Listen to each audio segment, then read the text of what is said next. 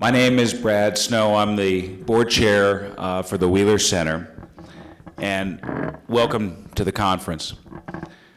On behalf of the board of directors of the Burton K. Wheeler Center, thank you for being here. The Wheeler Center is, and long has been, Montana's only center dedicated specifically to the exploration of policy issues facing the state. We're currently celebrating our 25th anniversary of existence. We've been around since 1990. The center seeks to serve as an honest broker for study and discussion of issues facing the state.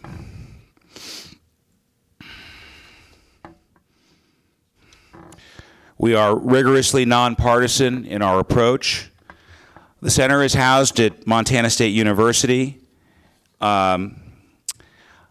I'd like to thank all of our 16 board members for their service, and specifically, I'd like the board members who are here today to stand up for a minute, if they could.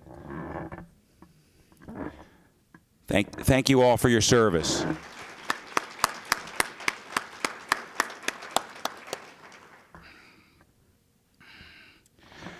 I'd also like to thank our executive director, Dr. Eric Austin, and our administrative assistant, Holly Watson, for the countless hours they have put into preparing this program we're going to be enjoying today. And I'd like to thank our indispensable Wheeler Fellows, who are all MSU students, who greeted you at the door, Chris, Patrick, and Michael. Let's have a round for everybody.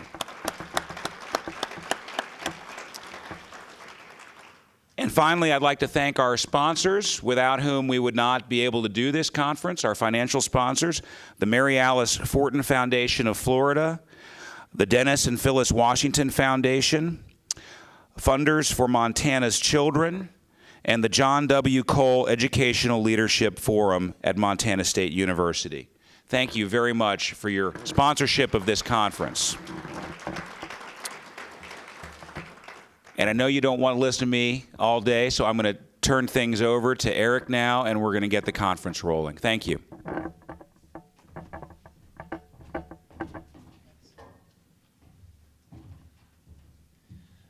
Good morning. How is everybody this morning? It is good to have you here. Again, my name is Eric Austin. I'm the director of the Wheeler Center. I'm also a member of the faculty on the political science department at MSU. Thank you so much for taking time out of what I know are very busy schedules to take part in today's event.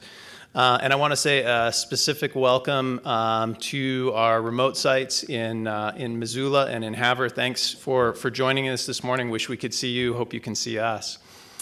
There are some, according to 2014 numbers, some 60,000 children in Montana under the age of 5.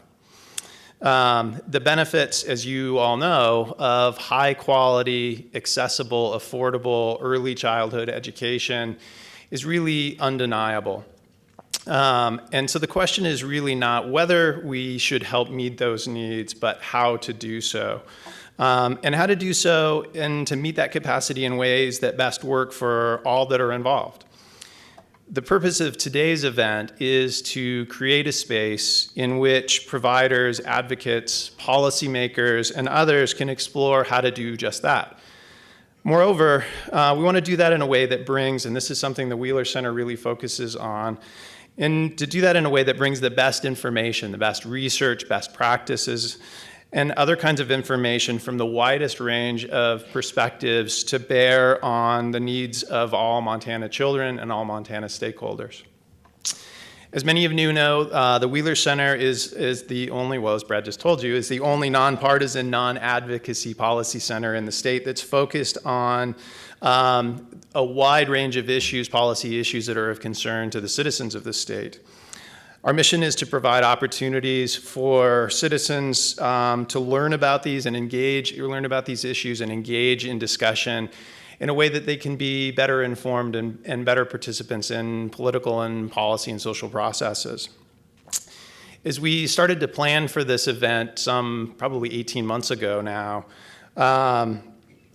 Our objective, both at the Wheeler Center and with our partners in the College of Education, Health, and Human Development at MSU, has been to initiate this conversation in a way that hopefully advances and extends our thinking about the way to move forward.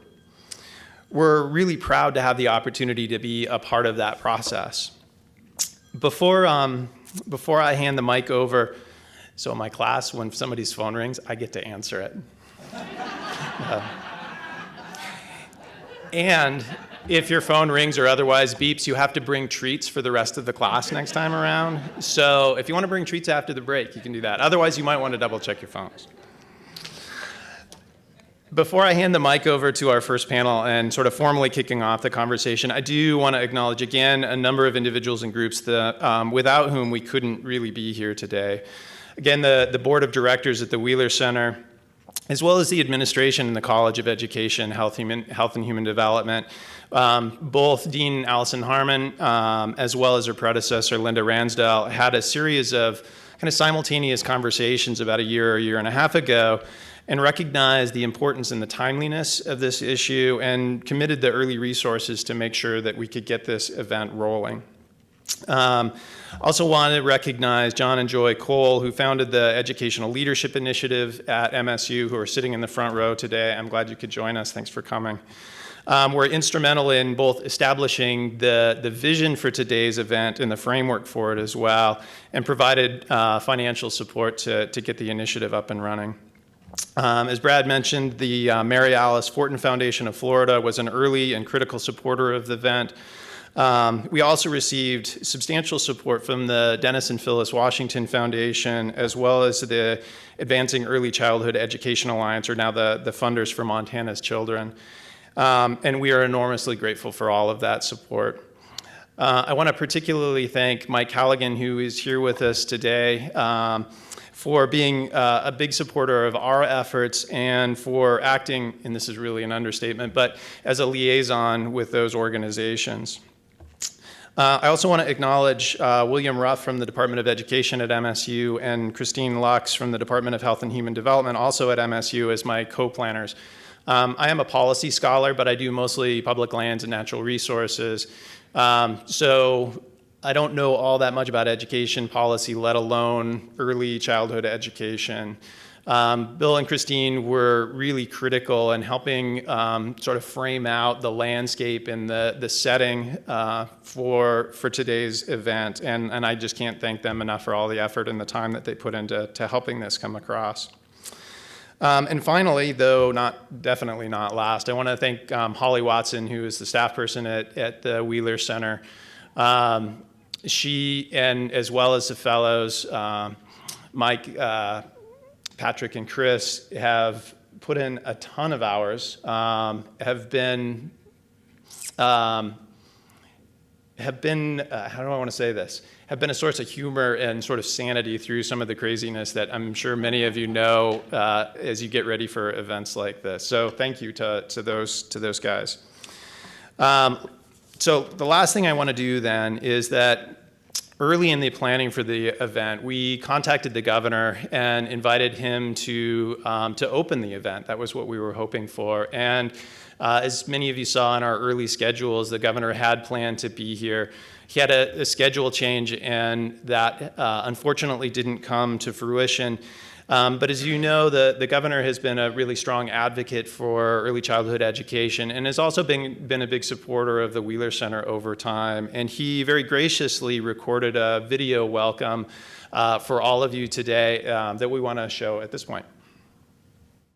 Hi everyone, I'm sorry I couldn't be here in person for your important discussions about expanding and improving early childhood education opportunities in our state. There are amazing things happening in education in Montana, from record high school graduation rates to increases in dual enrollment classes to innovative educational and career training opportunities in our colleges and our universities. But we know that we can do more. Educational success starts before a student enters a classroom. It starts when they enter the world.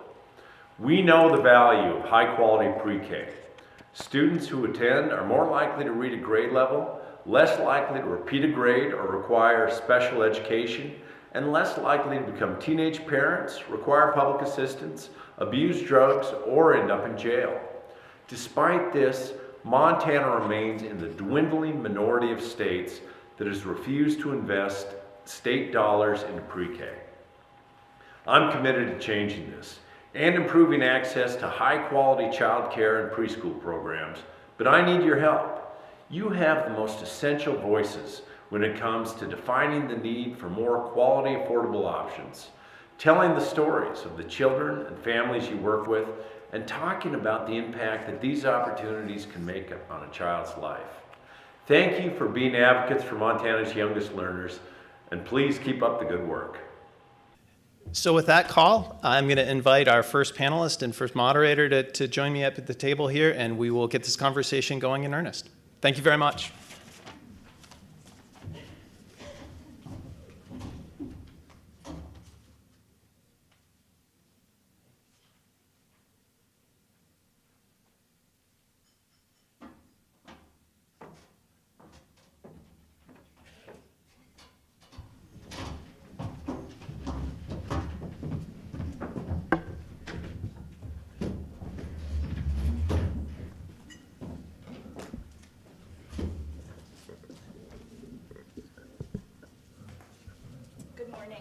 My name's Christine Lux.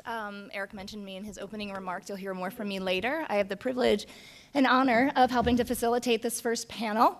In looking at our agenda today, our purpose is to bring individuals up here to the podium to share their perspective about their professional role and how this fits into our bigger picture about early childhood and supporting young children and families. So I'm going to introduce each panelist. They'll share a little bit, provide you with some of their prepared remarks, and then we'll have some discussion. I will, at a time, look to see if our satellite sites have sent in some questions for us, so I may be consulting this laptop as well.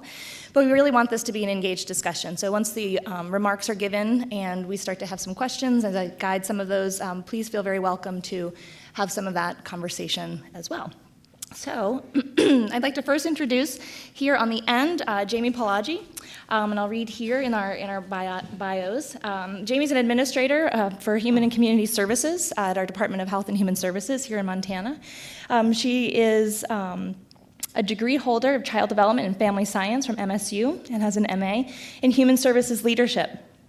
Jamie's currently the administrator for the Human and Community Services Division within DPHHS, and prior to that time, she was a direct service provider, which provides really important insight. And she focused on early childhood programs within healthcare settings. Jamie also serves as an adjunct instructor for UM Western. Thank you for being with us, Jamie. To Jamie's right is Allie Bovingdon. Allie is Deputy Chief of Staff at the Governor's Office. She serves as Deputy Chief of Staff and Legislative Director for Governor Bullock. Her responsibilities include managing the governor's policy work and overseeing his legislative agenda. Allie's a lawyer by training and received her JD from University of Montana in 1998. She was the governor's chief deputy attorney general during his term as attorney general, where her practice included constitutional cases, school funding, and employment law. I'm looking forward to hearing from you, Allie. Thanks for being with us. And then finally, but not least, Terry Barclay. Terry is instructional coordinator at the Office of Public Instruction. She's currently an instructional specialist for early grades for OPI, Instructional Innovations Unit, and she works with educators across the state in early childhood standards and implementation of the Early Reading First, Montana Striving Readers, and Montana Preschool Development Grant. Terry has a master's in education and an endorsement in K-12 special ed. Thank you for joining us, Terry. You can arm wrestle over who would like to go first. I think I drew that straw this morning. Well, good morning, everybody. Thank you so much for having us. As you heard from the governor himself, who apologizes that he wasn't able to be here in person, investing in our youngest learners remains a top priority for the governor. I'll talk about why that is today, but put simply, it's because he's joining everyone from brain scientists to educators to law enforcement and business owners who recognize that it is the right thing and the smart thing to prioritize if we want our children and our families to succeed. and ultimately for our state's economy to thrive. And although our efforts to pass the governor's proposal to fund early ed preschool were not successful this last session, we are moving the ball forward by improving access to high quality early care and education in the state. I can tell you that the governor is a tireless champion for this issue, and I know that he will not stop fighting until Montana joins the ranks of all but a handful of states who provide some form of publicly funded preschool. While my remarks today will focus on the governor's early ed proposal, which would have provided access to quality early preschool for all 4-year-olds in Montana, the governor also recognizes and understands that critical brain development begins much earlier. High-quality early care and education lay the foundation for language, learning, social skills, and success. And during his tenure as governor, Montana has actually made the first investment of state dollars during this critical time. We have obtained $2.4 million from the state legislature for the Stars to Quality program, which is in Jamie's division, and which is used to provide access and increased access to quality childcare in Montana. So what we know about preschool, and the governor touched on a little of this, and so there will be some repetition here. He's always stealing my thunder. Decades of research tells us that high-quality early childhood education, like preschool, has short and long-term benefits. Kids who have access to high-quality preschool and childcare programs enter kindergarten ready to learn. They have higher academic achievement throughout their... Are you guys echoing? Is that just me? It was a little bit of echo. Okay. Sorry. When I was talking, I noticed that. Is the audience hearing echo? No. Okay, then I'm not going to worry about that. So they experience higher academic achievement throughout their school career, and they're better employees when they enter the workforce, both in terms of being more reliable and being able to access higher paying jobs. All of these things benefit us as a society, and they also benefit those individual children and families, and they give us the foundation to make sure that we have a strong economy. We also know that preschool participants are 40% less likely to repeat a grade or require special education. They're 30% more likely to earn a high school diploma. And as we did this research, this is one that really kind of sticks with me. So if you look at the prison population in Montana State Prison, 80% of those people who are incarcerated don't have a high school diploma. And so that's where you really start to see, if you invest early, you have benefits that last throughout a person's lifetime and may potentially put them on a different track. Kids who have attended a high-quality preschool or early education are more likely to attend college. They're more likely to be employed at age 40. And over the course of their career, they earn $5,500 more annually than somebody who hasn't had that good foundation to start. So despite these benefits, as I mentioned, Montana is one of just a handful of states that doesn't provide publicly funded preschool. When we did the research preparing for the 2015 legislative session, one of the states that we really looked at was Oklahoma. Oklahoma is a rural state, it's a fairly conservative state, and so it has some similarities to kind of the political lay of the land of Montana. Oklahoma, however, unlike Montana, has had publicly funded preschools since 1998. They have a universal program that, like the governor's early ed proposal, the funding for that program passes from the state to school districts, and then those school districts can either provide a program, partner with private providers, or partner with Head Start. So that's basically identical to what the governor proposed. A Georgetown analysis of the Oklahoma program found that children who participated in that program had significantly higher reading, pre-writing and spelling, math and problem-solving skills than children who did not participate. And what we know is that study after study establishes the benefits of high-quality early childhood education. And we don't have to look just to other states to see that early childhood education works. We've also seen these outcomes replicated right here in Montana. So despite the fact that we don't have designated funding for early childhood education, some of our schools have taken it upon themselves to create programs within their current budgets.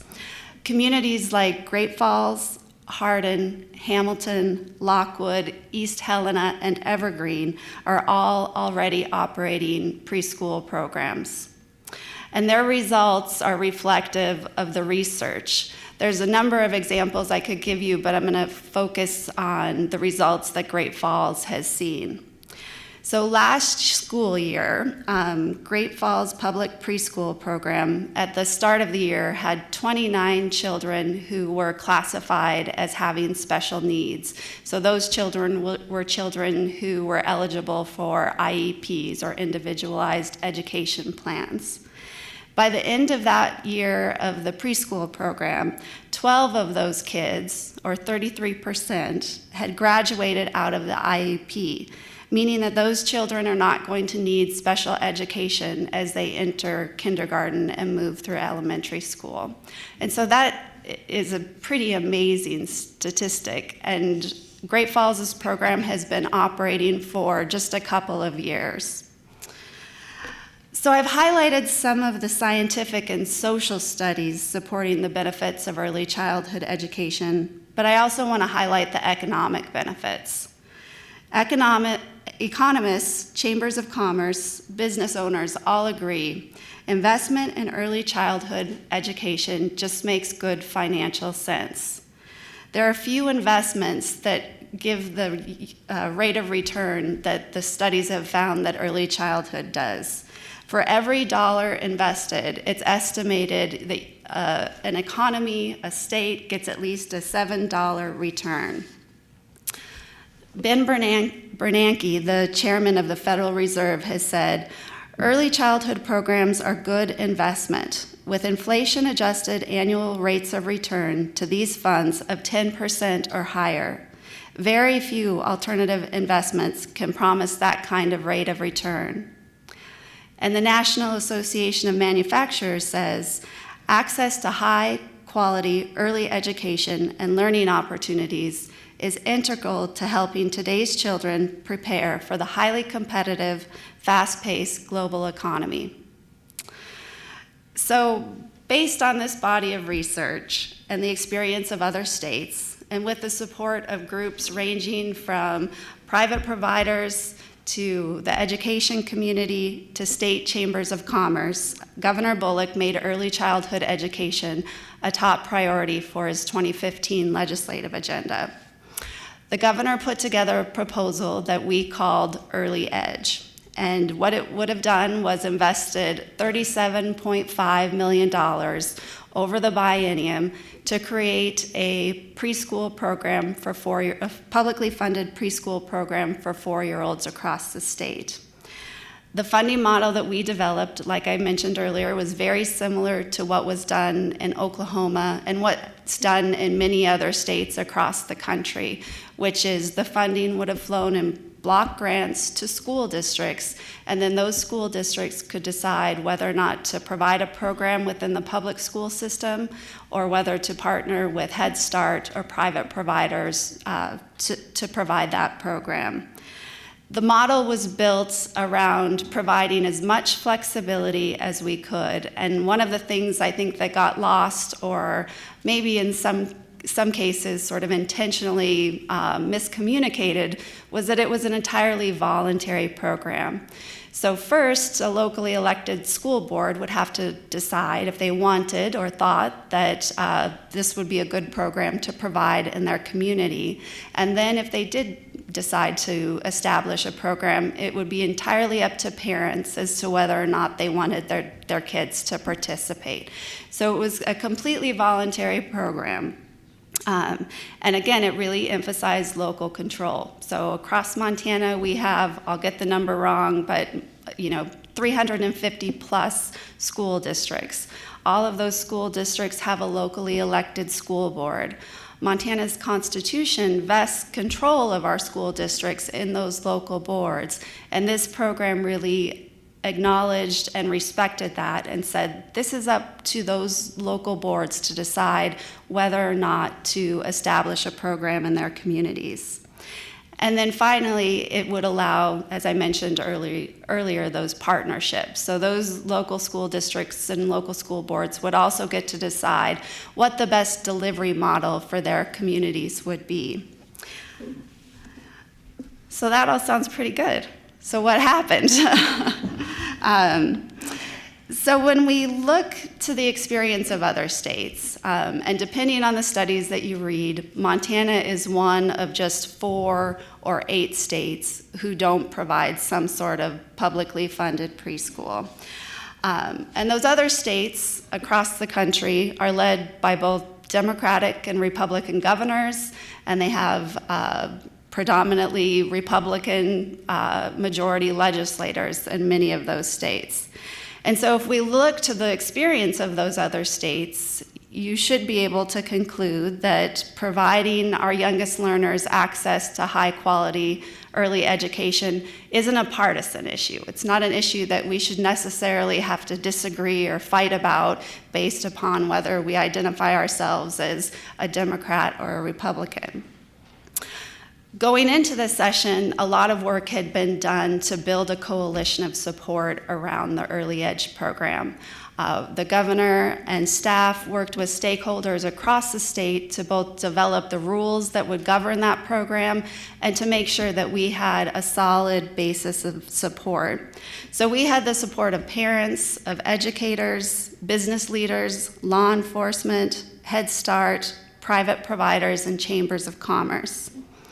And as we've already talked about, the facts are really on our side. It's difficult to argue that investing in early childhood is not a good investment and is not something that is going to have a benefit both at an individual level for a child and a family, but for the state as a whole. And we also had hours of testimony, hours of people coming to Helena to testify in support of this proposal, and very minimal opposition to it. But despite all of that, Early Edge died on party line votes. It didn't make it out of a budget subcommittee. It was blasted on the House floor and died there on a party line vote. So it's unfortunate that this issue, which has been bipartisan in every other state, has turned into a political debate here in Montana, rather than a debate about how we can support Montana children and families and the long-term health of our economy. But as I said at the start, the governor believes that this issue is too important to give up on. And for those of us who are discouraged by the outcome in the 2015 legislative session, I would remind you that it took us 2 sessions to get Medicaid expansion passed, and we successfully announced on Monday that the federal government has approved a waiver, and Montana will now be providing access to health care to up to 70,000 eligible Montanans. And the other example I'd point out is full-day kindergarten, because that took several sessions to get passed as well. And so sometimes I think we just have to continue the education process.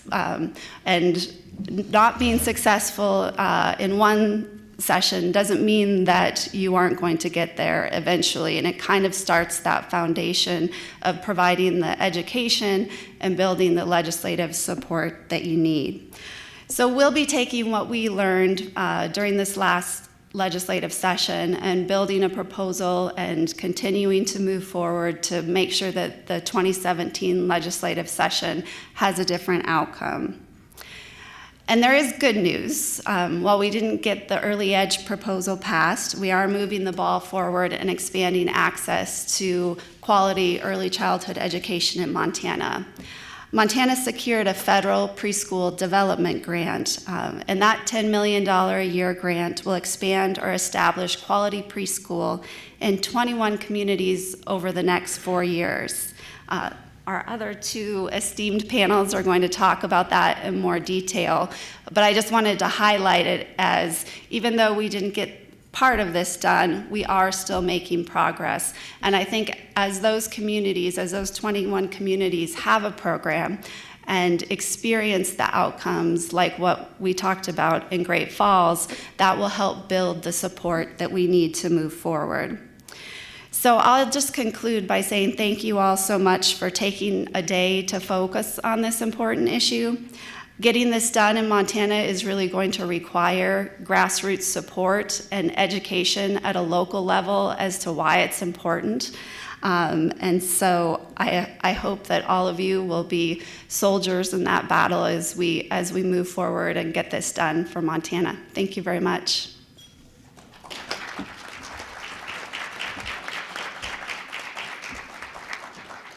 Thank you very much, Allie. As I mentioned, I'd like to hear the prepared remarks from each of our panelists, and then we'll open up for a conversation and discussion. So we'll move next. Jamie, are you heading up next? Thank you. Okay, so can you hear me okay? All right. So my work in the Department of Public Health and Human Services focuses mostly on serving vulnerable citizens through safety net programs, and then also gets the opportunity to work on some prevention work through early childhood education. And often people are wondering why those things are together. There's a really big reason why they're together. And so I would be remiss if I came only to talk about early childhood with you. And we've started some conversations in our department and within the division around 2 generational strategies. So for example, with our Temporary Assistance for Needy Families program, which really is the poorest of the poor families that we have in Montana who need help making sure that they are stable housing, food, and then also are supported in obtaining jobs and or education. They have to have children in order to be able to participate in that program. And in order for us as a state to be able to focus on sort of generational poverty and or things like that, we cannot talk just about parents. Just like on the early childhood side, we cannot talk just about children, because we know that children live in families, and families are the fundamental support for what we need to do, with supports from the rest of us, right, in our communities, the educational system, the human service systems, etc. So it's important for you to know that the department is spending time thinking about that. Certainly within our division, we're spending time thinking about that. An example of that is our director, Richard Opper, has made it a priority for everyone in the Department of Public Health and Human Services to become ACE-informed and to be aware of adverse childhood experiences and what that means, not only for our littlest Montanans, but also for families and even those of us who work with children and families. And so that's pretty big. It's a Department of Public Health and Human Services is a big department. And the fact that the conversation is focusing on adverse childhood experiences for me and my career is awe-inspiring and humbling, and I'm so thankful. Because many of us who have been doing this work for a long time have known that just by doing practical work with children and families. And that contributes, I think, to sort of the current climate that we're in. And that we've waited a long time for the conversation about early childhood education to be so public, and actually to be debated by many, many policymakers. And so the time has come, and I think it's important for us to know that the landscape has changed, which means that we are working together with people that maybe we never thought we would, or we hoped we would, in a different way, and also appreciating the lens that each of us bring together, and that we can't do it by ourselves. And so that's a challenge for our private child care providers, and certainly our broader, what was traditionally known as the early childhood community, to figure out how they fit within the landscape, and to figure out how we support that so that we can all make sure that we're doing the very best we can for children and families. There's also a lot going on federally to support that work too. And so in a minute, I'll talk about some of the major changes that are happening within sort of federal grants that come and things like that. But it's important to know that we cannot stay status quo and continue to do the right thing for children and families. So in our division and our department, we're focused on that, trying to figure out what comes next. So for us, the broadest definition of early childhood education we've adopted at the department, which is age 0 to 8, which means that we cross over and we have a continuum. And Department of Public Health offers supports and services in certain ways, and we have an obligation and an opportunity to then partner with Office of Public Instruction and other areas as well. And so it's a good partnership. It's hard work. I would say that before I say any more. This collaboration work is really hard work, and it's really hard work in bureaucratic environments. So, I mean, the panel is about sort of the institutional culture, bureaucracy at its best in state government, and I can say that because I haven't always worked for state government, but we can find ways, and we are finding ways. And with the intensity and the passion of the people who are doing their jobs, we're finding loopholes or opportunities for us to work together in a better way in order to stay focused on what we're really here to do, which is support kids and families and the professionals who work with them. From an early childhood systems perspective, just speaking about my division alone, the Early Childhood Services Bureau has had to grow and also has had to become very nimble and becomes a landing ground for many, many different federal grants, which sometimes people say, well, I don't know why that went there. And so for us to be able to talk about that from a systemic perspective and realize we are not just talking about child care providers, we are talking about the entire system of support for young children. So that bureau and the work in our division has grown greatly. We still remain committed that we do most of our work through partners in communities and actually contract most of our work out to community service level providers. And that's a really important foundation for us because we also know that the community level is where this work is happening. And we have a role as the state, but our job is to support communities. So we do that through early childhood coalitions. We do that through contracts for programs and services for teen parents. We do it through services to support early childhood professionals. We also do it in terms of helping families become eligible for services, helping to pay for childcare or other things that they need. Other work that we're doing, and a tribute to sort of how the landscape has changed, is that we're no longer tiptoeing around issues like trauma-informed care.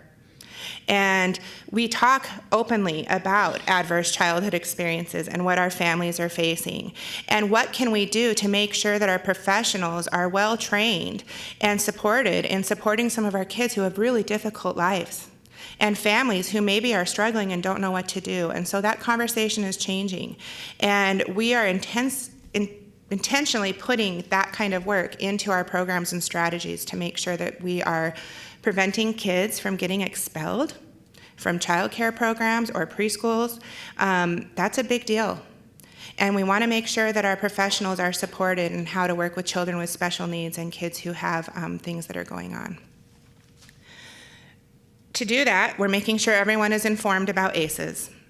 We're making sure that all of our providers through programs like Stars to Quality, also in partnership with the Preschool Development Grant and any other opportunities that we have to partner with other divisions in the department, such as Child and Family Services, Children's Mental Health, that we are spending time on ages and stages and looking at developmental screenings, not so we can label children, but so we can do a better job at understanding where children are and what we might need to do from a support system and or a curriculum opportunity for kids. So we can say, here's where kids are and here's where we want to be able to support them. This is their next step. How can we scaffold that? How can we help them go from here to here? And how do we make sure that all professionals understand that just because there might be a struggle developmentally doesn't mean that it's a label. It might mean that it needs more screening and more supports, but let's spend some time talking about it and becoming aware of it.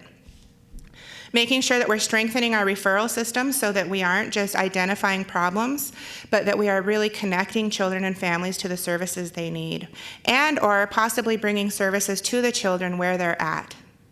And we're doing that through a variety of opportunities. One of the things that the state received was a grant called the Launch Grant, and that's focused on children's early childhood mental health.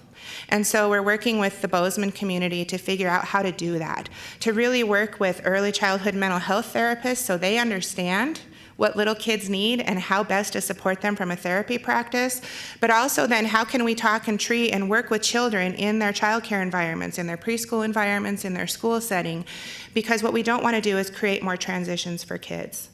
And if we can work with the children with their natural support system around them, including their child care provider and their parents, we think we might have greater gains.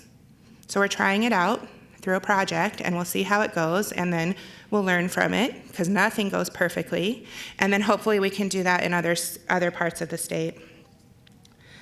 The other piece that the department has been very good about is looking at home visiting and trying to figure out what are the appropriate home visiting models in our communities, and are all home visiting services the right services for every child and family? And how do we do that? And so we have some different types of models going on, and we're spending time talking about how we can make sure those families who need a home visit or would benefit from a home visit, and to be honest, I would benefit from a home visit. And so all families could probably benefit from supports at different times, because raising kids can be tough, especially in today's society. So, however, if we have children in child and family services who need a specialized kind of home visit because of the situations they're facing, then we ought to look at that. And we're trying to figure that part out through different models. And that's an important piece too. So, before I move on to sort of what's happening around some federal programs, I guess I just would like to really say we can no longer say no thanks, but yes, and how are we going to do this? And we, meaning us at the state and all of our providers, our funders, our business partners, our teachers. We have an obligation to do the right thing for our kids. And so that's the message that we're sending in the department, and that's the message I'm certainly sending within our division. Specific to the Early Childhood Services Bureau, some of the ways that we're trying to support children and families and child care providers and teachers is through a coaching model and spending time through a pyramid model, which really focuses on sort of what is the environment like for kids, and what are the strategies that we have in place to support children, and how are we identifying kids who might need more than what we're able to provide, and what do we do about that? And we're providing professional coaches to make sure that child care providers and early childhood classrooms are supported in doing that work. We're creating policies for kids who are transitioning between all of these spaces and trying to make sure that we aren't losing them in the process of a transition. And if you've worked with children, you know that transitions are often the times when we get to see the best behavior.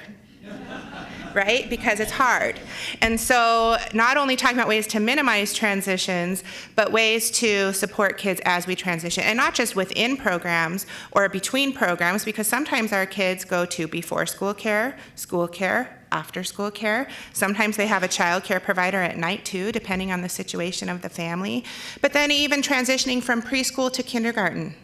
What can we do to make sure that that's a supported way and demonstrate the partnerships that happen from all of the different care settings? We need to really focus on policies that are designed to support our low-income families. Often, what happens in state government is we create policies because something happened. And we forget to stop and think about what that means for the children and families. And so we need to make sure we're family-friendly.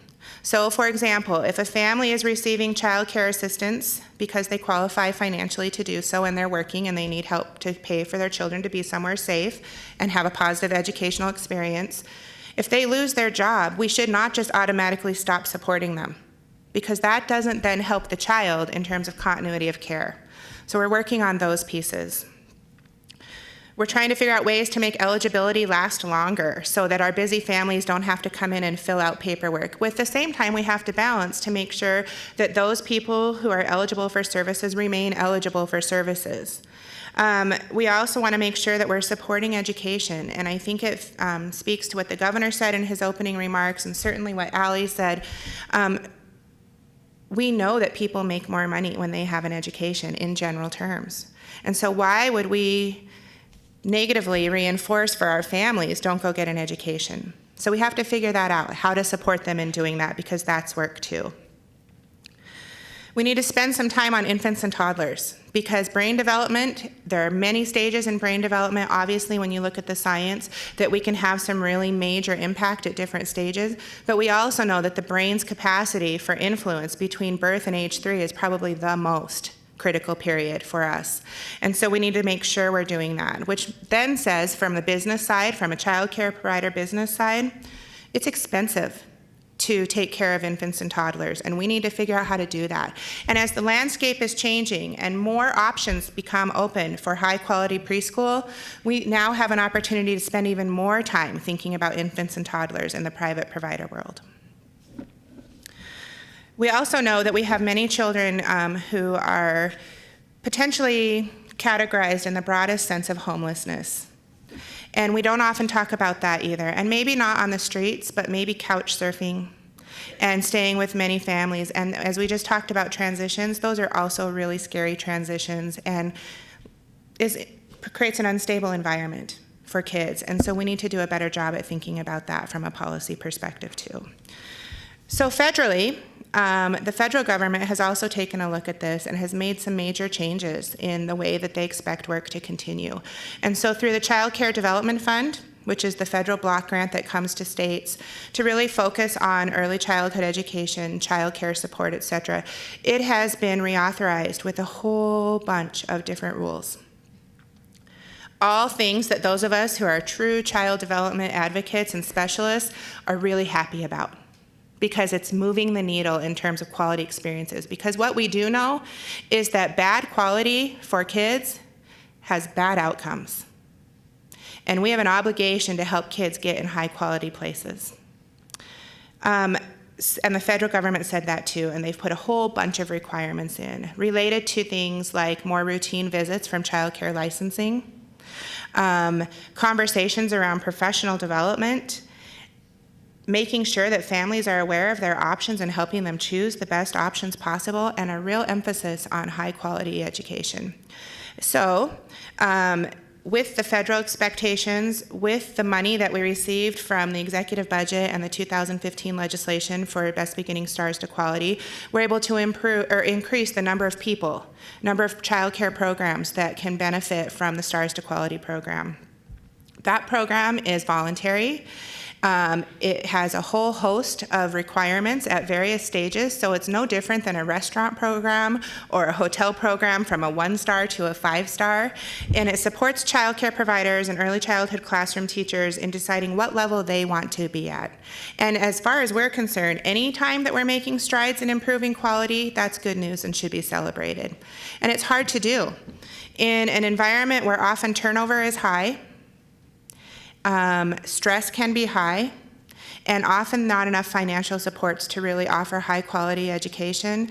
The challenges are many, and that's why we have to build in some supports and some infrastructure pieces for that to advance stages within quality. And eventually, hopefully, everybody can participate in that program. And so the program has some financial supports. They are targeted in a way that says, you should spend your money, you should think about it based on a quality improvement plan. And you should think about it in terms of how are you going to invest in your staff if, for example, turnover is the highest issue in your program. And so we have coaches that help them make those decisions. And there's also objective assessments that are all research-based to make sure the environments are quality and to make sure that we have the right support structures in place for children and families. The other thing that we're doing is that we will be having some provider grants for quality outdoor environments, and that's another example of collaboration and partnership. So we can't just focus on what goes on inside a classroom or a program, but we do need to think about what happens outside too. And how can we make sure that those outdoor environments are safe? We also want to partner with national organizations like the National Association for Education of Young Children and continue to enhance our programs who are interested in becoming nationally accredited, and to support that work. The other piece we're doing is making sure we're partnering in a good way with Early Head Start around partnerships between child care providers and Early Head Start, and maybe sort of wraparound experiences for kids, or looking at different models of providing care and education.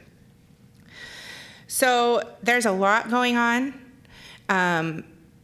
requiring us to be nimble often means that sometimes it takes a little bit to get programs started. And that's definitely the case with the Preschool Development Grant. It's definitely the case with some of the other grants that come in. But when we get there, we want to do it in a good way. And so we're working together, and I'll be happy to pass the baton to Terry Barkley from OPI. But the work that we're doing together and identifying the strengths of each of our agencies to really then support communities and children is historical, and it's the right thing to do. And so we are happy to be partners in going through the experience with the Preschool Development Grant, and we think that it will tell us a lot more about what we will do once Early Edge does pass. So thank you for having us here.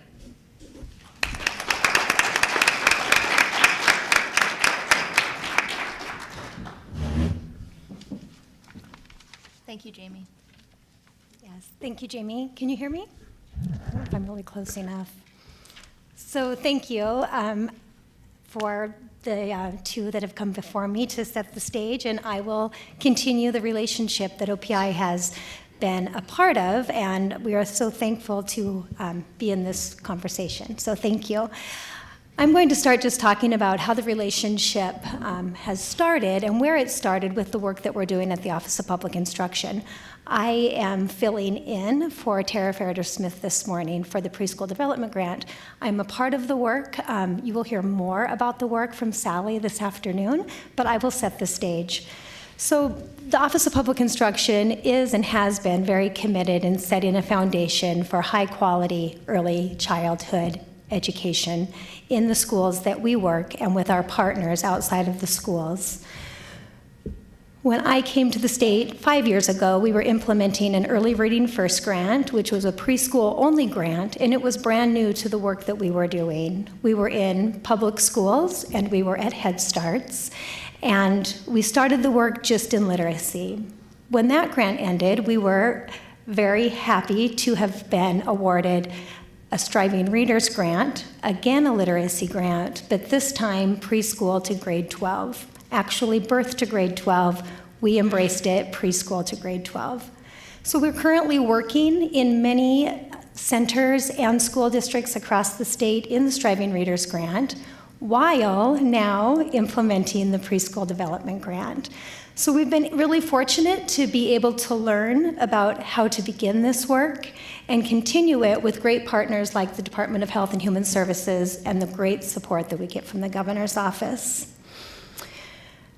A while back, we attempted to start a relationship with the Department of Health and Human Services and the governor's office with a different grant that was part of Race to the Top that would have provided the state with preschool money to do a lot of really great things, and was not awarded, but it set a wonderful foundation for collaboration, partnerships, friendships, relationships, as you keep hearing everyone say, that we're really committed to.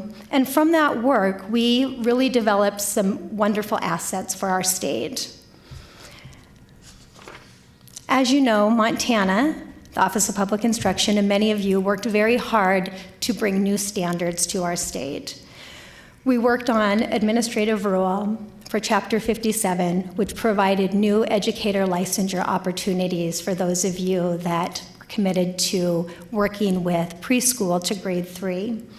We also worked towards updating our Chapter 58 professional educator preparation standards. So as we're working with new licensure, our teachers coming out into the field are well prepared.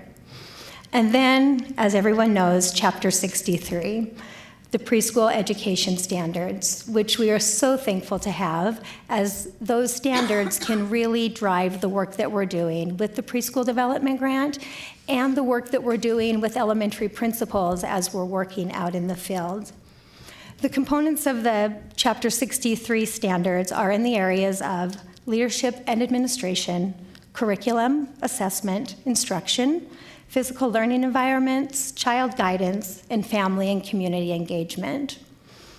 Although we work in all of those areas in the K-12 system to some level, it's new, it looks different, and it's very comprehensive and all-inclusive of the whole child, which we're excited about.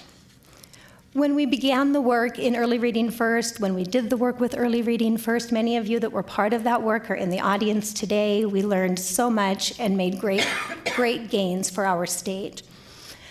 But in the Early Reading First grant, much like the Striving Readers grant, they were very literacy-based. We did not focus on the whole child, and we did not focus on the 5 really critical areas of school readiness.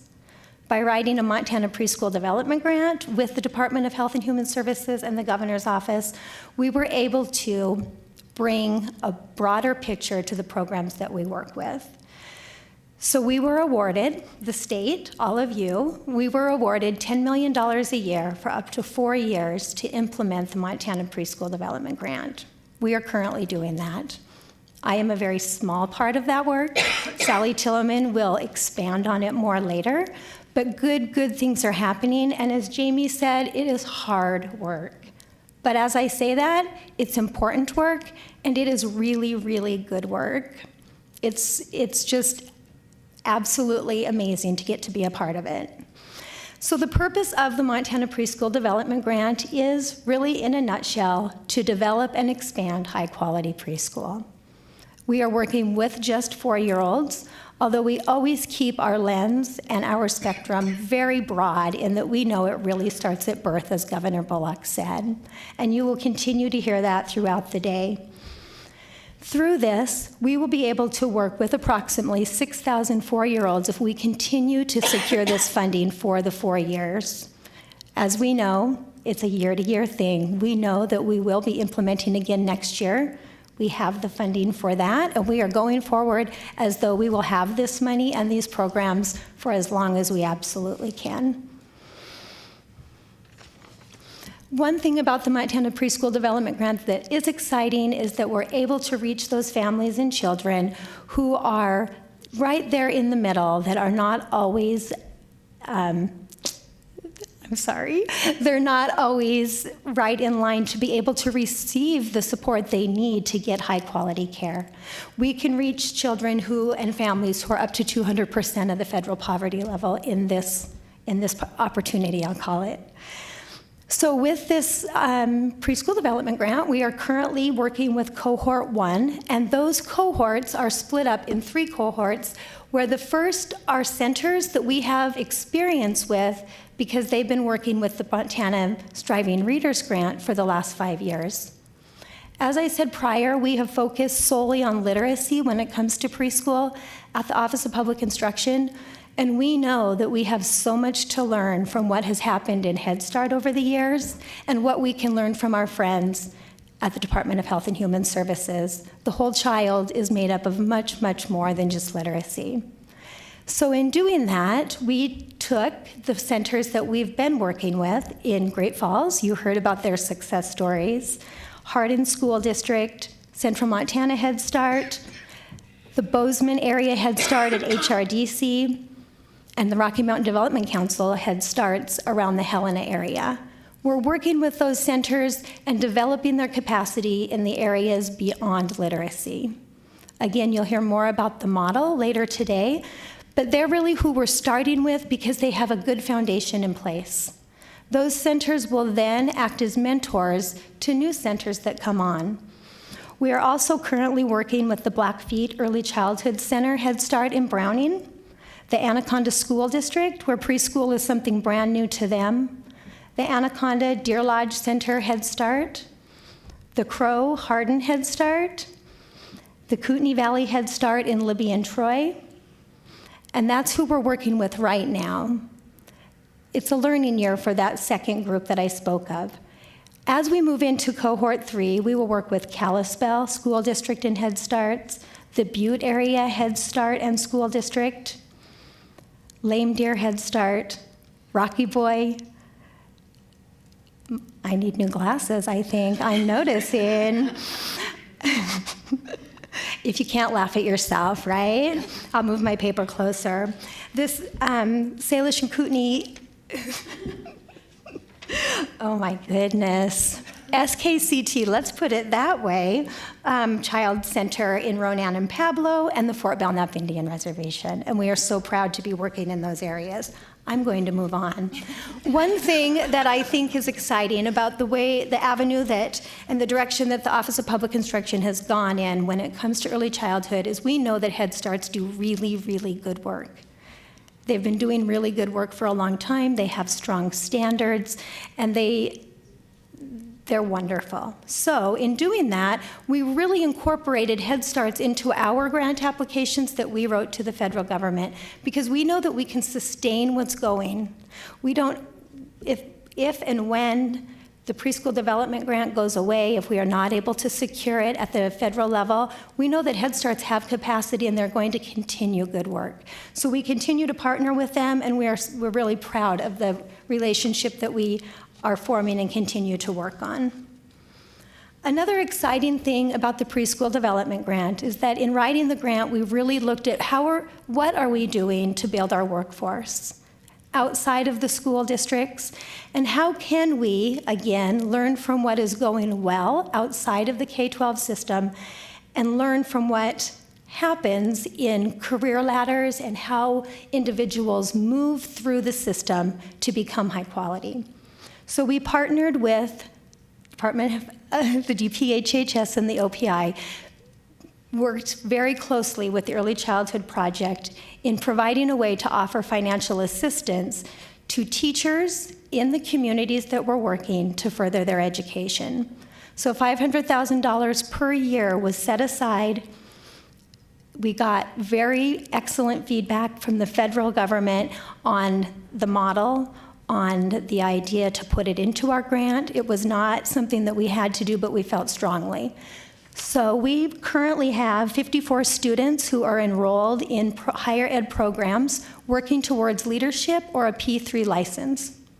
And we are currently in the window of the application process for spring semester. So spread the word. I know you will hear more about that today, but we are very excited about what this can mean for children and families in Montana. So what are we going to do to move forward?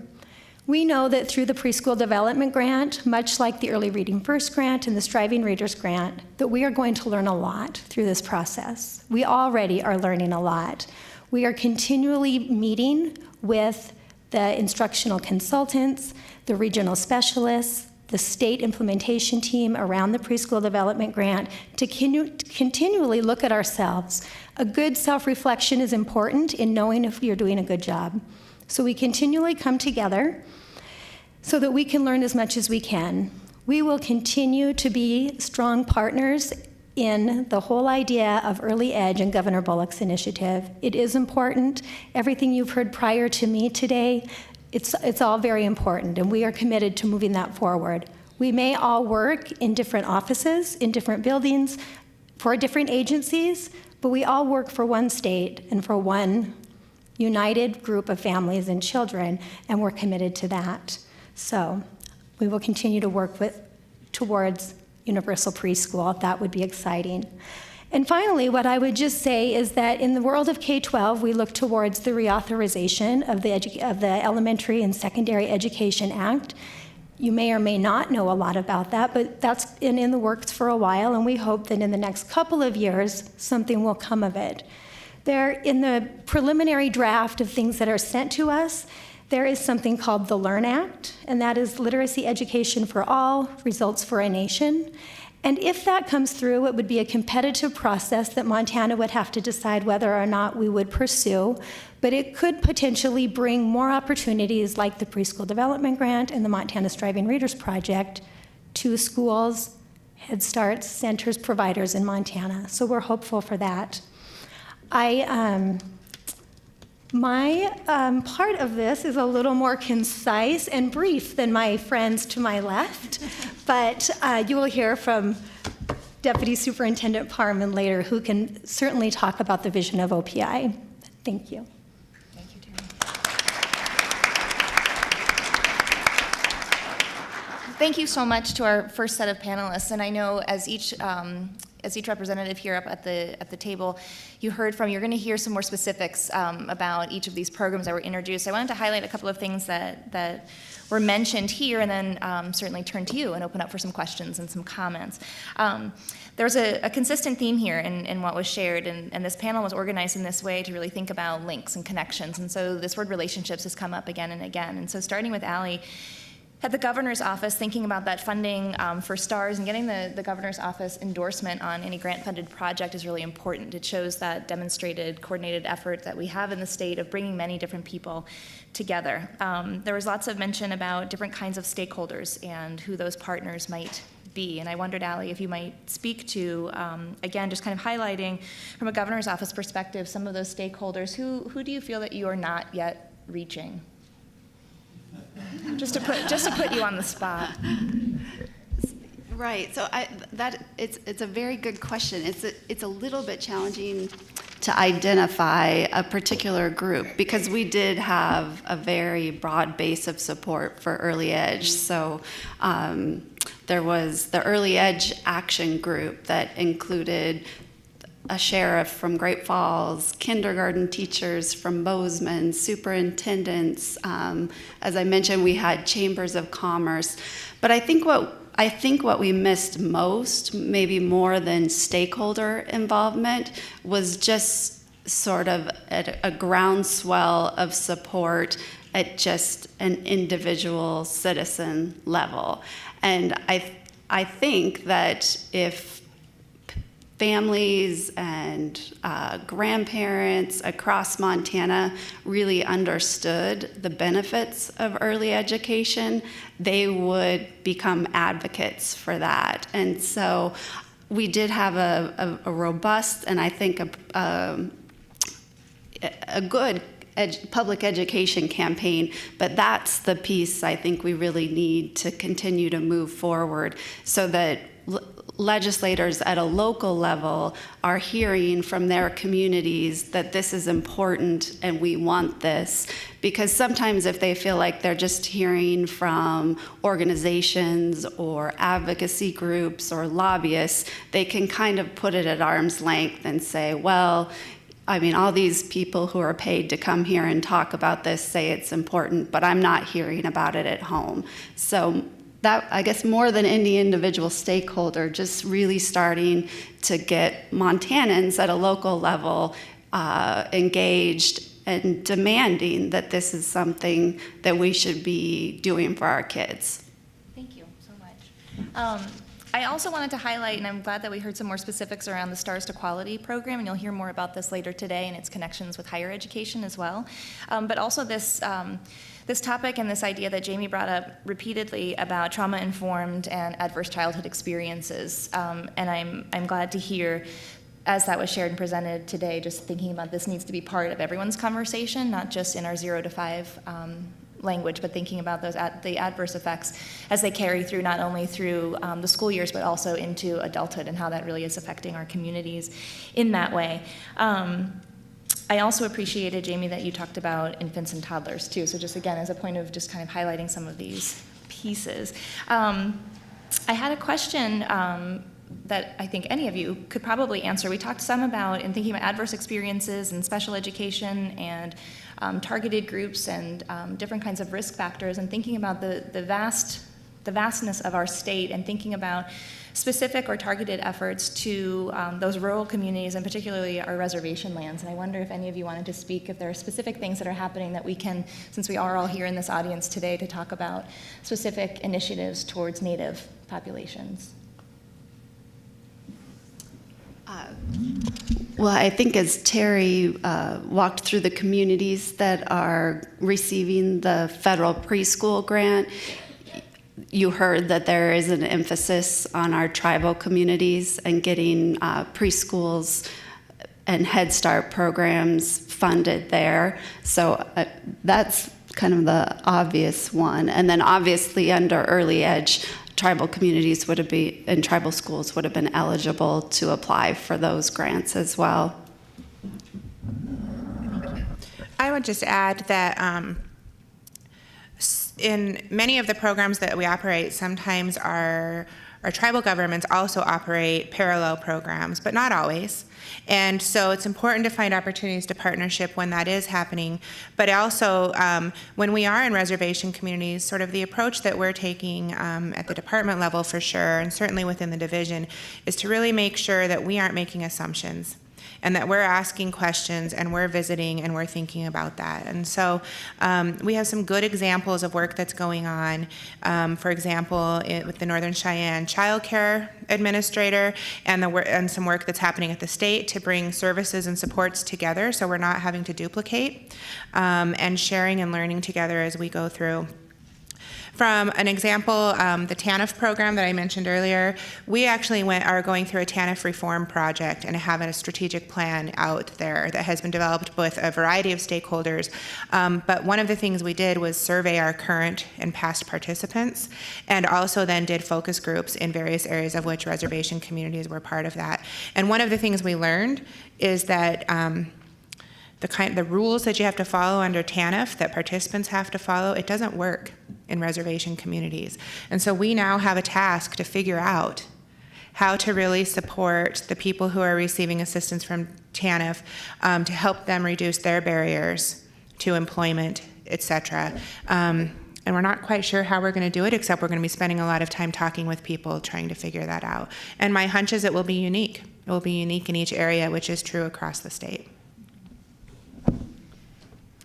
And I would just add to that I was remiss in my conversation to not mention the Graduation Matters Montana initiative that Superintendent Juneau is so passionate about and keeps driving forward.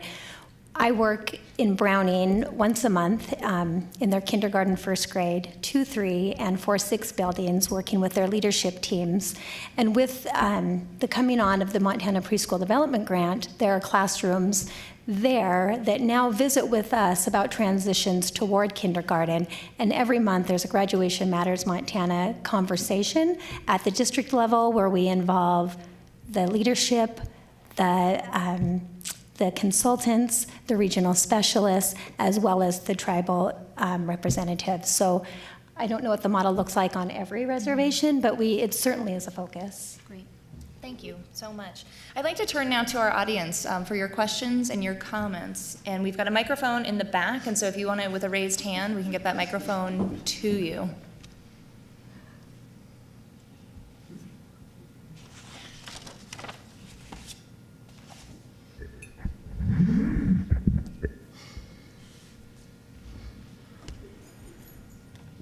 Thank you.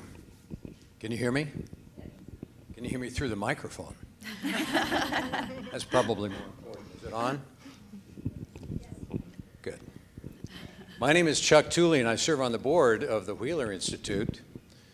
And this front page article was in the Billings Gazette on October 20th.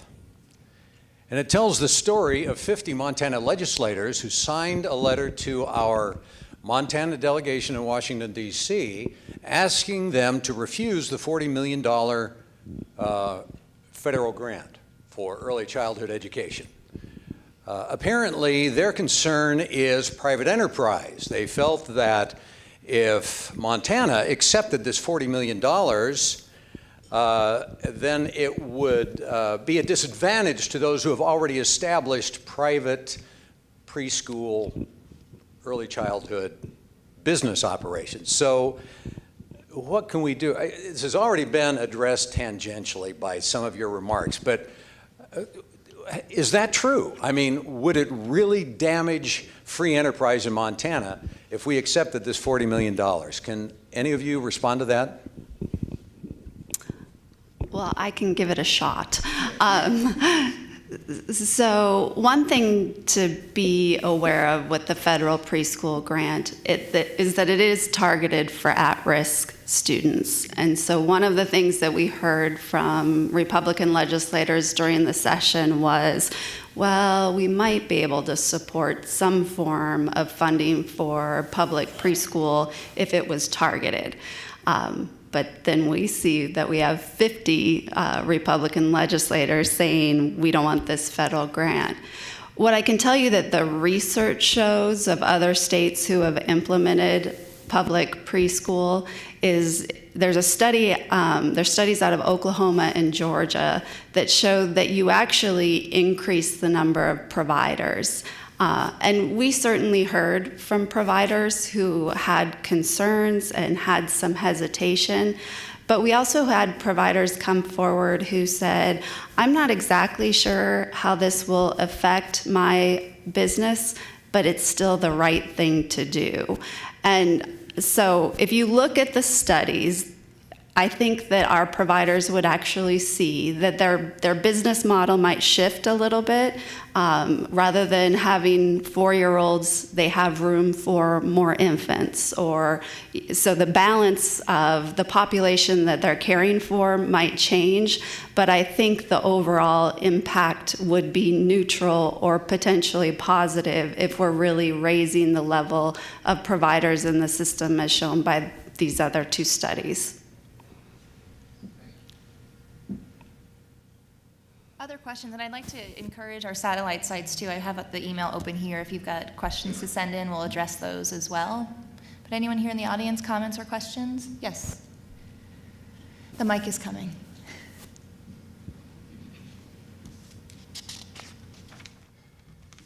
I'm Carla Seaman. I'm the Executive Director of Opportunities Incorporated in Great Falls. We have a Head Start program, early Head Start program, and a Child Care Partnership program with child care providers. We serve a total of 544 children. So a few comments I have, and I thought, I tried to keep quiet, but those people that know me know it's not happening. I'm very passionate about early childhood education. I was formerly a Head Start director and also worked for the TA network for Region 8 for Head Start. So you hit a passion here for families. Couple items, I heard a question on, why didn't this pass? What are we doing? I also want to talk about assumptions with families. Because I heard someone say that families don't understand the importance of early education and they're not hearing about it in the homes. Our #1 supporter is our families, and families are the primary educator of the children.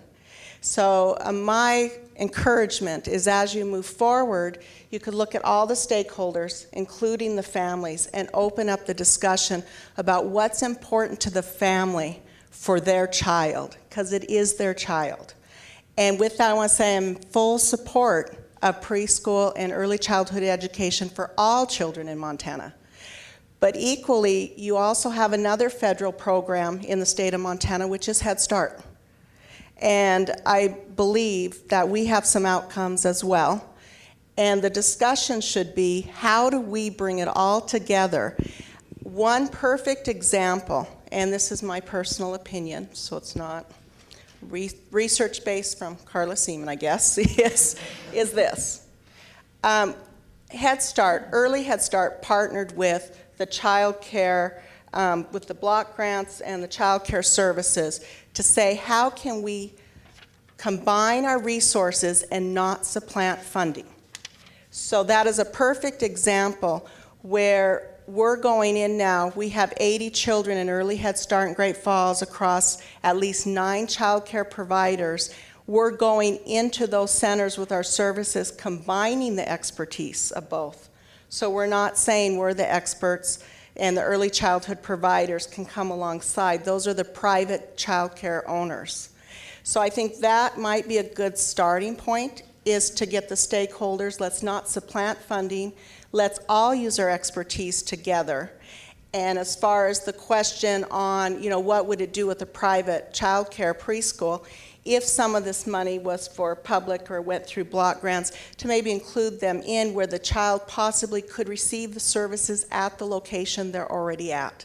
And that would decrease the transitions that you were talking about. So I just want to say those pieces, I'm looking forward to the state of Montana coming together as a whole and hearing from all the stakeholders to moving forward with what does the research say, what does best practice say, also taking in consideration the outcomes that have already been established and combining them. So when you're giving the outcomes for Great Falls, including all the children that received preschool services in Great Falls. And in our Great Falls, we have 331 that have received preschool services. So that's all I have. Thank you. Christine? Yes. I would just speak to the 2 points that were made, and I think in my opening comments, when I talked about us being nimble, this is exactly what I'm talking about. And so for those of you that are in the business industry, you know that you have to stay marketable and keep the edge up, right, for success. And so our childcare businesses have not traditionally thought like that. That's not generally why people get into the childcare business. And so there's an opportunity to partner and to share and have those kinds of conversations that say, how do you continue to change the scope of your business and look at your business model and still be part of the conversation? And I think the beauty of some of the work that's already been laid out for us, although didn't pass, is that it allows for local decision making and for communities to really figure that out. At the same time, we have to as an industry, have to make sure that no matter where those services are provided, that we're offering high quality experiences. And whether that's in a public school, whether it's in a child care program, whether it's in a partnership, going to where kids are at is the right thing, but it really becomes about choice. So parents do need to be educated on all of the options, but they ought to be able to expect they get the same level of service no matter where they are.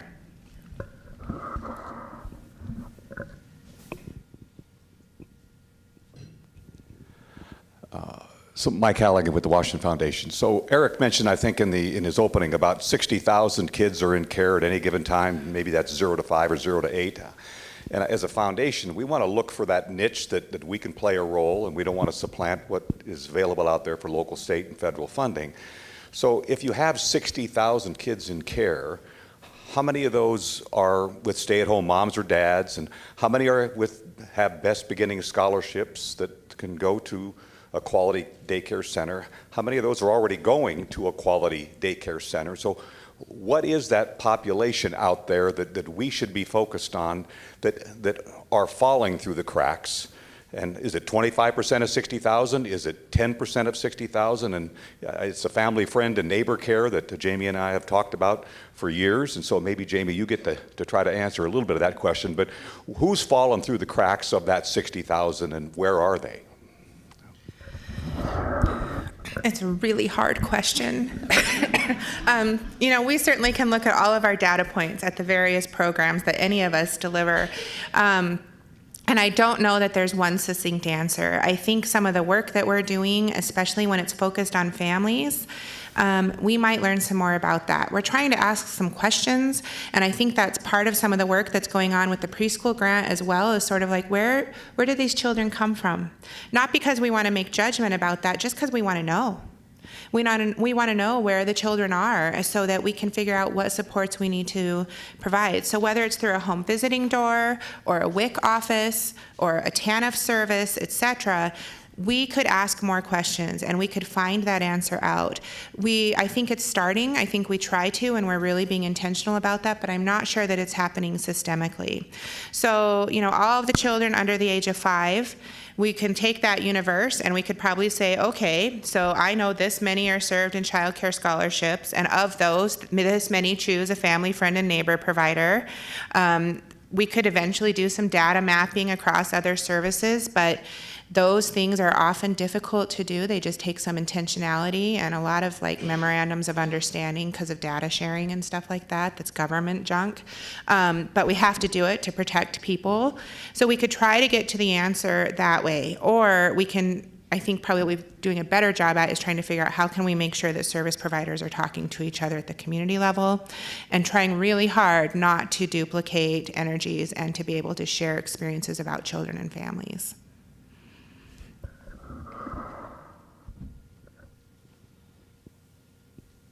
Other questions? Yes.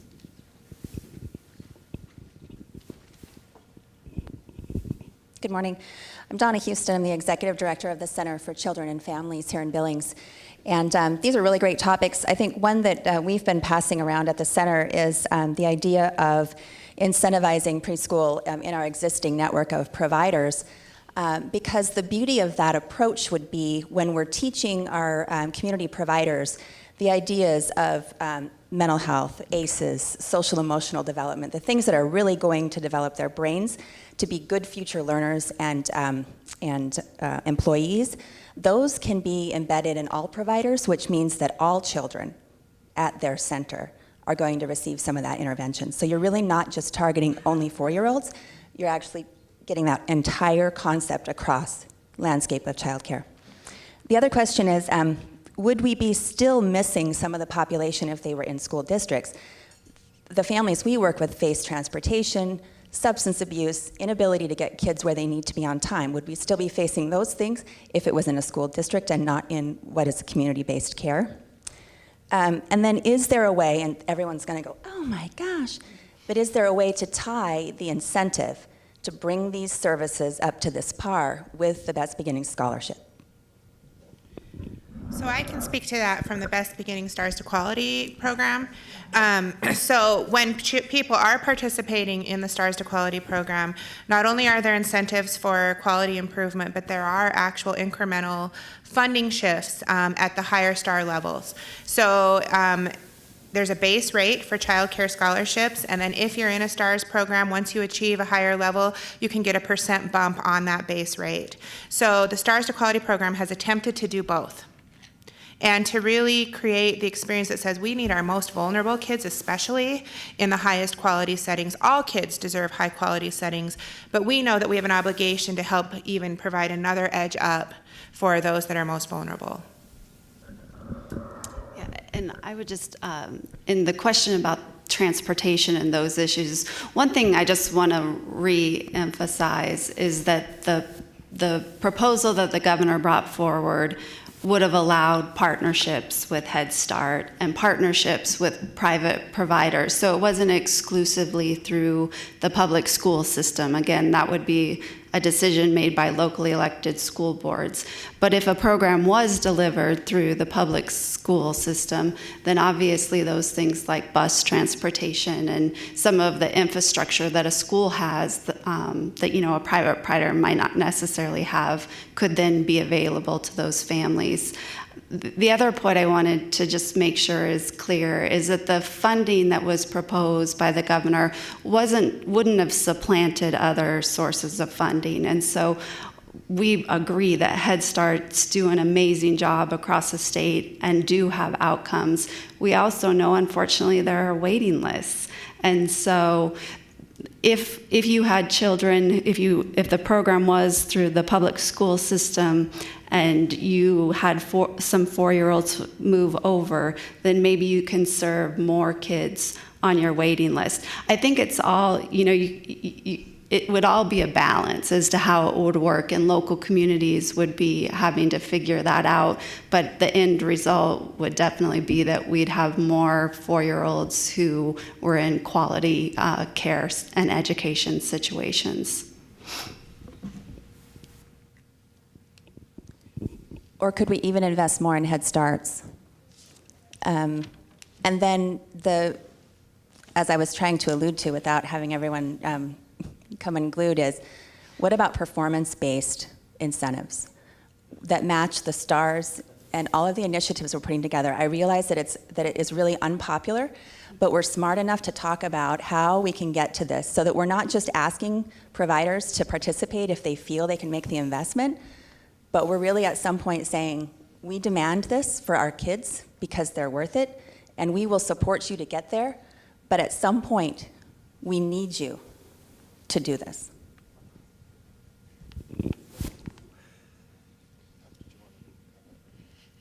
I'll just, my name is Kristen, and I work with our local Best Beginnings Council. So, of course, we've been talking about these issues forever, and 100% supportive of early education and wanting it to work.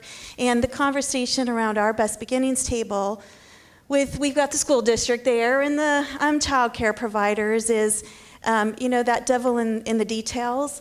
And I appreciate a lot about what Jamie said about being nimble.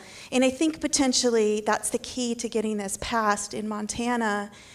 And part of, and I all for we also coordinate Graduation Matters. We want our school district to be 100% successful. But by flowing all the money through OPI, it makes it not very nimble in the local communities in some ways. So I don't know if that's a conversation to have, whether some money flows that way. Because again, this idea of incentivizing childcare providers who already have the children all day in their childcare centers, it gets convoluted if then it's up to the school board to figure out which childcare providers to possibly contract with and pass through money when they're already working with Jamie's division, and that's how the money flows to childcare centers. So, I just think that would be a good piece of conversation for us to engage in, to see how we can get this passed.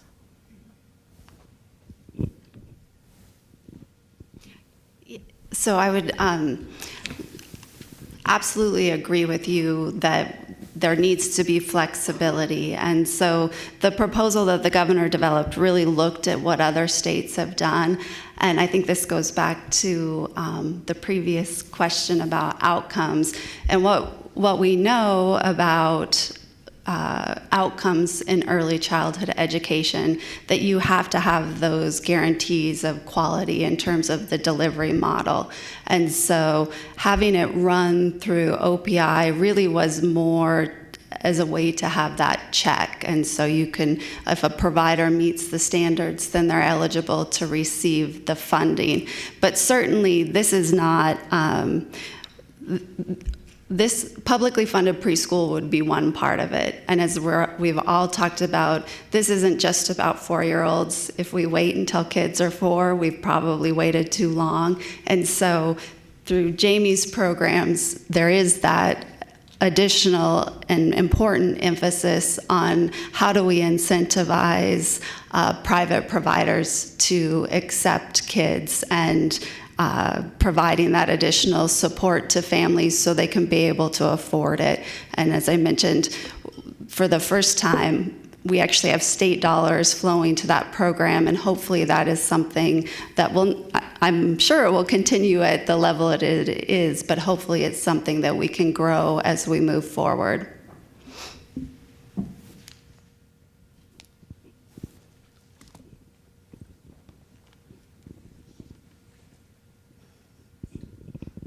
Again, I already introduced myself, but I just have one more comment that I feel it's important to make. Because I said, we're in Great Falls. We work wonderfully with the Great Falls Public Schools. And so in our local community, I wouldn't have these concerns. So some of my comments are, how can we ensure throughout the state that each local community, if it goes to the district, that they also have that openness. So I just wanted to make a point there to say, we have worked with our district for many years, even prior to the Early Reading First grant. They had some little learner classrooms, and so I do believe there's a lot that's working well, but that's something that at a state level, it needs to flow up to the state, because the school district does ask us for our outcomes and information, and when they present it as a whole. So I just want to make a point to say that. Carla, to that point, I would just say the early childhood coalitions are an opportunity to be doing that in the communities. Many early childhood coalitions are partnering with Graduation Matters teams to make sure that we're having that conversation and getting the right people at the table. Anytime a community is interested in a coalition that doesn't have one or wants help strengthening it, then we have resources at the state to help do that too. So Deb Hustis from Great Falls also, and to speak to that, so we are all playing in the sandbox in Great Falls, I think really, really well.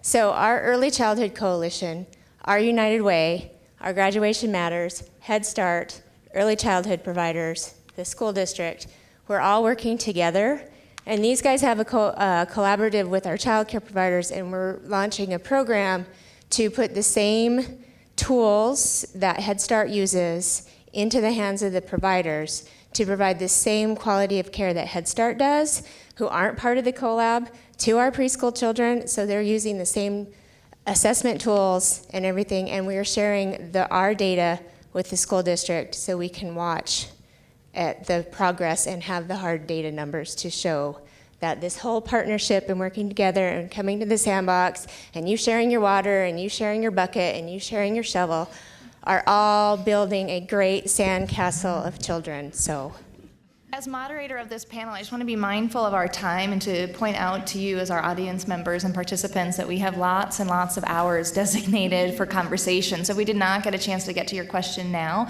I'm hoping that it'll be answered by one of the other panels that's to come. So I'm going to turn it back over to Eric to move us to the next panel. But before we do that, I wanted to give sincere thanks to our panelists, to Jamie Pelagi, to Allie Bovington, and to Terry Barclay. Thank you. It is my pleasure at this point to introduce William Ruff, who will be the moderator of this second panel. And I'm just going to get out of the way and turn it over to Bill. Thanks, Eric. I'm Bill Ruff. I'm from a faculty member at the Ed Leadership Program at Montana State University. And it's my pleasure to be the moderator for this panel. I want to thank everybody for your engagement and your commitment to children just in being here and being at our session up at Missoula and in Havre.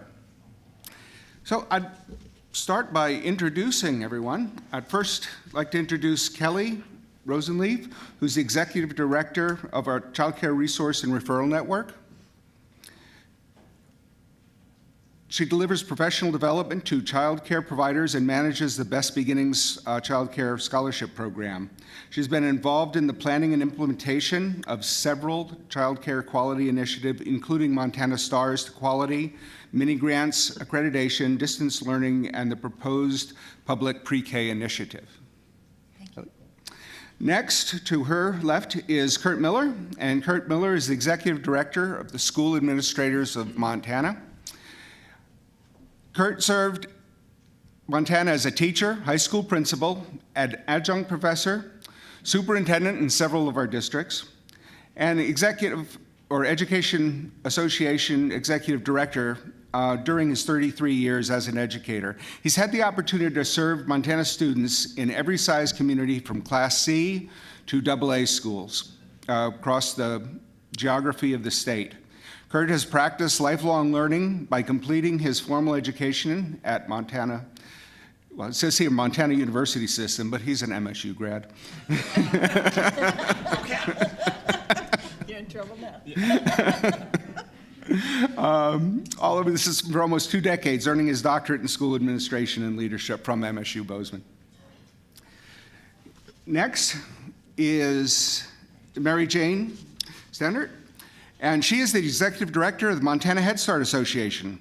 Mary Jane has been an early childhood professional in her entire adult life, starting in child care, private preschool, then Head Start, Even Start, and then has been a college instructor. She's received her master's degree in child development from MSU, and for 15 years, she was Montana Head Start Collaboration Director. And in retirement now, she's the Executive Director of the Montana Head Start Association and teaches early childhood classes at UM in Western.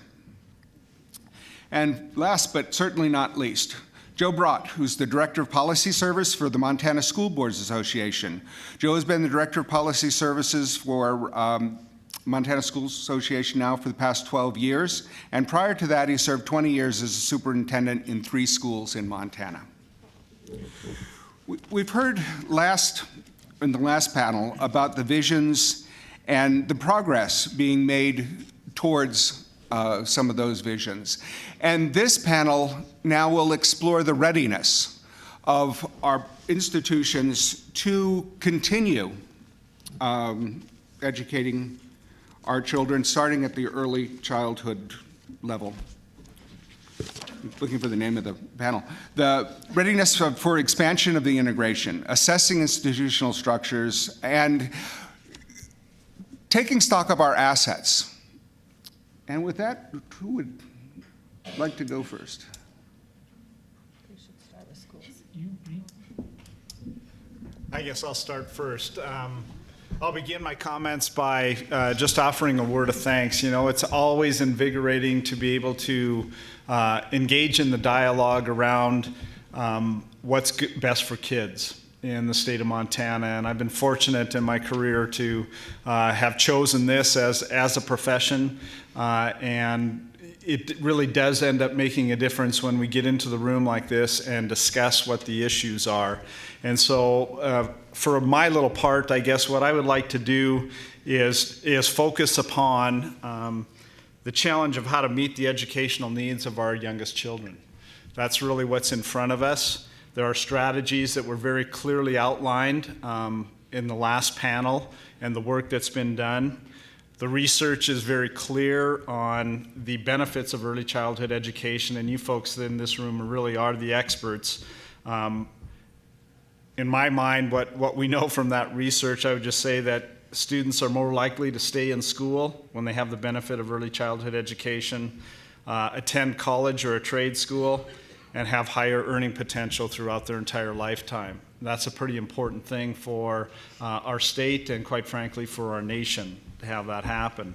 Academically, we also know that there's an increase in cognition as a result of that programming and increased competency both behaviorally and emotionally along the way.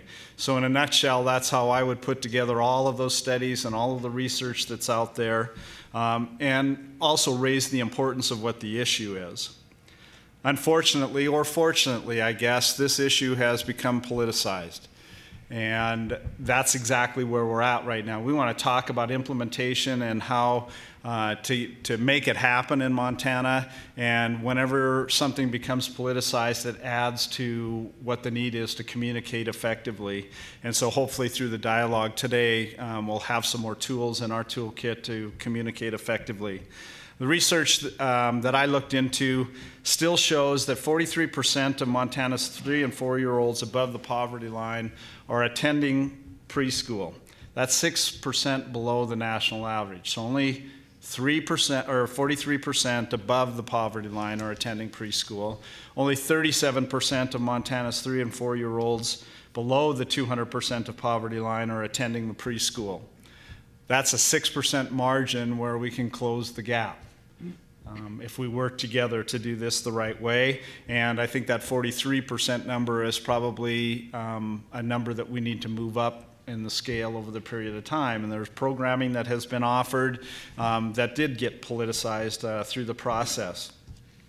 The effort of Early Edge, I think, raised many, many questions and engaged Montanans in the discussion. So though the bill did, the work did not pass, there's a couple of things I would take away from that. Number one, you have a governor who is tenacious and staying with an issue. And I've been around for a long time.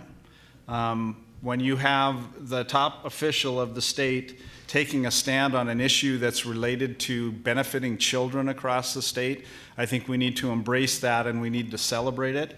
And the fact that there wasn't success necessarily in the 2015 session, and that the governor is just more enthused and more engaged with that, puts all of us in a position of being able to say, we're probably going to make this happen. It might take a little more time, but we're going to be able to make this happen, and we're going to do it the Montana way.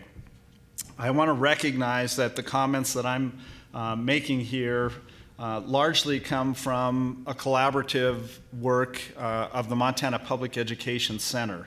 MPEC, as we're fondly referred to, is the cooperation of a cooperative effort of the executive directors of the MASBO, the school business officials, MEA, MFT, MQEC, the Montana Quality Education Coalition, the Montana Rural Education Association, MREA, the School Boards Association, and Joe is here, and School Administrators of Montana. And it's pretty unique in our makeup that we meet on a regular basis and we talk about the biggest issues affecting children in Montana. And a couple of things happen. Number one, by meeting together and having those kinds of conversations, we decide what we would believe we can all agree to support, so that advocacy realm becomes a key element. And even more important to that is we clearly identify what we can't agree to. we all represent, different bodies that are out there in Montana, different associations. And what we've found is the strength of being able to know what we agree to and then to minimize those kinds of things where we don't see eye to eye without imploding on each other really helps us in that advocacy realm. And so the reason why I give you that bit of context is I want you to know that that group, MPEC, were strong supporters of Early Edge Montana. And in fact, we wrote, part of what we do also is to write, brief papers around, we call them issue spotlights, around those most contemporary issues that are there so that it is a rally point for being able to work in that advocacy realm, which again, I think is going to end up being pretty important in the next round here. So the issue spotlight on Early Edge Montana, if you haven't had an opportunity to take a look at that, we need to make that available to you. And really what it does is it outlines the questions. It outlines the big things that came about when the implementation was to be started and how we would solve what those issues are when the rubber meets the road. Or yesterday I was at a panel, and in academia, it's where the rubber meets the sky, right?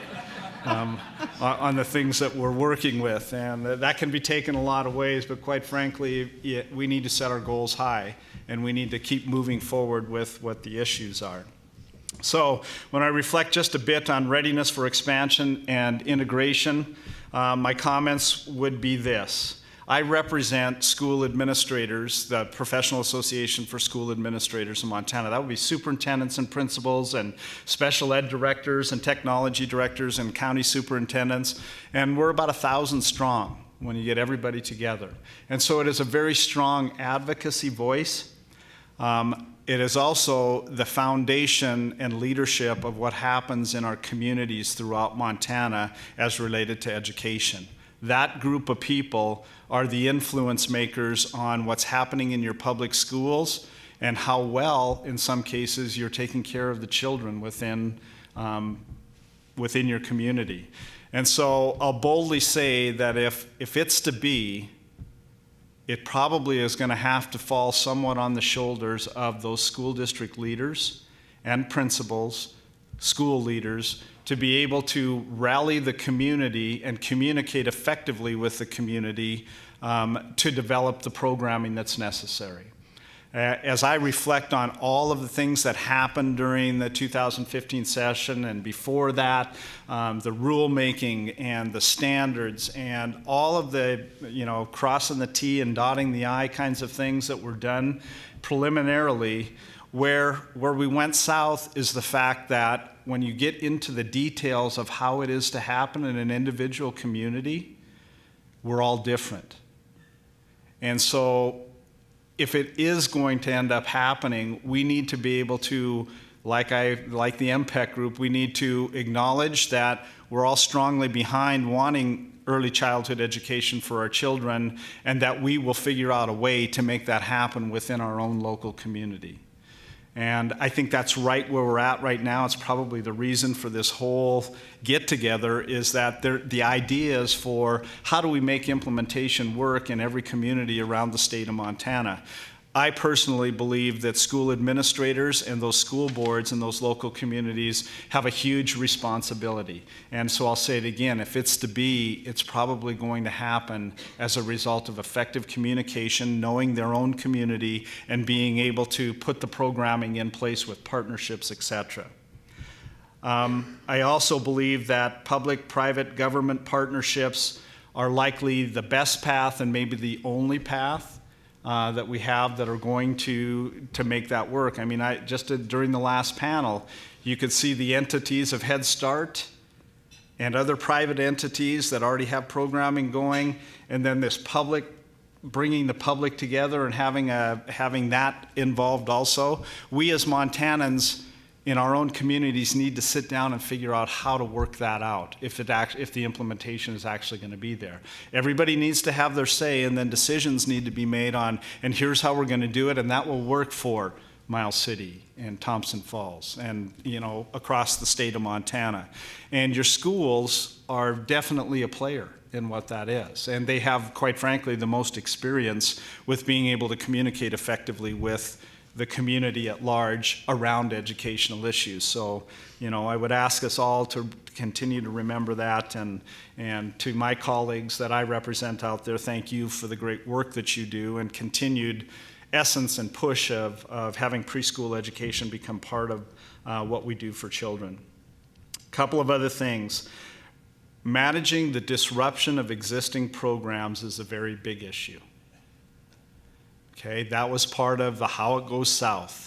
When you're in testimony in front of the legislature or in front of a committee, and there are people that are standing at the mic saying, we just don't need this as a result of we've already taken care of it in our community, or we have private partnerships that already take care of everything that we need, that ends up causing issues in the end product under advocacy.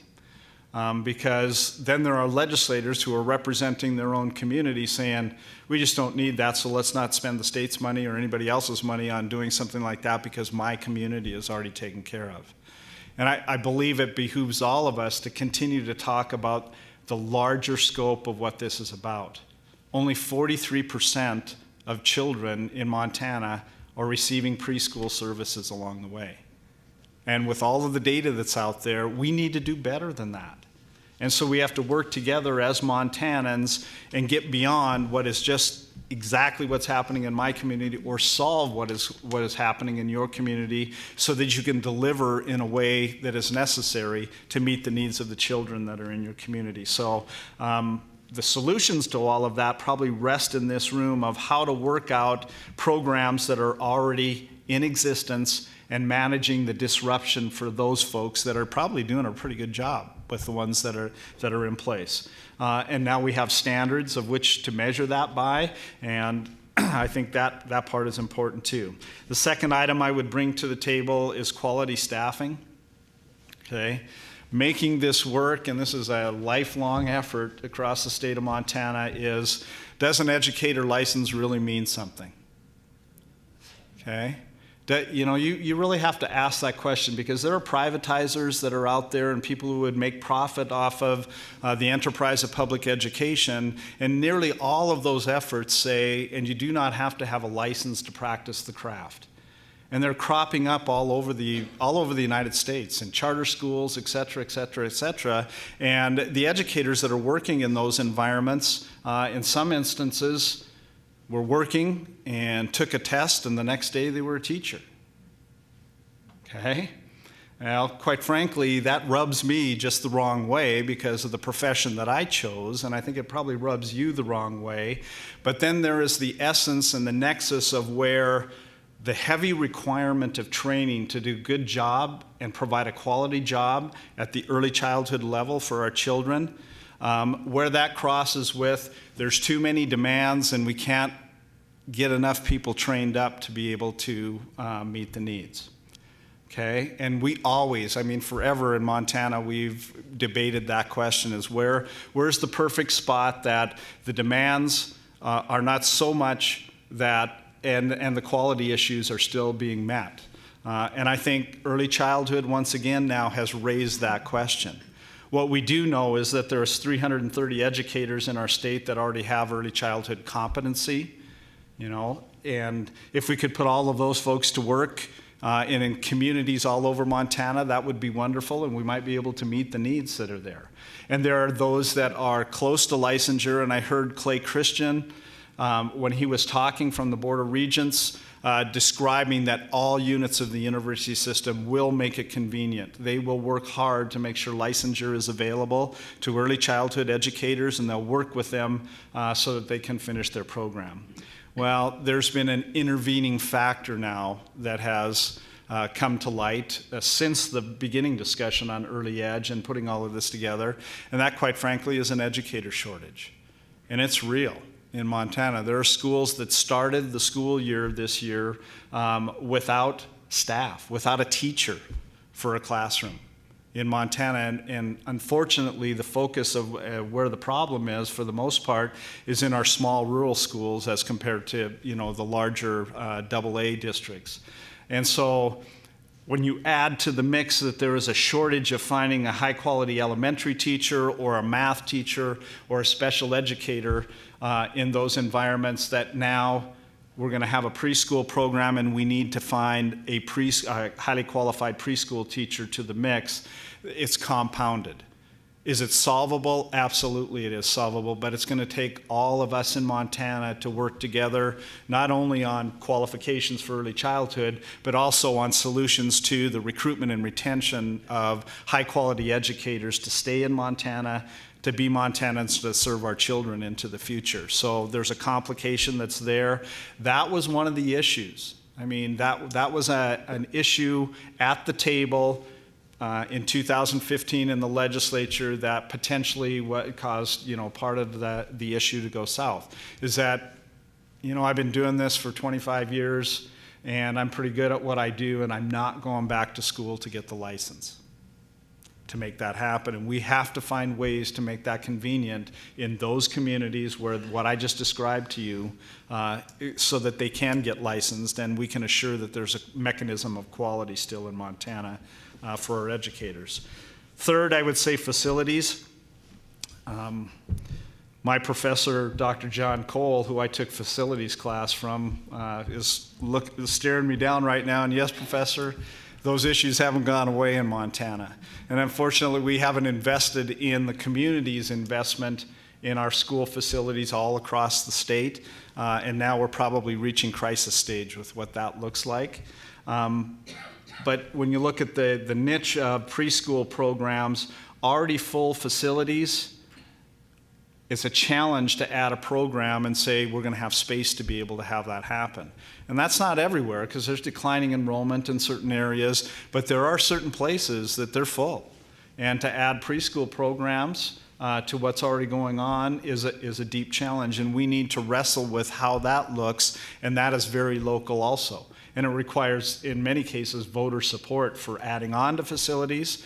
It also requires some out-of-the-box thinking in that if facilities already exist in your community and you can partner with that to make it happen, there's where the preschool programs could take place. So I just bring that out because that too is another I've outlined three, which are really challenges. And then I'll characterize this last challenge as staging the implementation. I think that a lot of administrators that I have talked with and worked with on this very issue understand that all or nothing is probably a difficult thing to do in the implementation of preschool in your community. If there could be a period of time in which we're going to start with this group of kids and it's this big, and we're going to see how the program can work, and then we're going to continue to build on it until we have the ability to offer it to all 4-year-olds, okay? I know that there are equity issues that get involved with that, and I know there are a lot of political folks that will weigh in on what that looks like. I just really believe that we need to keep that in front of us as we move forward. That staging in the implementation is likely the best way to make that work in most every community across the state. And I think the grant work that's going on and those models that are out there are really going to be helpful for us when we look at broader implementation. I just ask you to keep that in mind. I guess that, that's just a couple of comments from me. I would reference you to, about 40 different items that were questions that are in this issue spotlight, and I probably should have made copies and brought it, but we can get you a website address so that you can gain access to what that looks like before we're done today. With that, I'm looking forward to engaging in the conversation with the rest of our panelists and with you.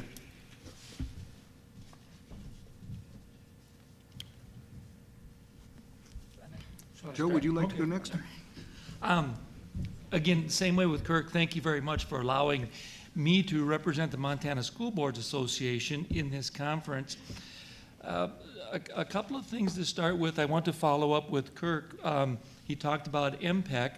What I left out at the registration table are some booklets, and it's called The Great Works of Montana Public Schools, which was put together by all of the state educational organizations.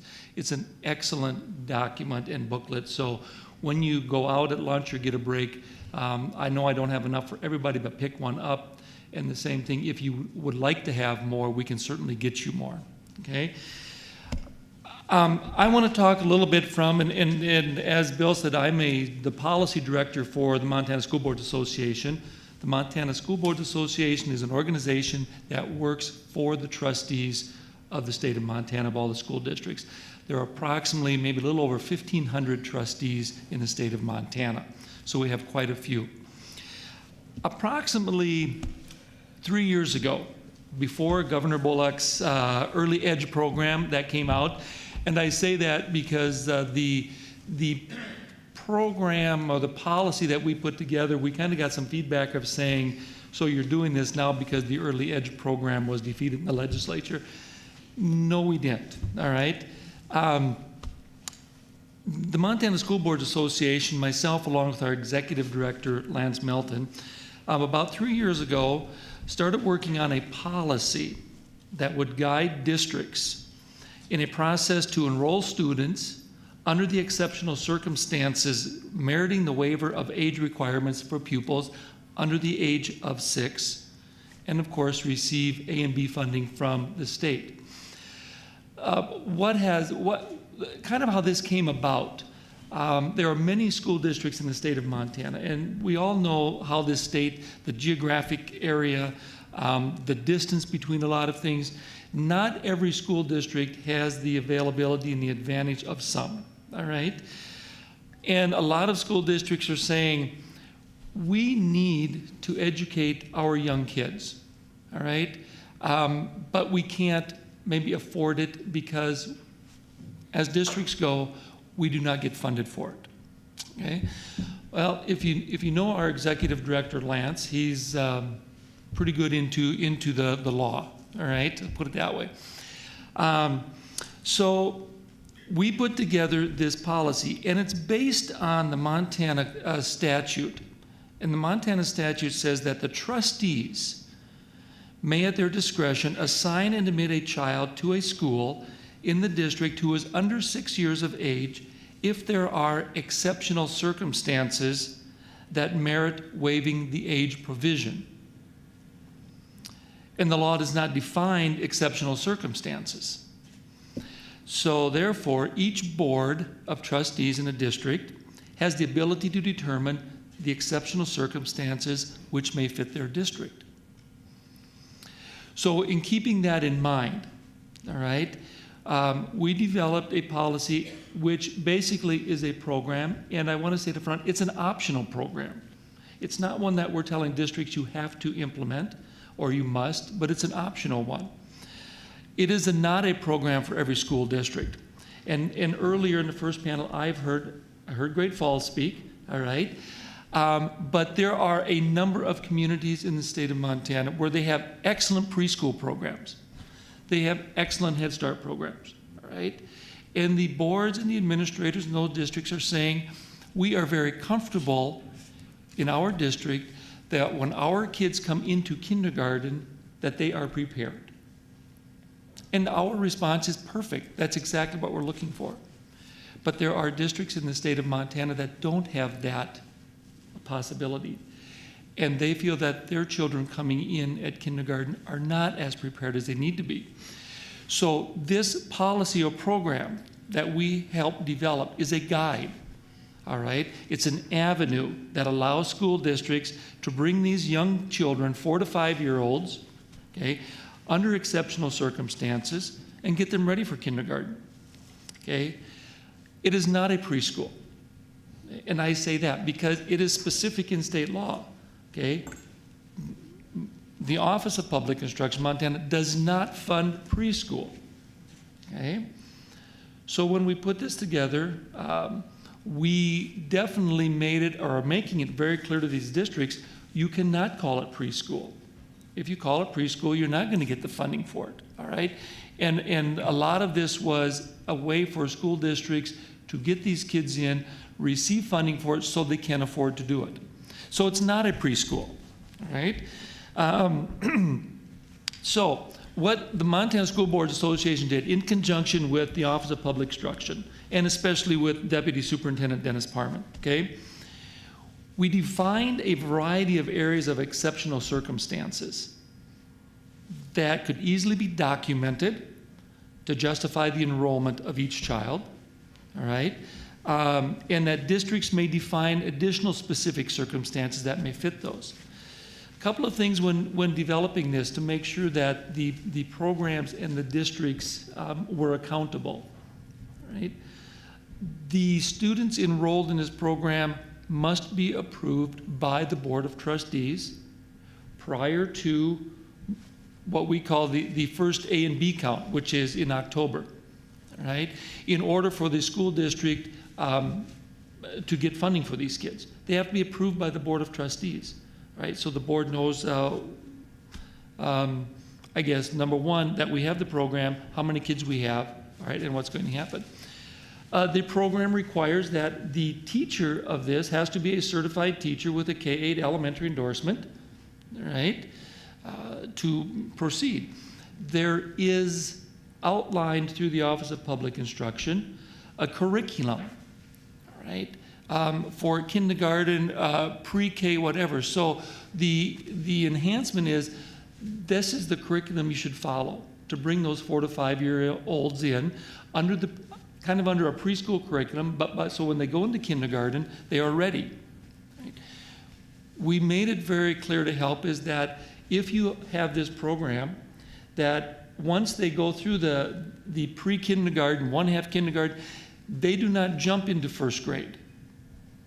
Right? This is a transition program to get them to go from half-time kindergarten, pre-kindergarten, into the regular kindergarten program. All right? And again, one of those was to help school districts to say that we are not going to allow a parent, I guess, to come in and say, well, my child now did this pre-kindergarten and they're so smart, we want them to go right into first grade. That's not the process of the program. It's a transition to help with early childhood education. A couple of things I just want to run through is that so within this program, a school district has a couple of options. We give them 2 options. You can enroll these students under a student-specific exceptional circumstance. And some examples of that would be that the child must be at least 3 years of age with a disability qualifying the child for services under IDEA. A child who is 4 years of age or older on or before the September 10th deadline of the school year in which to enroll. So maybe some of the criteria could be that the child meets the income eligibility guideline for free and reduced price meals under the National School Lunch Program.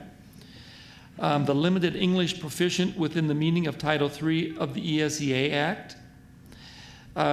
Maybe the child is gifted and talented within the meaning of the terms of gifted and talented. The child is an enrolled member of a federally recognized American Indian tribe. And the child is homeless. So a district can look in their community and say, do we have any of these children 4 to 5 years of age who are not in any other preschool program, okay, that are sitting out there missing, that we can maybe help for early education, all right? So that's the one option. You can enroll them under a specific individual child. Or we have the option where the exceptional circumstances would be present in the community. And kind of the same link. Let's say maybe the homeless rates of the districts and pupils in comparison to statewide average. Okay, what is the homeless rate in our community versus the statewide average? Are we greater? The percentage of districts qualifying for services under IDA in comparison to the statewide average. The percentage of the district's pupils eligible for free and reduced lunch in comparison to statewide average. And as we go through, there are districts in the state of Montana, okay, where those rates, those percentages are much higher than the state average. All right. One other example could very well be that there are no other programs within our district. All right. So we're developing this program, based on the community. We have no daycare centers. We have no preschool. We have no Head Start. And we have a number of our students, 4 to 5 year olds, that are out there, and there is nothing for them. So this is a way for us as a school district to start implementing a program so that we can help parents and ourselves and our district for these kids to come in at kindergarten ready to roll and become good, productive citizens in our district. I guess with that, okay, just a couple of numbers. I think the fear was, okay, and the fear was from our office is that, all right, if we get this rolling, what is it going to cost? All right? And we have had districts, as I've said earlier, said, this isn't for us. We're not going to take away from our preschools in the city. We're not going to take away from our Head Start. We're not going to take away from our daycares, all right? Because that's income probably for those people that we as a district, we don't want to harm in our district, all right? So when we look at kind of statistics on this, in the fall of 2014, I'm just going to go back 1 year, okay?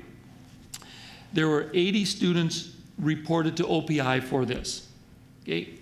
OPI funded 76, all right? And that's good because the criteria, some did not meet. 25 districts were involved in the program, right? Since this guideline, I guess, policy came out, this avenue for districts to use, this fall, 231 students were reported, all right? That was an increase of 34.6% of kids, all right? 198 of those students were funded, okay? An increase of 38%. But what I found is interesting is that 34 districts reporting. Okay, so that was only an increase of 0.7%. All right, which is all right. You know, we're not harming that. All right, because again, it goes back to some districts are saying, you know, it's not for us. There are some districts that are running their own preschool program out of their own pocket and not getting funded for OPI, which is fine. Okay. But it kind of, to sum it up for us, through our Montana School Boards Association, as we look at early childhood education and what can we do, okay, we look at it from aspects of what do we need to get out to our trustees and to our administrators, all right, for them as an awareness. What are some programs that they could look at to get involved with their district that would help them bring these kids in so that they are ready for kindergarten and they are ready for elementary and high school as they go through. With that, I will move on. Okay. Morning. I hope I can be heard because sometimes it's hard. I hope you all believe in repetition because all of the wonderful people ahead of me have already said everything that I wanted to say. So I did come prepared to just share with this audience some facts about Head Start because we are talking about Head Start, we're talking about school districts. Most of us have a pretty clear picture of what schools are like because we've all attended them, but we have not all attended a Head Start program. And so I just was going to define Head Start for everybody so you have a common place to start from. Head Start is a federally funded program. It's meant to be a comprehensive child and family development program. It's not just a preschool. There's no state involvement or monitoring or oversight of Head Start programs. And there is an annual grant renewal. They're funded per child. They're supposed to be providing comprehensive services to all enrolled children and their families. In Montana, we serve 4,800 children. Probably a little bit more than that with the recent grant opportunities that you've heard of. The word comprehensive in Head Start means the full range of services that a person needs in their life. It might be health services, it might be food, it might be clothes, it's also education, whether it's the parent or the child. So it really does involve a lot. And it also includes mental health services, social, emotional education. It involves staff education and parent education. So that's a lot. It isn't just a preschool. Eligibility for Head Start is children that are at 100% of the federal poverty level or lower, with at least 10% of those having disabilities, and 10% can be over income. These are the most vulnerable, most needy, most challenged children in our communities. But most of them thrive and are successful, and we find that that success has to do with the parent involvement. The comprehensive nature of Head Start is what does set it apart from the other early childhood programs. Child care is intended to care for children while parents work, and parents pay a fee for that, and the state pays a child care subsidy for the low-income children.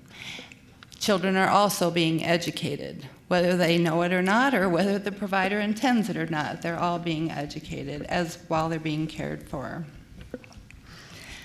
But the child care provider is usually the first eyes that spot the difficulties and the needs, and they do become an informal support and referral system for parents, but they're not paid to do that, not like the Head Start programs are.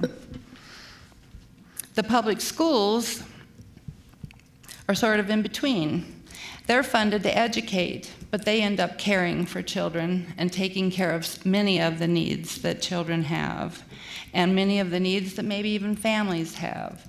But that's not, serving the family is generally, in my opinion, not the first priority of the school. It's to educate the child. So there's a difference. We approach things from a little bit different philosophy. We're funded to do a little bit different work, but we're all working with the same children.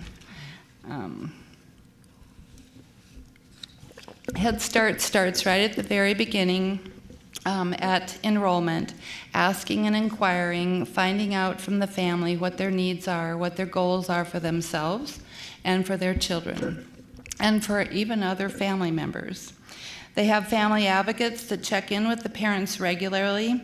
It's very time-consuming, it's very expensive, and it's very exhausting, but it does make a difference.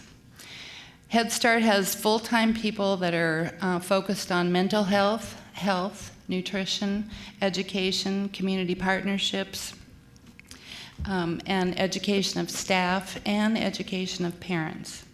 Many of our programs are also licensed child care programs in Montana, and we have extensive quality control measures to follow according to the Head Start performance standards.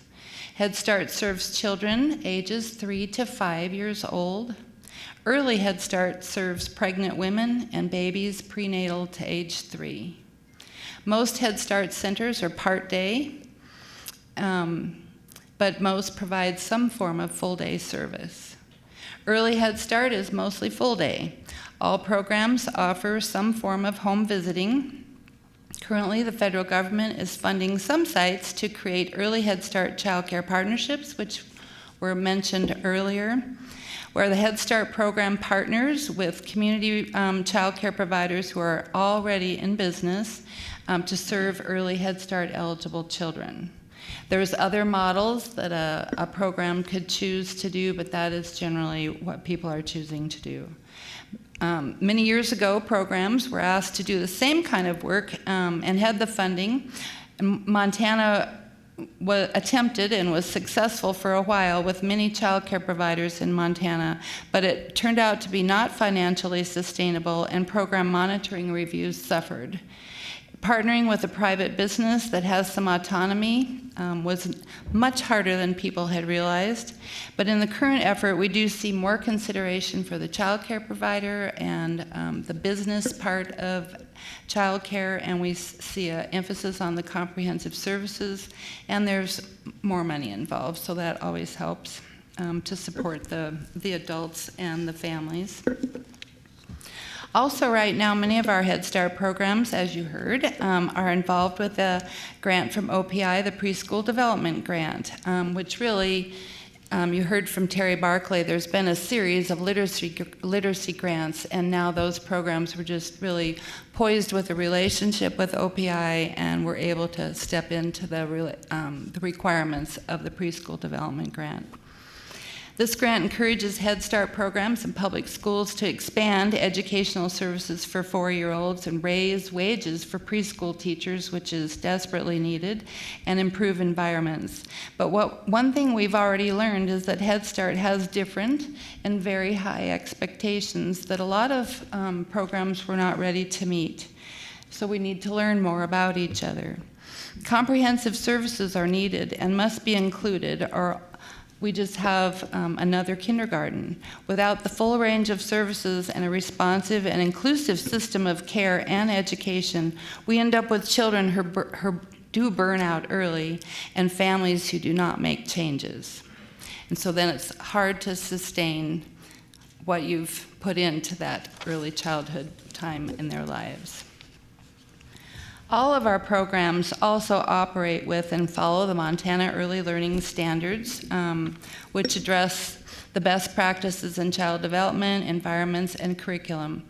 Office of Public Instruction created, with a lot of early childhood people involved, a shorter version of those standards for the schools if they had a pre-K program that they would follow.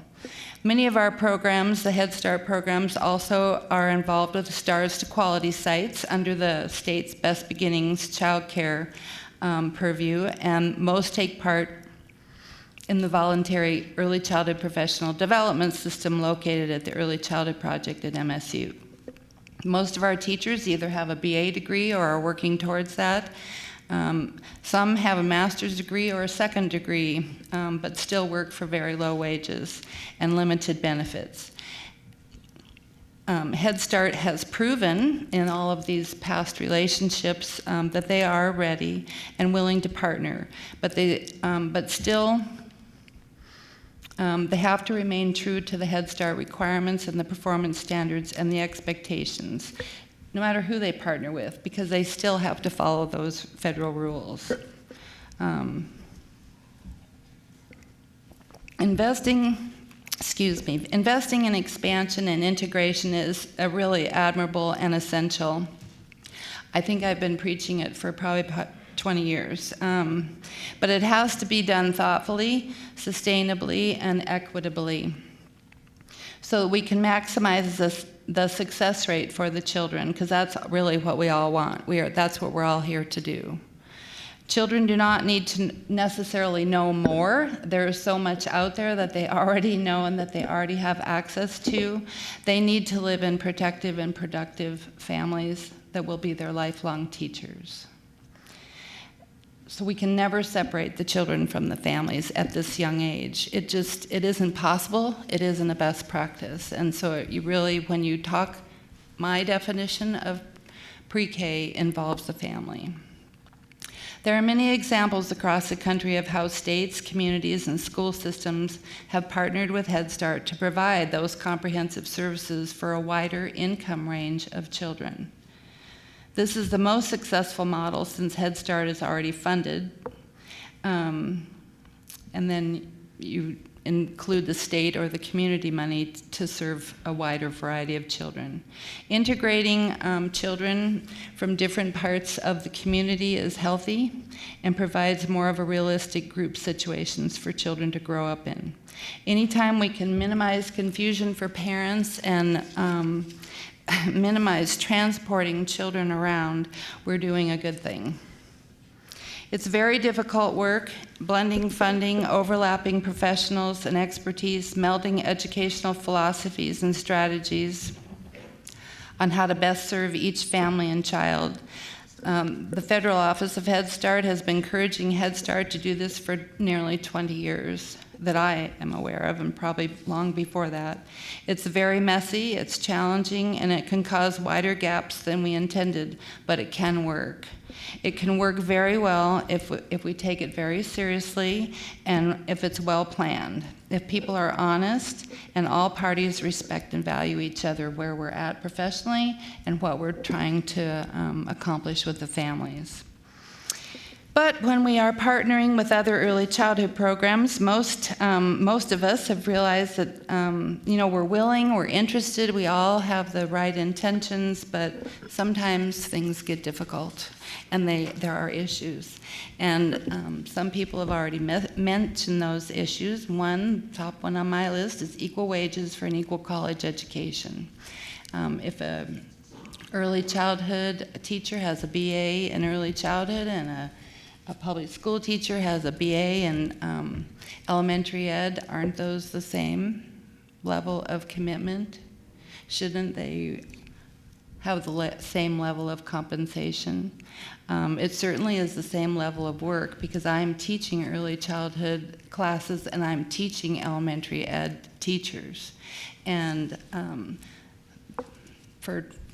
since 1992, teachers have been telling me that we in early childhood are learning a lot more in early childhood because we concentrate on the family and we concentrate on child development, and it helps the practices in the classroom. So evening out the eligibility for children, so there isn't the costly and time-consuming issues about who's eligible for what and when, happens to be a very difficult issue in Head Start, because the eligibility for Head Start starts at a different time than like child care eligibility, so that's something that always needs to be worked on. Then trusting our partners. Whenever you've had to partner in any situation, you have to have a high level of trust. Work in trust comes with building relationships and communicating. Working out expectations and being able to articulate what is expected, and taking the time to understand why those expectations are important or what things can work as a compromise. It's very important to get those clear up front. Another issue is monitoring, determining what monitoring method is going to be used when programs are blended. Oftentimes this isn't thought about ahead of time, because in Head Start we have very strong monitoring requirements, and I know school districts do too, but they're different. Once I worked as a Head Start reviewer in a program in Colorado that included reviewers from Head Start, which are all hired by the Office of Head Start, but then reviewers from the Colorado Department of Education. Since the program that we were reviewing had funding from both, they wanted to try a combined reviewing situation. So the monitor, it was very interesting, it was very challenging and very extensive, but it worked very well, and it was an education for all of us that were involved, not just the people in the program. I think the people in the program were very glad to see us all leave, but we all left understanding each other better and understanding our requirements a lot better. And finding common ground, which was really exciting. Another issue, when we discuss making changes or doing something differently or integrating programs, I think we have to have a clear picture in our mind, because I have a very definite, clear picture about what I call pre-K or what I call preschool or what I call childcare. But you might have a different picture. And so it's really important to communicate about that and not just use the words and think that everybody understands them the same way. We have to be sure we define all the details of what that looks like. People here have mentioned facilities, which are close to a nightmare situation in many of our communities in Montana. Where are the meals going to come from? Because in Head Start we feed children. We feed them a lot and often. And schools feed children, but do we do it differently? Is it all the same? Same expectations? We have to get those clarified. Wages throughout the program, not just the teachers, but for everyone. Who will do what and when? And what are appropriate practices for a 4-year-old as opposed to a 5-year-old? They are different. They are different little human beings, and they require different attention. And so we have to make sure that we understand that. I think quality early childhood cannot be done without comprehensive services. And I don't care what education level or income level we refer to, all of us, when we were young parents, we need comprehensive services. We don't, maybe it's on a continuum. Maybe some families don't need it as often or as intense as other families, but we all need to know what the resources are. We all need to know suggestions. We all need to know from time to time there's a referral that we need. We need to understand child development. We need to understand ourselves as parents.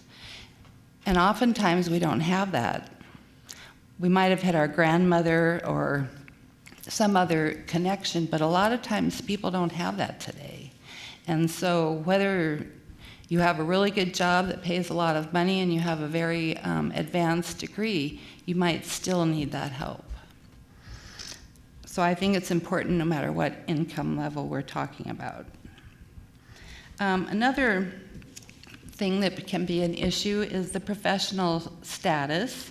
Elementary education is farther ahead in the evolution process of being a profession than early childhood. They have evolved from needing very little, a teacher needing very little training, having very low wages. They were lucky if they got a community stipend and a place to live when they were teachers, maybe 100 years ago. Now they have to have a 4-year degree plus, and they usually receive good wages, or at least very decent wages. They have benefits, health benefits and other benefits, as well as being unionized. My own mother was a middle school teacher with a 2-year college degree and no benefits. So it's changed a lot in a short period of time. The early childhood field of study really only started after World War II, when there was a huge need for childcare because women had to work. And then the beginning of Head Start in 1965. But we've traveled, at least tried to travel at breakneck speed to get to the point that we're at today.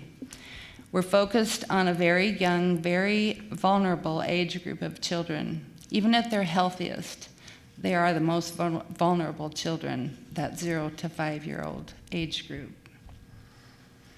And it's very important to not forget that they exist in a family with parents who need the help and the support. So when we talk about school readiness, we also believe that parents need to be ready for school, and that's our job in early childhood. It's not only to get the child ready, but get the parents ready. One last comment. I think that Head Start is ready.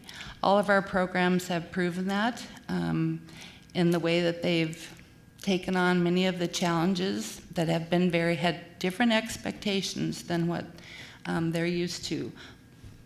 And if you can think about the intense requirements that just a Head Start program has to meet the federal requirements, then you add on the different state layers and you add on different community layers. Head Start programs are jumping through a lot of hoops, and it's hard for them. They used to be sort of invisible. They're not anymore. Everybody seems to know where they're at because they're really putting themselves out there and going the extra mile.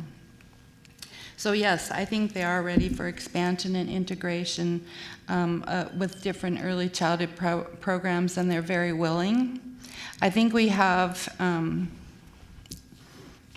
they've, like I said, definitely proven that they are capable and willing.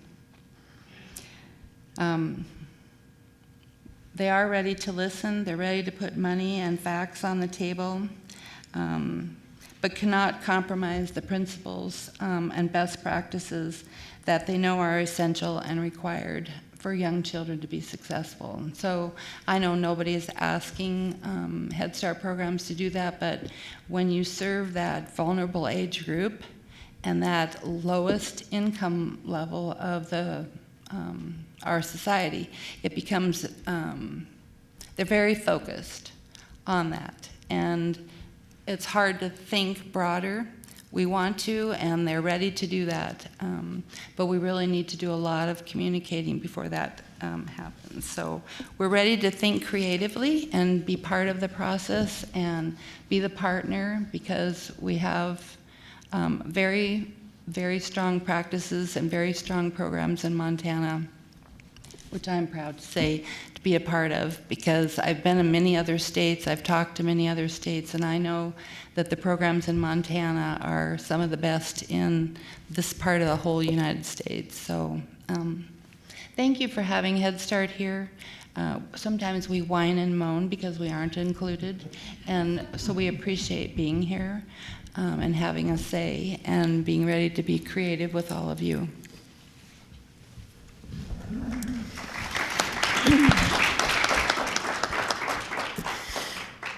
Child care resource and referral organizations around the state deliver services, professional development services to early childhood professionals, primarily child care providers, some Head Start folks, and occasionally some preschool teachers. And then we deliver that subsidy program, that scholarship program that allows low-income families to pay for child care. So we definitely have a two-generation strategy. We're working with child care facilities in nearly every community of this state. There are just over 1,100 child care facilities in Montana, licensed child care facilities in little tiny towns and in cities. And they are ranging from home-based businesses that serve 6 children with 1 adult in the home. Then there are group homes. They serve 12 children with 2 adults. And then there are centers, and they serve more than 12 children, and their number of adults depends on how many children and how big their facility is. There's a square footage requirement. Very many of those programs do not serve infants at all, because the staff-child ratio for infants is 1 adult for only 4 babies. And while parents pay more, they can't pay enough more to pay the staff and make that pencil out. So there's, in a home setting where they're going to mix age group up, very often they do serve babies in a home setting, and an infant is up to 2 years old. But there are many centers that just financially cannot serve infants. And when some of you are business leaders, sometimes you can have a loss leader. You can sell soda pop for hardly anything, and then when people are in the store, they buy more things, so you have a better profit margin. There's not much of a profit margin on childcare, so you can't make up that loss leader of infant care in a center. So that's why we don't have it. It doesn't make sense economically, because centers would like to serve infants. They just simply can't afford to, a lot of them, and they're forced to make a business choice. So that's a reality. So we have a lot of these programs around the state. We don't have very many centers in Montana that serve over 100 children, just because of the nature of our communities, the size of our communities. So it's a very decentralized system as far as being ready to partner with the Office of Public Instruction and to build a pre-K system that includes these facilities. It's a very decentralized system to deliver it, and so that alone presents some challenges for working with those existing community-based programs. There's no centralized curriculum, no standard core competencies. There is the Montana Early Learning Standards, and we're working very hard to get those implemented in all of those programs. But they have a lot of choice because they are private businesses. They employ folks that are paraprofessionals, some folks that don't even have high school degrees, up to advanced level degree people. And just because I've scrawled many things on the side of my paper, it's good I'm not presenting later today, or I couldn't read it. Early childhood degrees are the lowest paying college degree in the nation and in Montana. And as a result of that, we turn people over. We turn them over in these programs all the time. Head Start has a new standards. They've been there for a few years. They have to get their people degreed, and as soon as they do, they lose them to the school system, to the K through 3 classroom, because schools can pay better. That is not acceptable. We have to fix that. These are very vulnerable, very big brain development time. Why do these positions pay so poorly? It's ridiculous. Okay, so moving on. Don't mind me. So, Jamie talked about the STARS program. That is a quality rating improvement system. They exist all over the country. Ours is modeled similar to some other places. And the pre-K program and the early learning standards and so on included credentials of teachers and included partnering with programs that could meet these standards. Unfortunately, although we've had this program for 5 years, but getting these things off and started with not quite enough money to get the job done and so on is a little slow process. We have less than 300 programs in 300 childcare facilities, including some Head Starts, in this program in the state of Montana. There are many communities that don't have any at all. So those communities would have, Head Starts could be a partner too, but if they don't have a program that's advanced in STARS, they don't have a community partner. And the governor's budget included $2.4 million of state money to continue our investment in STARS for these 300 programs, and it was a fight. I spent a lot of time in Helena, and so did others, trying to keep that money. And we were successful late in the session, but we can't expand it. We don't have more than 300. Okay, so, and of those, you needed to be star 4 or 5. We only have 6 of those in the entire state. So child care centers, while they may be delivering great services, doing a really good job and so on, they aren't in this program, or they haven't been able to work themselves up because it's time consuming and keeping everybody trained and getting everybody moving in the right direction. So we have a system to do it. We don't have enough investment in the system, and we are not quite ready. And yet, parents are wary about putting very young children into public schools. They want a community-based program, which schools are, of course, but they want a smaller program for some children. And one of the reasons we got full-day kindergarten finally passed is that it allowed parents to save money on childcare. When your child goes to school for a half a day, you still pay for a full day of childcare. Because if your kid is there 5 hours, you pay all day. So if kindergarten didn't start right away, and it was 2.5 hours. So children needed a full day of childcare, the transport in the middle of the day. It was a nightmare year for parents. And that is, in my opinion, why we got strong backing. Beyond the brain development, beyond all the stuff that a lot of us think of, parents said, please, please. Not only is it expensive, I got to leave my job in the middle of the day to transport my kid to childcare, because childcare doesn't transport, and the bus doesn't transport them to their childcare. So that's a problem. Okay, so it's my strong belief that all childcare facilities should be in STARS. The federal government has imposed some important standards for training, pre-service training for all caregivers, and all states have to come up to snuff on that. And Montana, I gotta tell you, is seriously out of whack with those federal requirements. So the new state plan is gonna have that. Many of those things that are required are in Star 1 right now. So in my dream world, every child care facility that is licensed is a Star 1, and then they can work to be better. If there is no requirement that you be in STARS, it's easy to, there's no pressure, there's no market pressure on the part of parents, because there are hardly any STAR facilities. And many of our STAR facilities have waiting lists. So families that are in more transitional situations and so on, they can't hardly ever get their kids into the high quality STARS programs. So if everybody was a Star 1, then many facilities would not want to be the equivalent of a 1-star restaurant or 1-star hotel. They would want to be better than that. They would want to be at least a 3-star. But, you know, starting at Star 2, there's financial incentives, so all that involves money. Nowhere do we, except for early childhood, do we expect parents to pay the full cost of education. Even though tuition in college is going up, even then, students are not paying the full cost. And of course, they don't pay for K through 8. There's lots of expenses for school now to be in extracurricular activities and that kind of thing. But we see that as a public investment, a public responsibility. And we don't, if you want to send your kids to private school, that's great, they exist, go ahead and do that. But we provide something. And in Montana, we provide a good public education, a really good public education for our kids. And I don't know why we believe so strongly that as a culture, that is a private responsibility until kids go to kindergarten. So not only would pre-K not be required in Montana, Montana is one of a half a dozen states that doesn't require kindergarten. So of course we can't provide pre-K, we don't even require kindergarten. But most parents don't know that. So that's all right, most kids go. And I think, as a culture, we just think, kids go to kindergarten when they're 5, they go to school.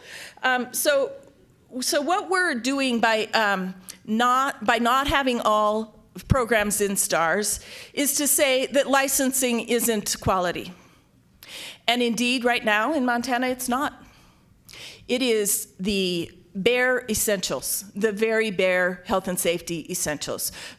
But with these new federal requirements that will be implemented in Montana before a year is out, then those things are all presently in STARS. So because money is limited, the plan is really to move the bar on STARS and make more things required as STAR 1, different things required in STARS. Well, that's not my dream world. My dream world is everybody is in STARS. And I also, right now, if programs do not advance in STARS because we only have a limited number of slots, now they'll have to leave STARS. So let's say they get to STAR 3 and they can't, for whatever reason, they have staff turnover so they can't move it along or something, then they're going to have to leave STARS. But personally, I think STAR 3 is better than no STARS, and so I would leave them there. But we obviously need more money. That would create a pipeline for us for community-based, smaller child care partnerships with schools where some kids really need a full-day, full-year program. The 180 days of school for part day is not going to work for some families, and they would like to have something different. At my job, if I needed to pick a kid up at kindergarten in the middle of the day, I could work that out. But if I am a retail clerk or I am a certified nursing assistant, I don't have that option to go transport my child midday.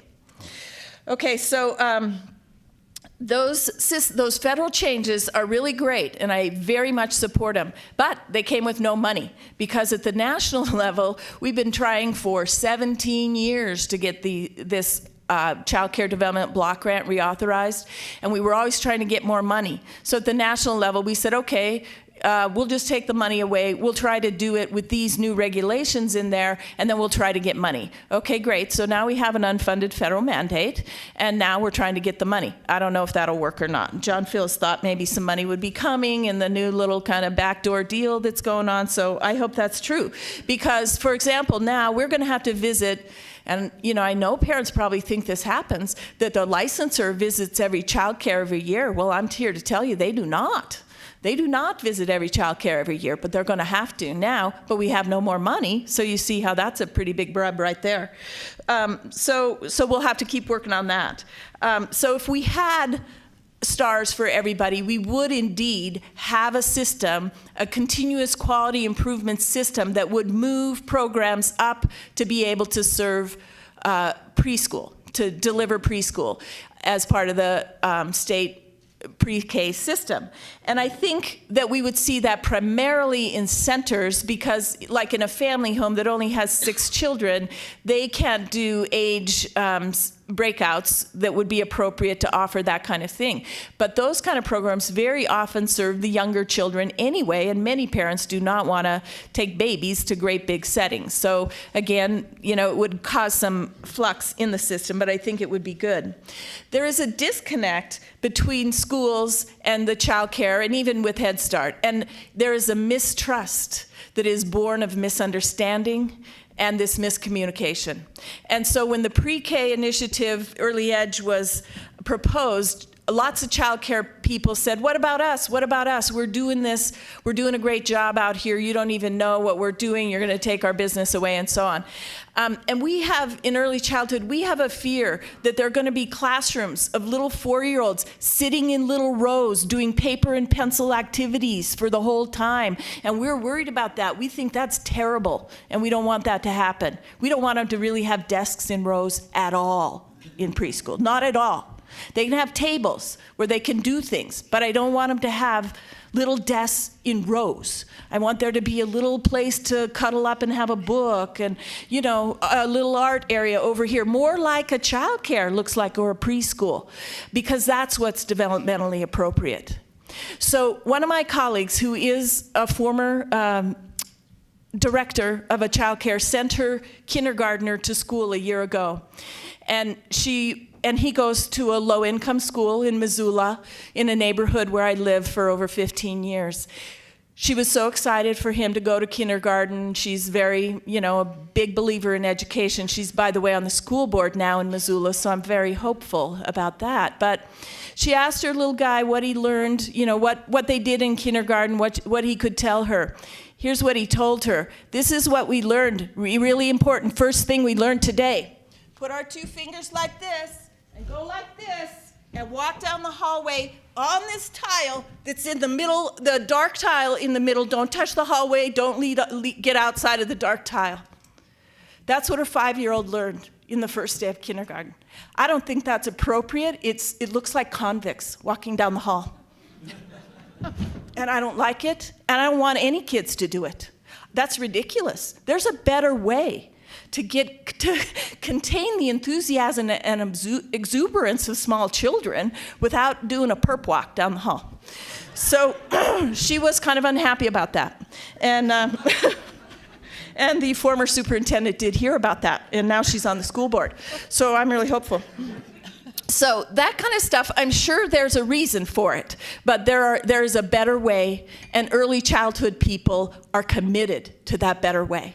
So I'm very hopeful about this preschool through 3rd grade competency, because I don't think in that realm that kind of thing is going to be supported. And I don't know where it comes from, but it does just make me a little crazy. So so schools often see childcares. So we early childhood people think schools are too academic, they're too rigid, they're too structured, there's too many tests, and I think most teachers think there's too many tests too. That's something that's got to change. But and the business of this subject came up about performance-based funding and so on. In early childhood, we're interested in looking at the performance of the teachers. We're not very interested in looking and assessing the performance of students. We want to assess how teachers interact with children, how teachers engage children, and work with teachers to make sure we do better. And in STARS, actually, there are some assessments on the social and emotional interactions of teachers with students, with the kids. And they move up in STARS based on that, not on the assessment scores of young children. So we're interested in the sequencing of education, of topics and subjects, not benchmarks of children that are that young. And so there is a disconnect there with the school system. And again, I think most school educators realize kids are on a continuum. They advance here, they're not as advanced here. We have to feed their aptitude while helping them with these other things that are harder. But the system itself and a lot of the No Child Left Behind stuff gets in the way of that for teachers and schools. And so early childhood people are anxious about that. And, you know, early childhood people, a lot of them don't have these degrees. Why? Because the job doesn't pay well enough to keep them. And you know who's not at this table? Preschools, unlicensed preschools. I don't even know how many of them there are in Montana. Maybe one of my colleagues out of Great Falls would, because they have this database that has that in there. But that's a lot of the people who were opposed to early ed were these unlicensed preschools. A lot of them are faith-based in, you know, churches, 3 mornings a week, 3 and 4-year-olds. Some of them are very good, but they're not licensed. So we don't know anything about them. We don't know how many people are enrolled in them. We don't know what their health and safety standards are. We don't know if they do background checks of their teachers or what the credentials are of their teachers. It's a completely unregulated system. And because so much of it is faith-based, there has been a complete hands-off policy on the part of our legislature to do anything about that. And frankly, I don't think public money tax dollars are going to go into a system that has no regulations at all and no oversight at all. So if these excellent preschool programs would like to play in the public preschool environment, then I think they need to embrace regulation. And then I'd be happy to talk to them when I'm in charge of the universe. Okay, so we're really, then I want to talk about why the children I'm most concerned about, the very vulnerable, low-income, high-risk children, are not many times in a quality program. If they're not in Head Start, then they're using, and even if they are in Head Start, they might be using the Best Beginning Scholarship Program to access childcare for that wraparound piece, or their parents work non-standard hours, so they need evening, weekend, and so on. So most high-quality childcare facilities charge a slot rate. They say, you know, we are not selling an hour of service here. We're not selling even a day of service. We're selling a month of service, and it's this much money. The Best Beginnings Child Care Quality or Subsidy Program pays an hourly or a daily rate. And it's not as much. It's at the 75th percentile. So the higher quality facilities, they charge more and they stabilize their income by charging a slot rate. Why do they do that? Because they can predict their income. They don't have income going like this, and they can commit to their staff and their facility and their supplies and everything. So some of the children, the lower income children, they can't access this program because they can't commit to the monthly rate. They can't pay the difference between what the state pays and the rate of the facility, and the facility cannot afford to accept less. Now, if they're in the STARS program, they do get that enhancement. But just speaking for the Missoula area, a lot of our STARS programs really have very few low-income kids in them. They're going to have to, as part of STARS, to have more. But the facilities that have, say, 40, 50, 70% low-income kids are not in STARS. And they are a long way, a lot of them, from the quality we would like to see for our most vulnerable kids. And the kids are in those programs. The revenue stream to those programs is unstable. It's less. And so it just obviously can't pencil out, you know, to deliver that quality of care. So that's just a problem that we face, and it's not just Montana's problem, it's a nationwide problem. So and a lot of those high quality programs, they have waiting lists as well. So you got to get on a waiting list. It might be a year, 6 months before you can get in there. So again, those subsidy kids are going to go to one of these lesser quality facilities. And when I talk to parents and I ask them what they think, do they like their child care program, initially they all say, oh yeah, it's wonderful. And I know where they take their kid, and I'm thinking, not really. But as I talk to them a little bit more, what I realize is parents cannot bear to leave their child somewhere that they think is not safe. They cannot walk away and bear that, so they don't actually allow themselves to know it. But then as you talk to them a little bit more, they say, well, I worry that blah, blah, blah. Oh, I worry, you know. And so actually parents are anxious all the time about whether or not their kids are going to be safe where they are. But a lot of them are not able to do that. And so a lot of our kids are, you know, they're in kind of questionable places. Okay, so we need to have a commitment, not just on paper, but in practice, to a mixed delivery system. It can't all be in the schools or we'll never make it fly. Some states use a percentage, that a certain percentage of the slots or a certain percentage of the classroom have to be in the community. The greater metro Denver area limits the percentage of facilities that can be school-based. They fund faith-based programs, but they are all licensed and they're all in the quality rating improvement system in Denver. So we need to, if we don't do that, child care providers and preschools will resist it and make it hard for us to get it done. And parents who don't want to send their kids to school at age 4. And a lot of parents who are low income, not all of them certainly, but a lot of them, they didn't have a good experience with school. So their relationship as a parent of a student is going to be off to a kind of a anxious start.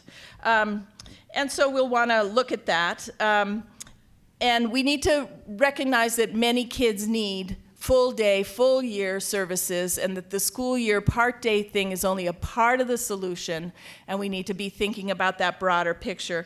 Mike asked about how many kids need care. 2/3 of Montana's children under 5 and under their parents are working, of two-thirds of that 60,000 are in some kind of out-of-home care.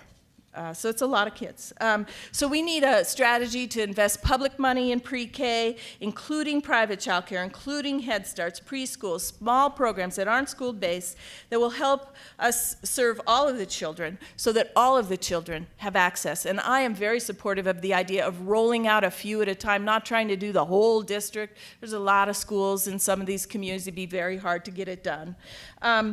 And we need a strategy to underwrite infant care as well. And that will make it more feasible for programs to offer that infant care and help fill up slots that are currently that might go into a public school system. And then to just address this letter that the Republican legislators signed and sent to our congressional delegation. I do not believe that a business that pays its workers barely above minimum wage, which is what happens in childcare and preschool, has an inherent right to exist. I don't think that of box retail, of any other kind of job. I think people have to make enough money to survive. We have a lot of childcare providers, teachers, who are on the childcare subsidy program because they make 150% of the federal poverty level or less. So they're eligible for the service. Okay, so that doesn't really work. So we need to talk to those business owners about how the wages for the very, very important work that they are doing will be improved by partnering with the school system for pre-K so that they can be fairly rewarded for this important work. And that always requires a credential, always. A decent wage almost always requires a credential. And so that's where we're going. Thank you, Kev.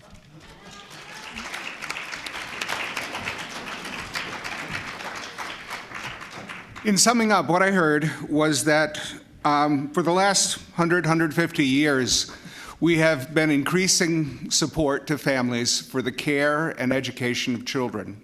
We're at another decision point right now, and so we're not starting from scratch. And because we're not starting from scratch, we already have existing policies. Those policies, as Jill pointed out, are being stretched to accommodate local needs in some cases, but more different policies may be needed. There, as Kurt pointed out, needs to be a disruption, or there is being a disruption to the status quo.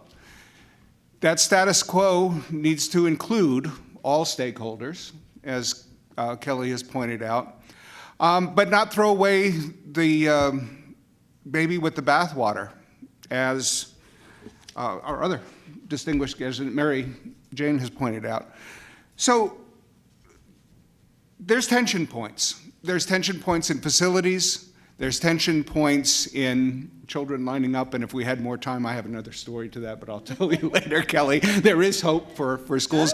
There's change in the cultures of preschools versus the first through 12 grade systems. And that needs to be addressed.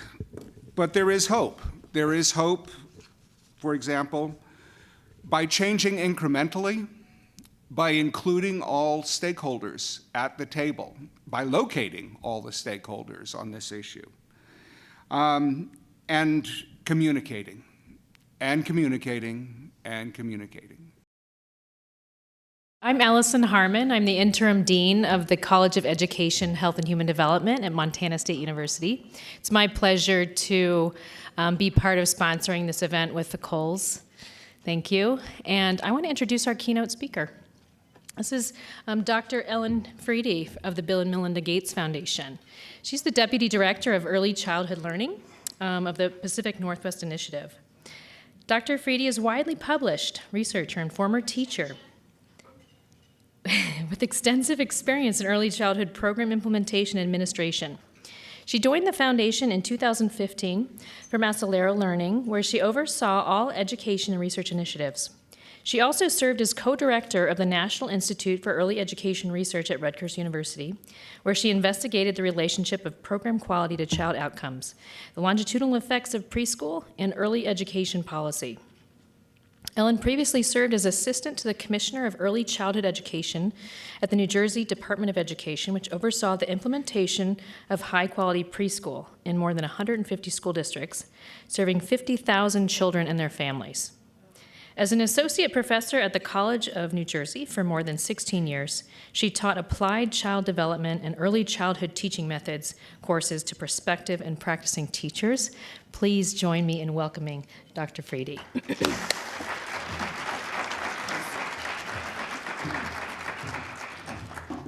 Thank you. I want to also thank the Wheeler Center for inviting me and the funders in particular for funding the center and this event. I was commenting on that it actually is relatively unusual to have a policy center funded in this way, and events where they're designed to get issues out and discussed, and it was interesting to me to hear some of the conversation earlier this morning. So I'm in my talk this afternoon. Yes, I'm in 7 states this month, so I don't even know where I am, much less what time it is. I'm going to talk to you about why the Bill and Melinda Gates Foundation is funding preschool expansion at Quality. And to do that, I'm going to give you some background. I know, but specifically what we mean by quality when we say expansion at Quality. So to do that, I won't go over the research because I know you already know that, but what I will do is tell you about some specific things that we've found are critical to having the kinds of impacts that we hope to have with preschool education. So you can see what by the way, this is a new initiative at the Bill and Melinda Gates Foundation. We have, for the past 10 years, worked on early learning in the state of Washington. And in January, I went to the foundation to head the national effort. So it's quite exciting. We are budget dust at the Bill and Melinda Gates Foundation, but it's still a nice addition to the early learning field. So our goal for the strategy is that by 2030, all young children in the U.S. will have access to high-quality, effective, and affordable preschool. And we don't necessarily imply here that be publicly funded, but the affordable, certainly, as some of your previous speakers have indicated, the affordable part means that some public investment is going to be necessary for most families, is what we believe. And we think there are benefits for most children in high-quality preschool. So you already know, pre-K matters. There are hundreds of studies nationally and even globally that show the benefits across all domains of learning. There's even a consensus letter signed by over 1,200 researchers that you can find online if you're interested in who else signed it. And in fact, the aunt of one of your funders is one of the signatories, Catherine Snow, as well as myself. A recent national poll shows that 88% of the U.S. public believe that, and this is what they agreed to, access to quality early childhood education is not a luxury, but a need for many families. So we have widespread public support for preschool. But the problem is that the existing distribution of preschool is unlikely to have the kinds of effects that will last into elementary school and beyond, and in many cases is of such poor quality that it might even be harmful to children. And you can see that this is not just with lower educated parents. The access to high quality pre-K is only 30% for parents with graduate degrees. So this is a problem that exists across all income spectrum. And we think that by focusing on investing in really high quality preschool for the families of the lowest income children, we will raise all boats. In other words, the demand in your stars to quality, is that what it was called? In your QRIS system, the demand will be for those 5-star programs when the teacher, the workforce is elevated and when the discourse is elevated. This is our thesis or our hypothesis for what we'll be doing. But the really important thing is that pre-K quality matters, and most children don't have access to programs that produce this benefit. So why? What is it that it takes to have the kinds of benefits that we see in the research studies? We found 4 large-scale publicly funded programs in research that was conducted by the Gates Foundation or commissioned by the Gates Foundation. And in those 4 publicly funded programs, we looked for factors that were across all 4 of the programs to help understand what might make the difference in having lasting effects. And then we looked at those factors to see if there was other research to back them up as a good bet for what it takes. Because there are studies that actually don't show lasting effects of preschool, and so the quality issue is really important. I've distilled the initial what we call 15 essential elements. I'm going to present to you 6 critical components instead. Because my media people keep saying you can't talk about 15. So, they're listed here. Oh, shoot, I'm sorry, yes. I'm not able to advance the slide, so Michael is trying hard to see me when I advance, and I'm forgetting that y'all can't see what I'm talking about. We'll try to get our dance going a little better, Michael, sorry. I'm going to talk about each of these, but you can see they range from the environment all the way to very specific professional development issues and dosage. So the first critical component is an enabling environment, and being here this morning, I feel like you're getting there. But public support, which we certainly have nationally, and then political will. And what we look at when we look across these states that we call exemplars, and other states that have been successful, having a strong advocacy community is very important. In addition, you need some unexpected champions. And across the country, these different groups are organized and are helping with the policy changes. Business leaders, community leaders, military. There are retired generals and admirals who will come and speak to legislators and others about the importance of pre-K. Law enforcement, and you can understand why when you heard the results of the reduction in crime, law enforcement gets it.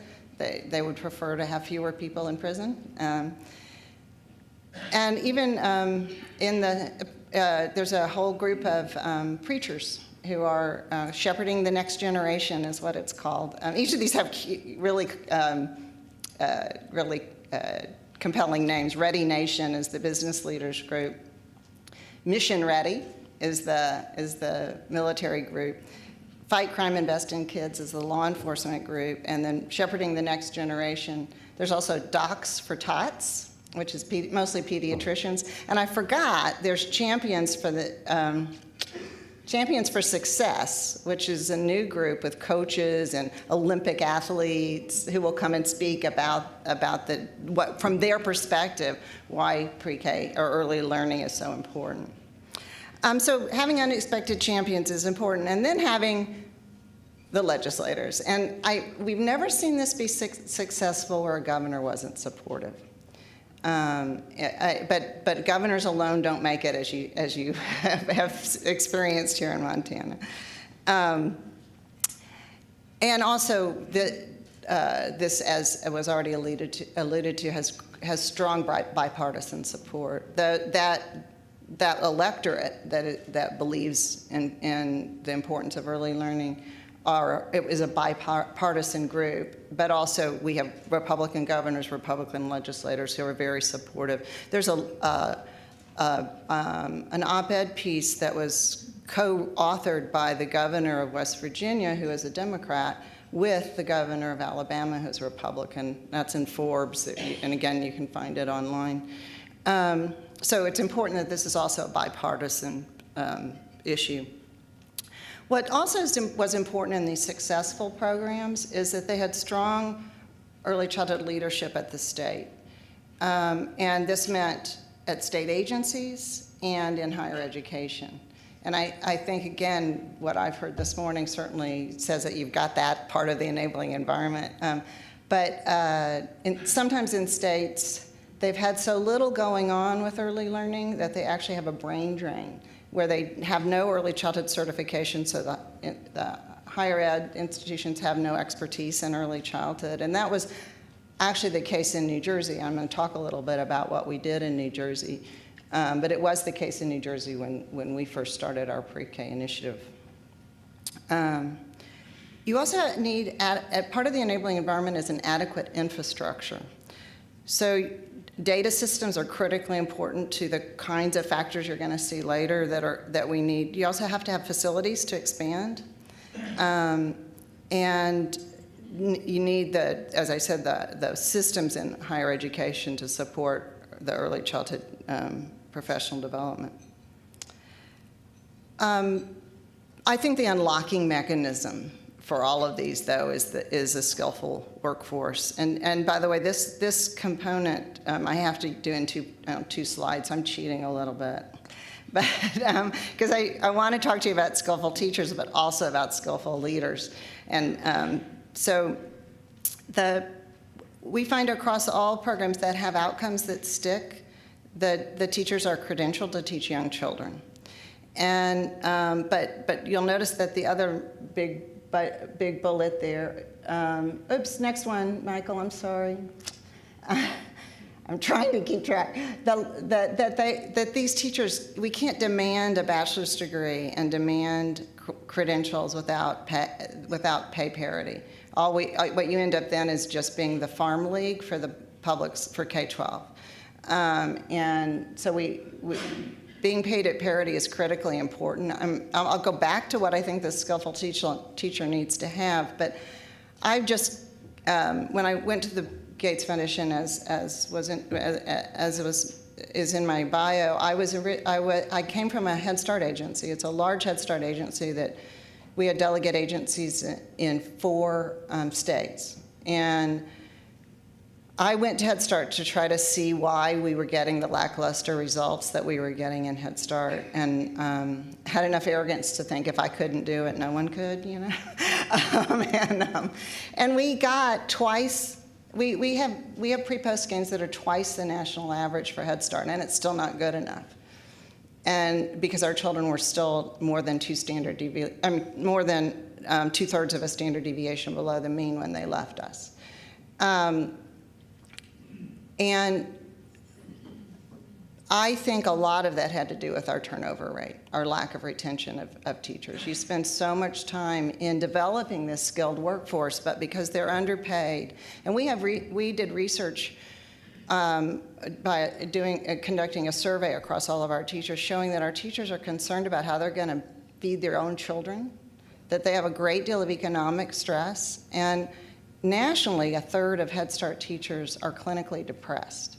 It's really hard to teach children when you're depressed. And and those things all go together with economic insecurity. And so, I mean, let's just think about this. This is a federal program to help end poverty, but we're putting the workforce in poverty? It makes no sense. And so but I think politically and policy-wise, it's impossible to ask to demand the pay that people deserve without having the credential. And so I think there are other things that come with a credential, but I think importantly, it's partly a policy play. So what are the skills? Why do I think a credential matters, or this highly qualified teacher? I mean, just look at this first sub-bullet. Teachers what you're teaching 3- and 4-year-olds is not what you learn in college. the math you learn in college is not what you're teaching 3- and 4-year-olds. I get that, but neither is that the math that you're teaching 3rd graders. But we still expect teachers of 3rd graders to have a bachelor's degree. What you do have to know, though, is the learning trajectories, the child development and the pedagogy that goes with that for all these different domains. And that's just some of the domains, what I have listed here: math, science, oral language literacy, social competence, executive functioning. I bet most of you can't define executive functioning, and yet a high-quality teacher should know what that is and how it develops. And physical development as well. And those are just some of the things. That's just the knowledge base. Then they have to be able to observe, assess, analyze child behavior in all those domains, and then have facility in applying that to the individual child. They don't come with a manual, an instruction manual, and every one of them needs different things. And so this is a really, really technically demanding profession, and we need to pay well enough, and they need to be qualified to do it. So that's my big honk. Now I believe in all these other ones, but I think this is the real unlocking mechanism. But I also believe that we can have really great teachers, and if we don't have great leaders, it's going to be very hard for them to thrive. So, and we have not, as a profession, focused on our leadership well, and on the competencies that requires, and on building those competencies. So a leader in a child care center, and a Head Start agency, or in an elementary school that has preschool in it, needs to have all the same skills as the teacher. So they need, in order to coach and help a teacher become and be a real instructional leader for that teacher, you have to understand what the teacher's trying to do. And on top of that, has to understand adult learning principles and be able to apply those, be a good people manager and supervisor, a business administrator, and good at community relations. And again, that's not the whole list. Those are just the ones I was thinking about. So you can see why this is another critical feature, and that we have to be worried about how we're paying that part of the workforce as well. So we're not going to get off on cheap with this. Oops, I'm sorry. Could y'all signal when the slide doesn't match what I'm saying? So, that's what I just said. All right, next one. Good. All right. Another we found across these programs and across studies is that strong dosage matters. A little bit's good, but it looks like, and this is the bet we're making right now, that if you want to have the real lasting outcomes, you've got to have strong dosage. You need small adult-child ratios. This might vary by the population. For example, in a universal program where children are really mixed, the classrooms are mixed, a larger class size might be possible, but the more needs that a child comes with, the smaller the class size needs to be. So if you have, for example, if you're building your program basically on inclusion and including children with disabilities in every classroom, you will likely need a slightly smaller class size. And if it's a targeted program where you're serving all low-income children, we found that a smaller class size was necessary. So in New Jersey, so the range here is from the New Jersey program, which had a ratio of 1 to 15, ordered by the Supreme Court of New Jersey. I'll tell you about that in a minute. That specific number. And then in Boston, which also is having showing remarkable gains for children, their group size is 22, but their teachers make on average more than $90,000. And so there's some cost to that. There's a cost trade-off. And we don't know. We can't tease apart exactly, but I just want to be cautionary about a class size of 22. They have very closely, a close supervision and a very tight professional development system. We also think a full school day is necessary. It's very, very hard to do the kind of personalized instruction children need in 2.5 hours to 2.5 to 3 hours, and feed them and do all the other kinds of physical things that they need, the routine activities that they need. In most of these programs, there's some access to wraparound childcare, which at least meets the licensing standards of the state. And then there is some evidence that a longer school year is effective, but that one we don't have as strong evidence on. Oh, also, I'm sorry, I forgot. There's also some pretty strong evidence that 2 years is better than 1. But 1 year is still good, and I'll show you some evidence of that.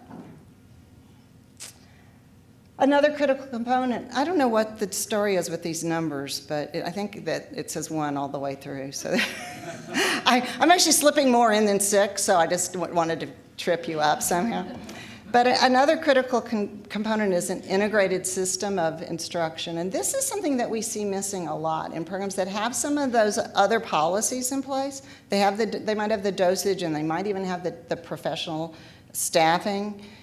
They miss this critical aspect of quality, and they don't get the outcomes. And some of you may have seen recent research from the Tennessee pre-K program, which on the surface looks like a very high-quality program. But if you get inside of it, you find out that they had 1 person at the state overseeing, and she was very low on the totem pole in the State Department of Education, overseeing the whole program. And they didn't have any of these quality features in place. So it's necessary but not sufficient to have some of those policies in place. But so I want to spend a minute, obviously intentional teaching where you're actually planning and thinking about what you're going to do with children, and actually having some explicit instruction, not rote drill and kill direct instruction, but explicit thinking about what children need to learn and helping them learn it. We also found across all the exemplars that a proven content-rich curriculum model was important, and that fidelity to that model, an eye to making sure that you're not just labeling what you're doing as a specific curriculum, but actually working on everyone together implementing it well. This is also more efficient, because if everybody offering the preschool program is offering a different curriculum and every teacher is doing something different, it's very hard to organize the professional development to really be effective for everyone. Explicit development and learning goals. So those are you have those here in your early learning goals. I think each state has a different name for them, but and then ongoing assessment. An ongoing assessment system to inform teaching and communicate with parents. And by that, I was out in the hallway and I heard some heated words about testing children. As a researcher, I obviously test children, but I don't think that testing every child makes any sense when we're talking about 3- and 4-year-olds. And I think we have to be careful how we use data from testing, because children are just not very reliable. It's just, on aggregate, it's fine, but to think that any individual test tells us very much is about an individual child, unless it's a good diagnostic tool. Even those we have to be careful about. But I do think teachers who can skillfully observe and elicit information from children and understand what that means in terms of the developmental trajectory, they can't teach without it. I don't know how you could teach children effectively without understanding where each child is. And then using that to communicate with parents is, I think, also critically important. So this is related to a continuous improvement system, and we see this again in all the exemplars. They have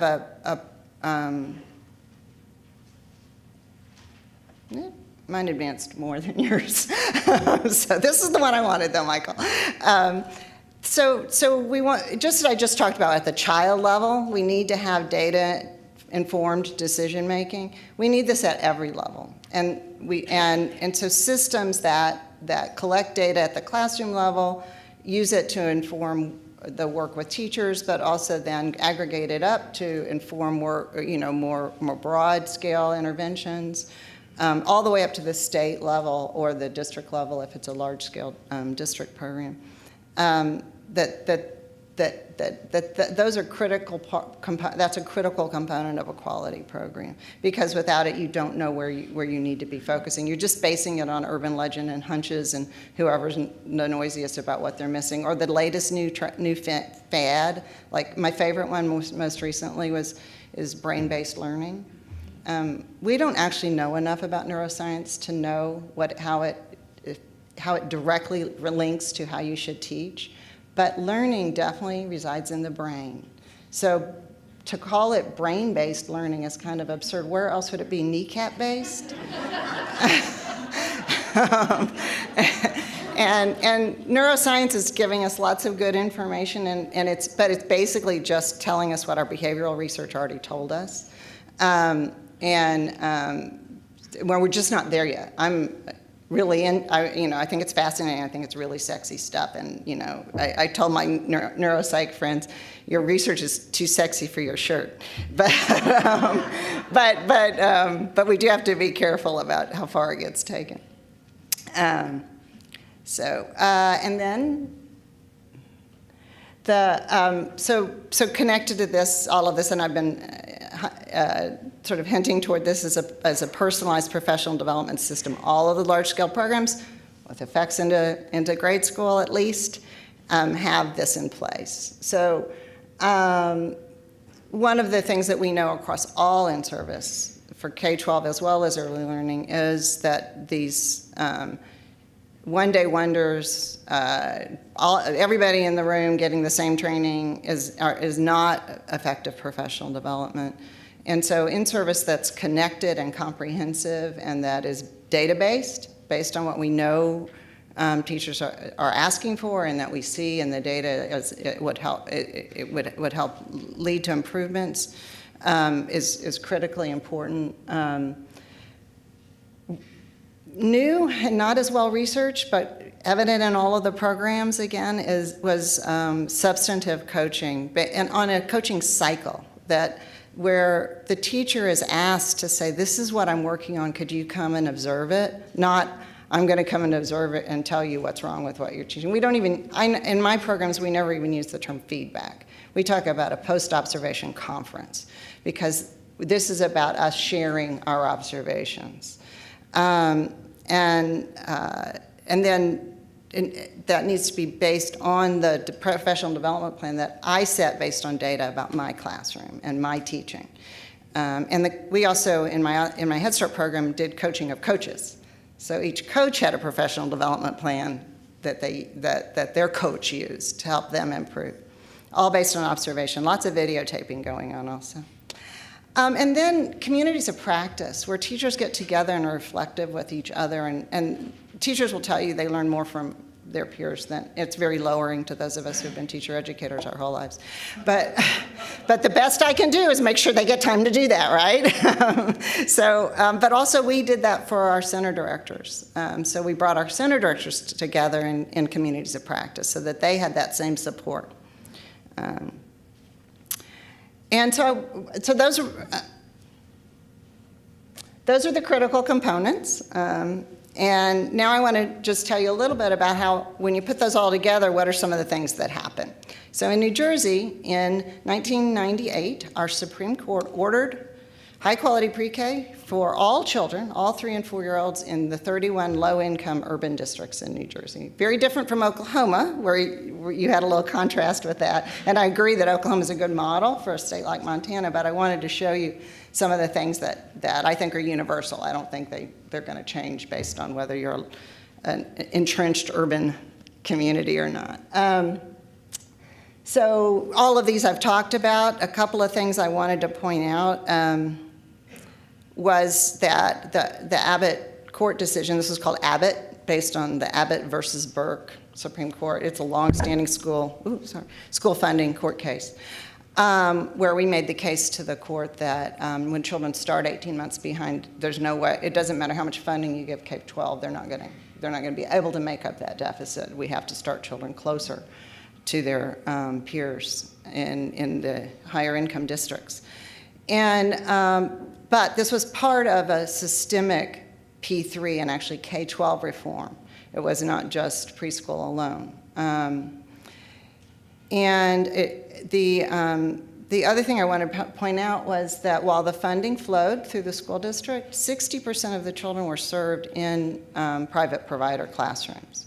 So then that included Head Start classrooms. So this was very much a mixed delivery, a private-public partnership. but all classrooms had to meet the same standards, and the district did oversee the quality of the program across the system. Now, different states do this differently. This one worked very well in New Jersey.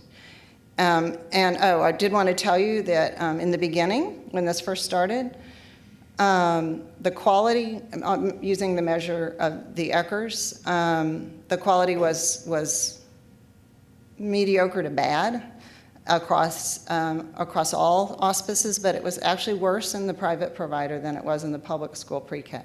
So I heard somebody saying that public schools are going to put kids in desks, and that's not what our experience was. We actually saw that poorly educated child care teachers were more likely to use drill and whole group instruction than were the educated preschool teachers and in the public schools.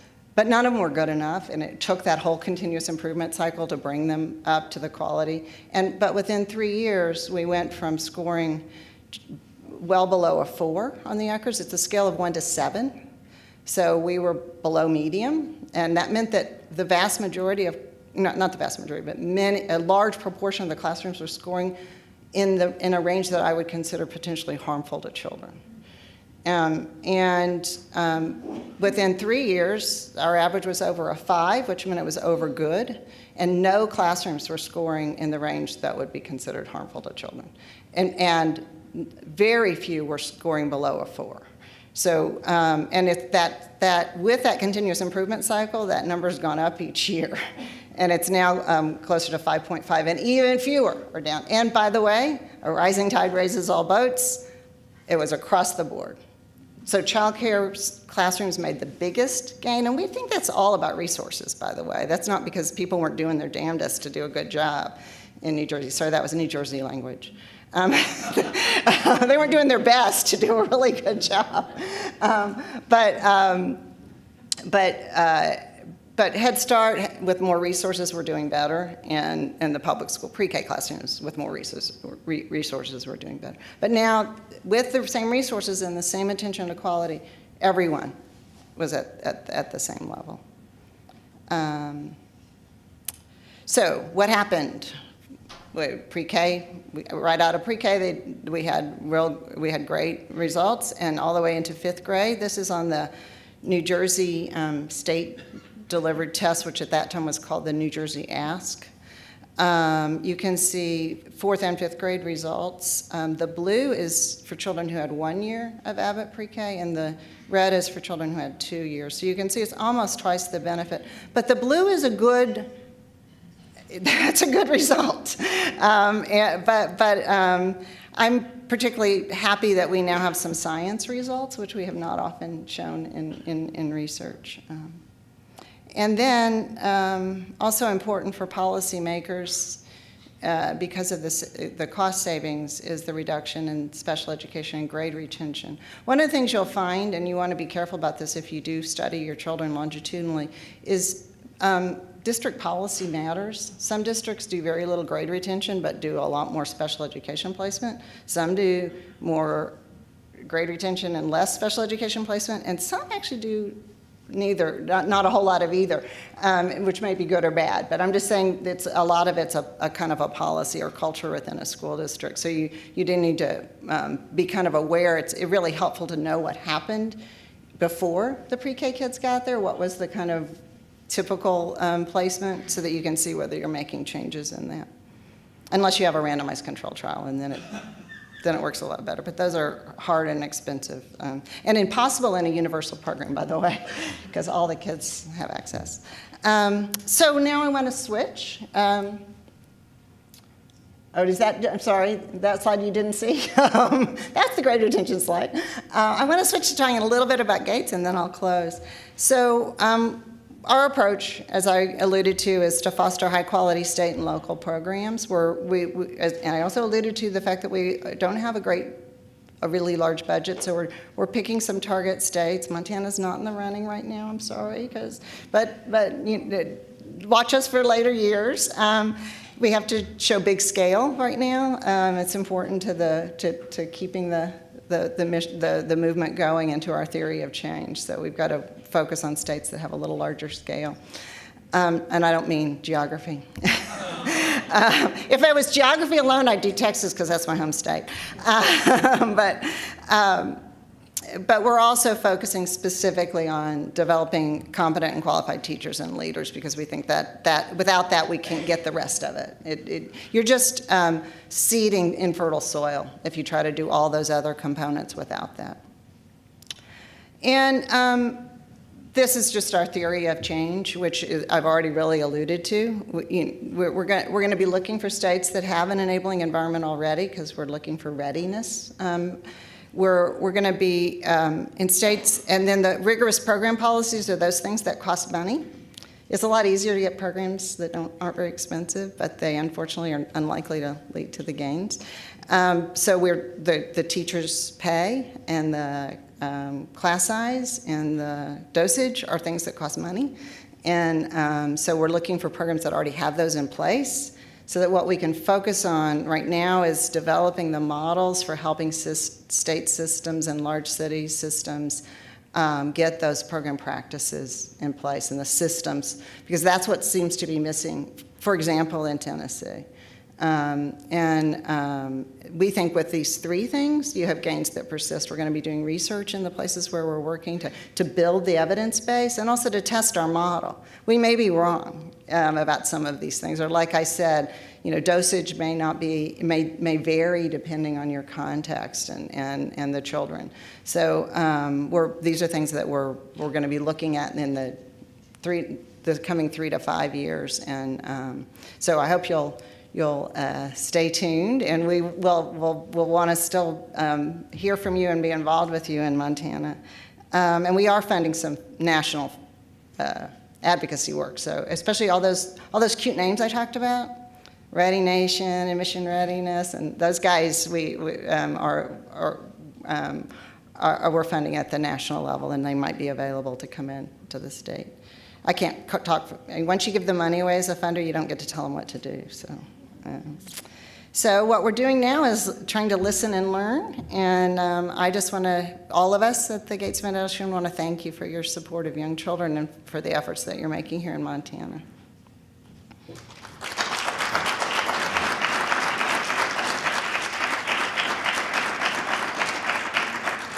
And I think we have time for discussion. Is that right, Eric?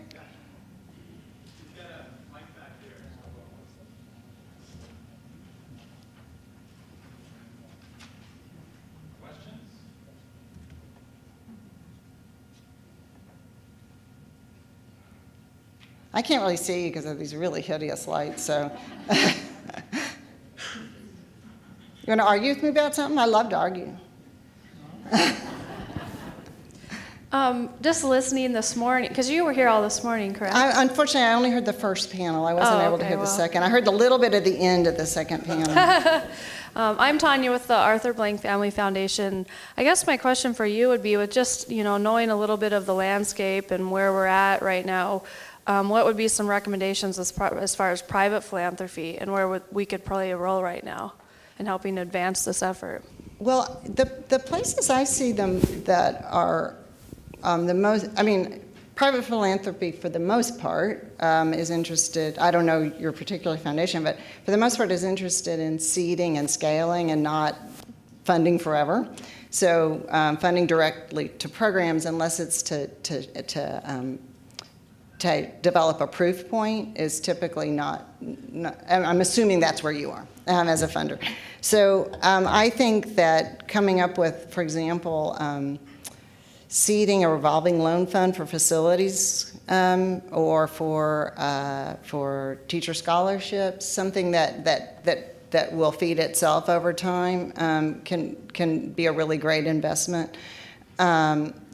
Those professional development in a system where the teachers aren't turning over a great deal, but is a good investment where you develop a system for it as opposed to just bringing in somebody like me from the outside, but really building the capacity within your system, so training of trainers. I heard someone, I think, mention this morning think that they were alluding to the positive behavioral support system, which is a great model for that cascading training. But you can do that across multiple different domains of learning. But I also think again, focusing on leaders, because leaders tend to have a longer life retention. And if they leave, they go to some other area of other position of leadership where they can impact more teachers. And there's some great leadership training available. I don't know how widespread the high scope curriculum is here in Montana. Doesn't look like it's ringing a bell with anybody. Oh yeah, well they have a really strong training of teacher trainers program. I think it's really strong because I developed it, but back in the 1980s. But that's an example of the kind of thing you could fund that then has some lasting benefit because the trainers remain. I'm trying to think. The other thing is research, because often public agencies can't fund research, and proof points are really important. I was just on a call. The reason I missed the second panel was I was on a call with some advocates from another state who were talking about how critically important the proof points they have in that state were to convincing the public and the legislature to fund expansion. So I think if you can, you want to be sure that you're doing the research. If you can be doing the research to investigate, or you can be doing the research for a proof point. If you're doing it for a proof point, you want to have a pretty good bet that you're going to get the outcomes you expect. So you don't want to be just. I think you need to bet on these components. So these components need to be in place if you want to have a pretty sure bet that you're going to get the outcomes. But that's our bet.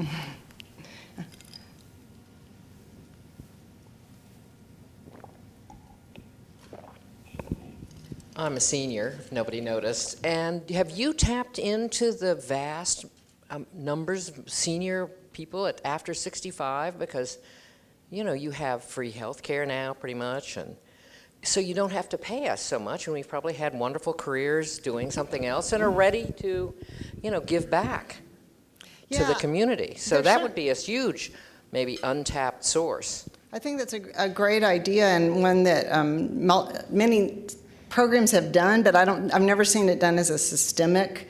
They just really trying to I would say one of the things we did in desperation at Head Start was try to hire retired teachers because they were getting the retirement pay and they could afford to live on starvation wages. That's a great idea is to bring in people who are retired and can either volunteer or do work at a lower salary. I also had another being retired, but I've also broken my back a couple of times and spent some time in nursing homes. And the nurses are always wondering where on earth to put their children, and I wondered if somehow you couldn't combine, you've got all these older women that are, with their doll babies and everything and wanting to recreate that, utilize, I guess, that maternal instinct they have, and there are these nurses not knowing what to do with their children. If you couldn't combine that somehow, the nursing home, the nurses, the children. Allie from the governor's office, I don't know if she's still here, but she mentioned the Oklahoma program. In Tulsa, they have done that. They've co-located preschools in nursing homes. And I think that's a great idea because often there is space, and it's also very good for the seniors as well as for the young children to have that extra help. That's a great idea.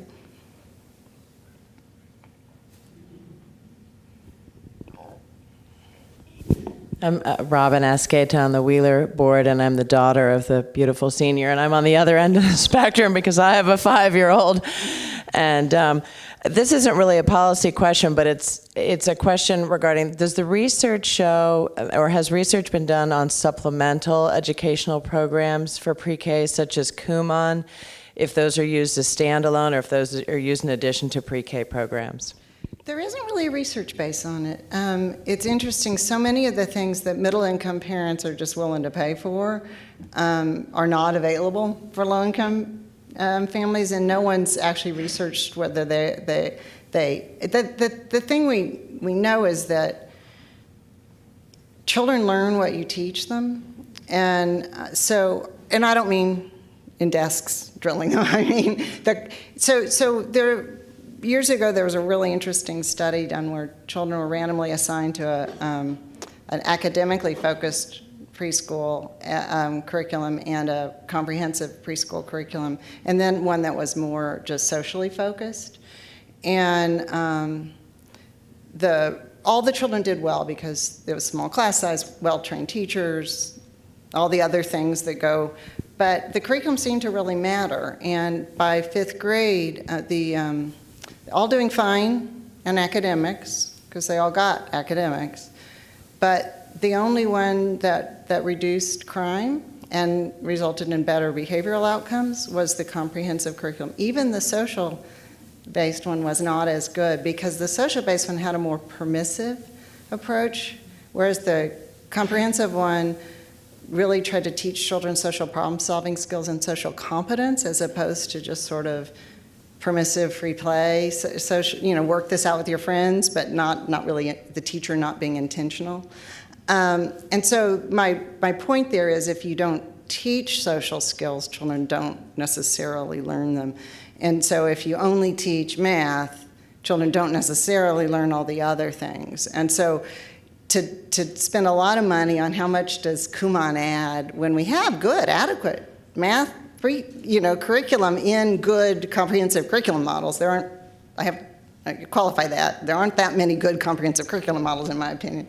It's just, the payoff doesn't seem very strong, I think, to most people to do the research on that. There is, by the way, though, some really strong evidence on building blocks for children, which is a math focus done by one of the best early learning math researchers in the country. Doug Clements and Julie Sarama, and they are now developing a comprehensive curriculum, so I'm really excited because it'll be good.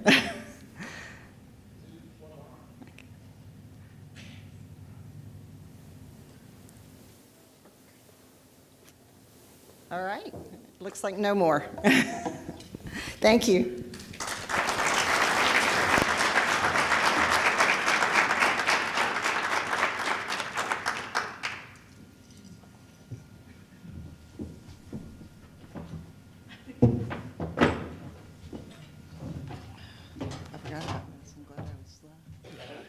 So I just want to give one more note of thanks to Ellen for joining us this afternoon, as well as to the Bill and Melinda Gates Foundation for supporting her work, but also enabling her to come out to Montana for the first time, as I understand it. And although this is a very small token of our appreciation, I did want to present you with this. Oops, got that backwards. Thank you. Little bit of a token of your first, hopefully not last, visit to Montana. So thank you very much. Thank you. It's lovely. Thanks. As you see, as you've looked at the program for this afternoon, this last panel of the day is structured a little bit differently. The focus of this last panel is on inaction, moving forward, next steps. Where do we go from here? There's been lots of great information, good discussion. And as I said at the beginning of the day, part of the intent of this session is to create a space for some conversation. And so this last session is the place where that conversation will become a little broader and a little more inclusive of all of you who are here today, both in Billings and at our satellite sites as well. Let me say a little bit about what that process is going to look like, and then I will introduce our panelists for this session. The beginning of this session will look essentially the same as the earlier panels today. We've got 4 panelists who will each make some formal comments. And then things will change up a little bit. At that point, we are going to ask you to form up into some small groups, one group at each one of the tables. We've posed or crafted some questions, and I'll describe this process a little bit in more detail when we get to that point of the session. But there'll be an opportunity for you to have some conversations at each one of your tables and at each of the satellite sites. And we'll ask each of the groups, each of the tables to choose, hopefully more or less democratically, a person to be your recorder/reporter to collect the sort of major themes, concerns, ideas that emerge out of your conversations. We'll do a little round robin summary out of those conversations after about a half hour, 25 minutes of conversation. And then we'll give our panelists an opportunity to reflect a little bit on what those themes are. So again, this is sort of the opportunity for you to begin to talk a little bit more amongst yourselves about enactment, about moving forward and next steps. So let me tell you who's joining me, or maybe more accurately, whom I am joining on the panel this afternoon. Kind of working from my left to right, I'm joined by Christine Lux, who is an assistant professor in the Department of Health and Human Development at MSU. Christine is the program leader for early childhood education and childhood services, the academic program at MSU, and is also the chair of the Early Childhood Education Consortium, which is a group of faculty members from campuses across the state who meet periodically and interact to collaborate and advocate for early childhood issues. To Christine's left, we have Sally Tillman, who is the preschool development grant coordinator at DPHHS. As the grant coordinator, she works on joint implementation between the governor's office, OPI, and DPHHS. Sally earned her bachelor's degree in social work from the University of Montana and has worked in a variety of child serving agencies through her career. Did I just get that backwards? I got that out of order, didn't I? Nope, I'm good. Okay, man.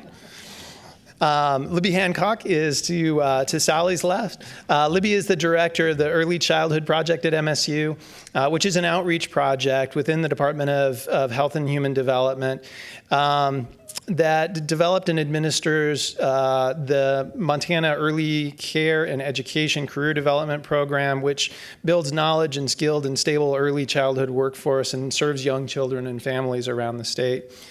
And then finally, Dennis Parman at the far left of the table is the Deputy Superintendent of the Office of Public Instruction. Dennis has got nearly 40 years of experience in Montana as a teacher, a principal, including here in Billings, and also as a district superintendent in Shelby. He spent the last 5 years at OPI, and we are grateful to have all four of these panelists join us this afternoon. So without further ado, I'm going to turn it over to Christine. Good afternoon. I hope that you're enjoying cookies and keeping your energy up. And I'm really excited that we'll have some time for conversation. So I wanted to share a little bit, thank you, Sally. I want to share a little bit of background information on what the Early Childhood Higher Ed Consortium is. Some of my fellow faculty from across the state are here in this audience. Some are joining us from our satellite sites, and some couldn't participate today. So I'm hoping that I capture our collective vision accurately. But just to give you a little bit of background, as Eric mentioned in my bio, we meet throughout the year at least once per semester to come together. And as I mentioned, this is faculty from 4-year and 2-year institutions, both community colleges, tribal colleges, and institutions within the MUS system. And we share the same values and vision for what we believe about early childhood education, that we define early childhood as birth through age 8. And we know that it's a very unique time in a child and family's life. And we know that we have a great responsibility to build a highly qualified workforce. And that's not just teachers in classroom settings who have a very important role, as we all know, but we also work very hard to think about how we're building foundational knowledge for a number of different kinds of professional positions. Some of you may be familiar with a recent report by the Institute of Medicine and the National Research Council called Transforming the Workforce, which is focused on highly qualified workforce preparation for those working with young children and their families, and Libby will mention a little bit about that as well. We brought this up at our last Higher Ed Consortium meeting just to look at some general principles. There's certainly a lot to say about higher education, but again, it's looking at workforce development for a range of early childhood professionals and what our commonalities are and how we can work together. And that's really what our consortium does. I've been chair now for one meeting. I've led one meeting. And my colleagues who came before me set the bar very high. When I came to Montana in 2008, I was immediately struck by the sense of community and the sense of partnership and collaboration and the sense of opportunity. And hearing from my colleagues, who I consider dear friends now, it has been an ongoing fight for advocacy for work with young children. And when we had in this past year a lot of really exciting accomplishments, we had a lot to celebrate. And when I looked at my colleagues, I said, great, and I shared this last night at dinner, I said, what's my good next thing that I'm gonna do in the next 25 years, which is incredibly exciting, right? So I'm still newish enough to Montana to really think about what this next phase is gonna be like, and I'm thrilled to be able to help provide some facilitation to our higher ed group. Our group is sponsored by, facilitated by the Early Childhood Project, so I don't want to underscore that great relationship that we have. We couldn't do the work or hold our meetings or bring people from across the state together without the Early Childhood Projects. For that, we're very thankful. Because of that relationship, we're able to be called upon for our expertise for a number of different projects across the state. Sometimes that's to attend stakeholder meetings, to provide our very passionate judgment about things that are happening in the state and things that we'd like to see happen differently, to provide input on administrative rule. That was really significant in this past year around our preschool to grade 3 teaching endorsement, providing that insight, using our professional knowledge base and really building off of those standards, but then also thinking about those program standards, really recognizing the real need to engage school leadership, to really think about school principals and school superintendents within their plan of learning, within their own degree programs. How much time are they spending really talking about and understanding early childhood? And I'll put it out there, I don't think they have much time to talk about that and learn about that, and that's something that we want to change. And so we know that that's an opportunity, and that's something that our Early Childhood Higher Ed Consortium group, that's part of our agenda for this particular year, is to think about how we can convene school leadership groups, certainly working in partnership with the Preschool Development Grant. Those leadership groups are already coming together, so we've got to capitalize on those moments as well. Some other things that our Higher Ed Consortium has done, we work on and think about the integration of our programs across the state. So we want to think about what our 2-year community and tribal-based systems, how they're preparing early childhood professionals and how to build on those skills. We don't want students then to come to finish off a bachelor's degree and repeat a whole bunch of coursework. We want to make it accessible. We want to make things meaningful and intentional and really build off of what our professionals' experiences have been, because we know that that's going to reach a broader audience of children and families and support those healthy outcomes.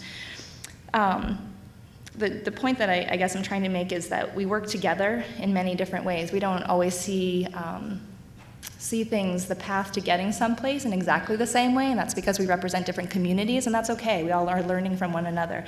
But the fact is that we can bring our early childhood higher ed stakeholders together and be sitting around one conference table, which is really nice. I come from Massachusetts. I graduated in Boston, where I feel like even in my little corner of a neighborhood, you couldn't all fit around a conference table. So we can do that, which is really exciting.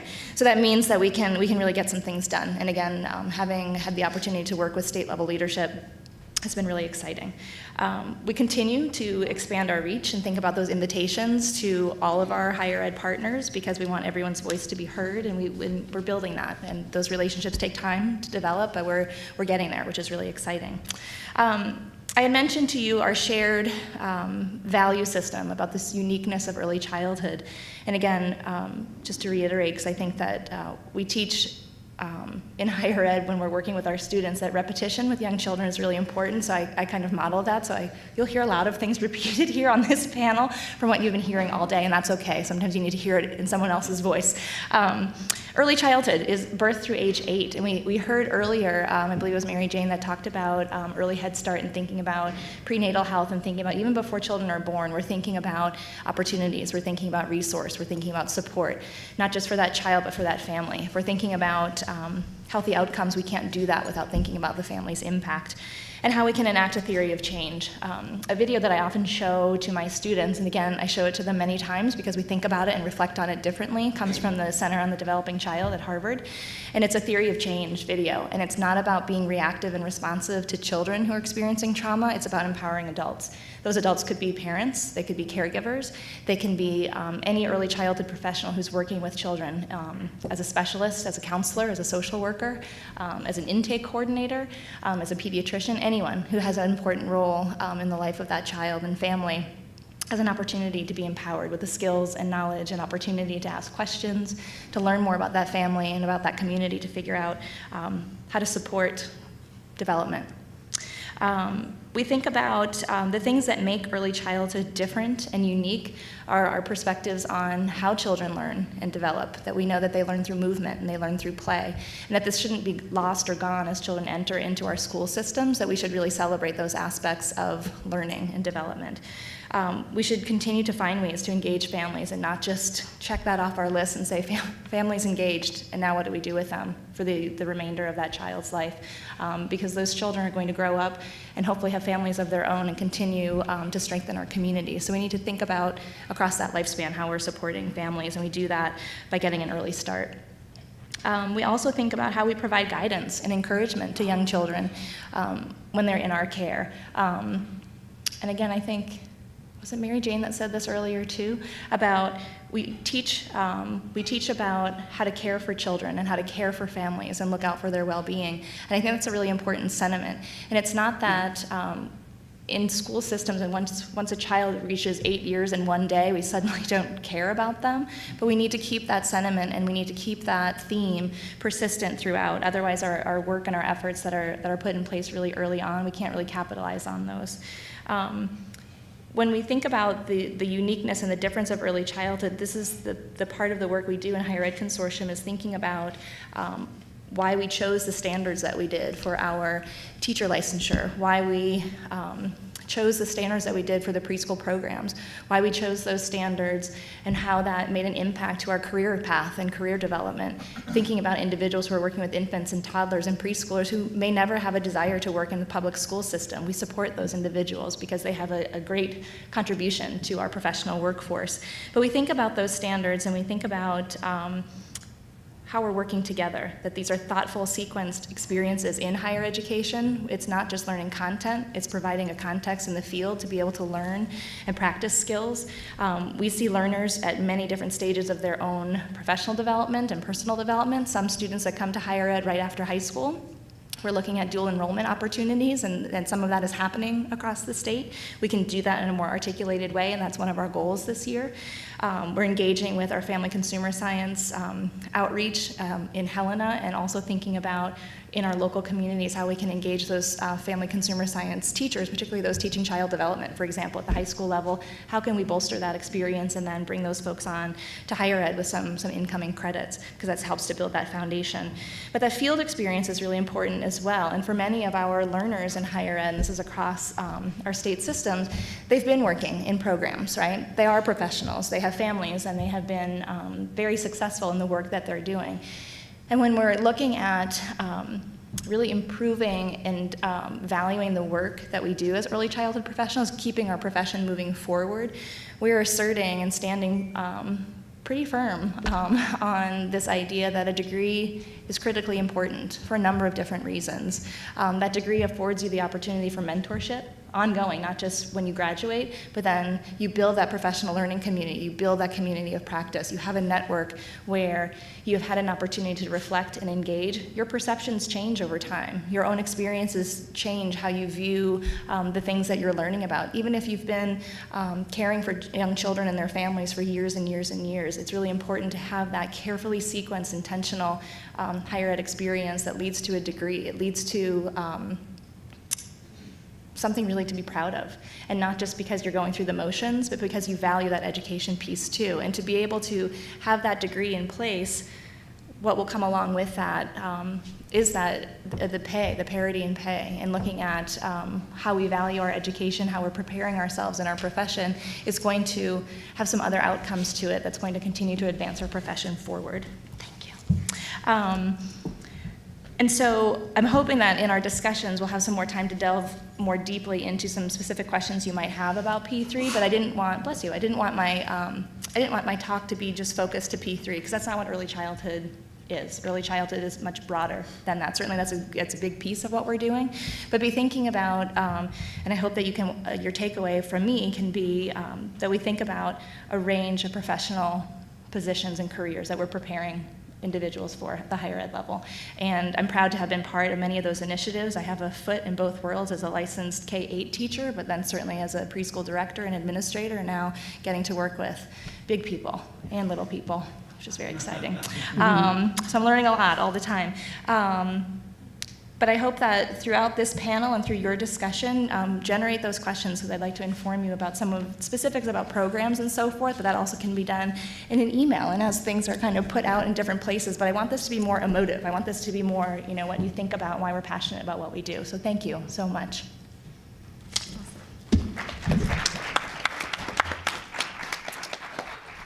Well, I do want to thank you for being invited to come to the table to talk about this really exciting stuff about how to strengthen education for our youngest Montanans.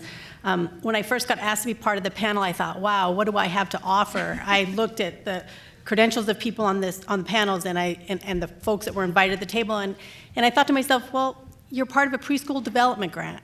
And development is the key word, right? It's taking some of those concerns, as I heard folks talk about today, the concerns that they have about this process, and we're going to give it a shot. We're going to see how we can tackle it. And that means we don't have all the answers. That means we're just starting to try to put things into place, and then what needs to be changed, or how do we move forward. So I am going to speak specifically to the grant, just because that's my knowledge base, but also because I think it gives us an idea of what we're kind of tackling, and maybe some of the areas within the grant we did, the folks that wrote it thought were important. So again, it is improving access to high quality preschool.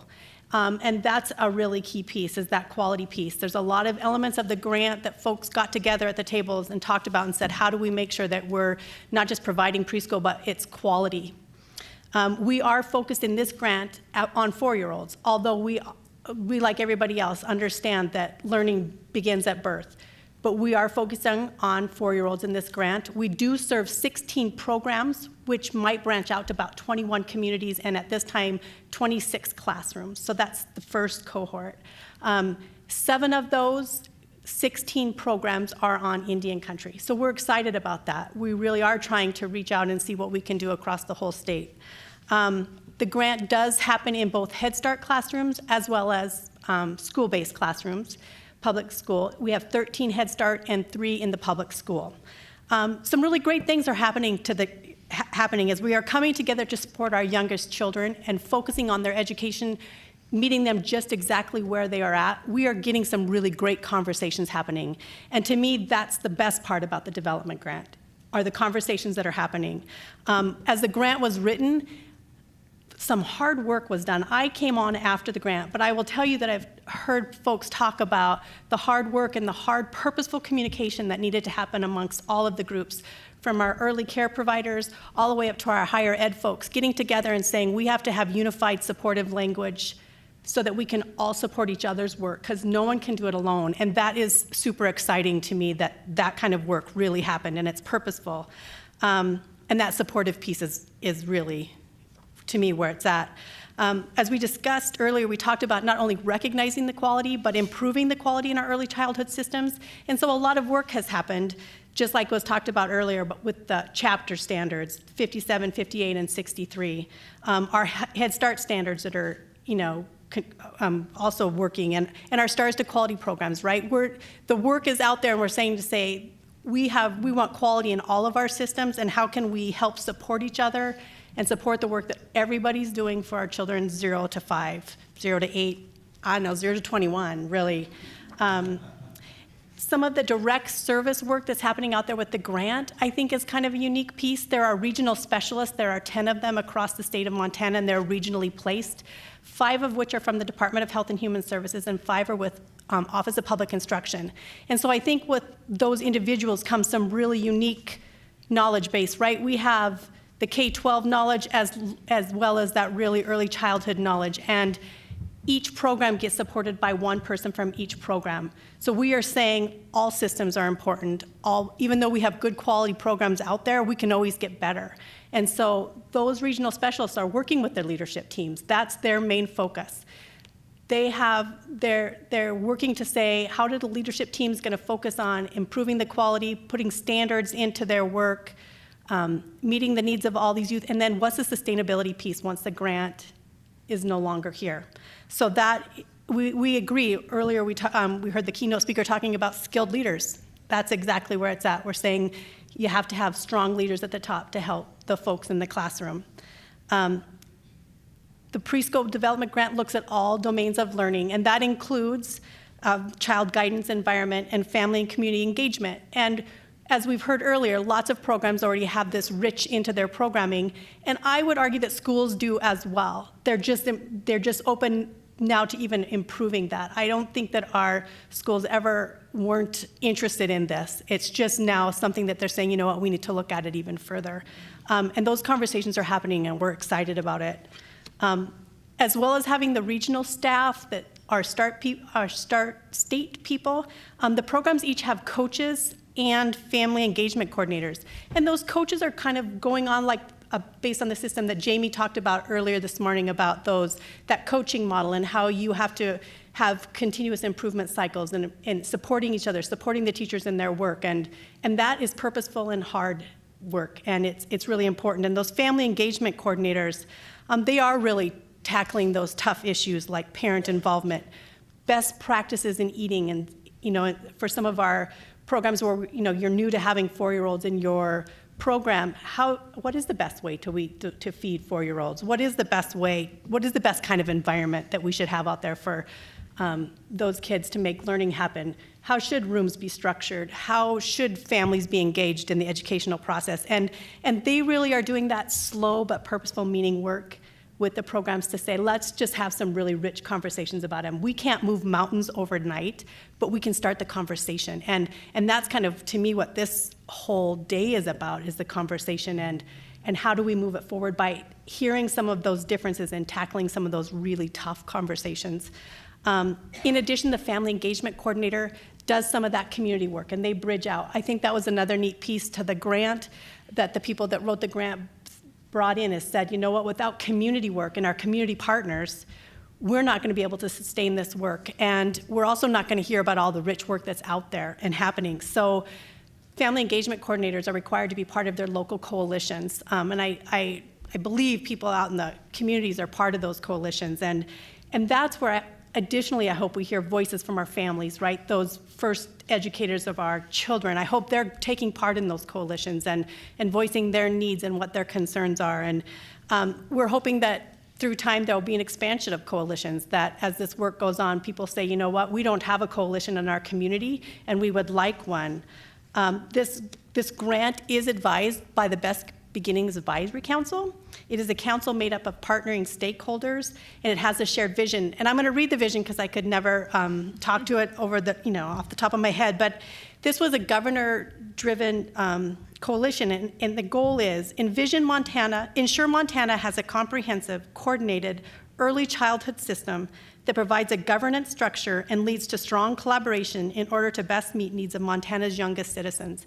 And that's bringing people from across the state, across all of the spectrum of early childhood care, all the way up to the higher ed folks, state workers, local providers, you name it, grants that are special in Montana, and saying we need to come to the table and we need to talk about some of our tough issues. And they oversee and give some advisory issues on lots of our grants in the state of Montana right now, but preschool development is one of them. And some of the things the work of this Best Beginnings Advisory Council has done, and we hope to do, is they helped determine what kind of assessments would be used for the youth in the classrooms around the preschool development grant. And so they chose the class as one of the assessment tools, and they chose the ECHRs. So all programs are having outside assessors coming in and providing support and assessing their classrooms and in those areas to say what ways could they improve. And so that's kind of a neat piece of this grant. We also are really encouraged and are working hard to recruit parents to be a part of that Best Beginnings Advisory Council, because like all the conversations we've had earlier, without the parent voice, we're not getting the full picture. So we really, truly are hopeful that we can get more parents involved in that. And then part of that Best Beginning Advisory Council, the grant supports financially some of the local coalitions. So the state has 20 local coalitions right now. 16 have chosen to be part of and supported by some funding from the preschool development grant, because the grant writers realized how important it was to have the stakeholders and the people on the ground supporting this work. Currently, right now, going out in all of the communities that have coalitions should be a survey that's addressed to really trying to find out what the accessibility needs are or accessibility issues are for folks wanting their kids in preschool. So we're hopeful we get some kind of interesting information back on that, but that's some of the work that they are doing to support the grant. The grant also talks a lot about increasing our workforce and supporting professional developments for all of the providers in the grant communities. And so that's kind of a neat piece.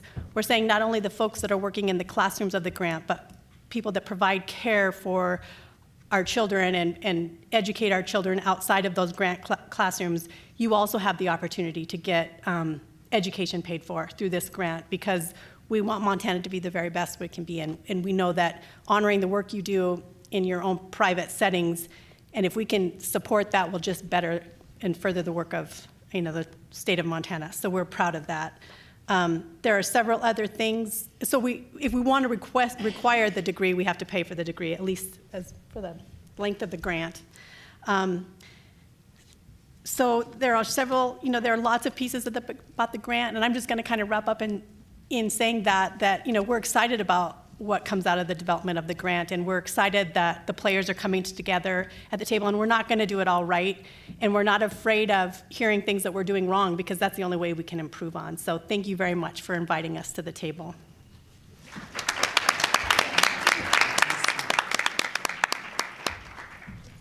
Good afternoon. Are there some sleepy people out there?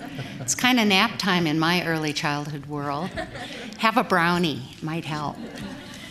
Well, good afternoon, and it's quite thrilling to be in this room. I have been in many rooms like this over my decade-long career in early childhood education, and I always am honored to be in a group of people with my colleagues and many of you out there as well.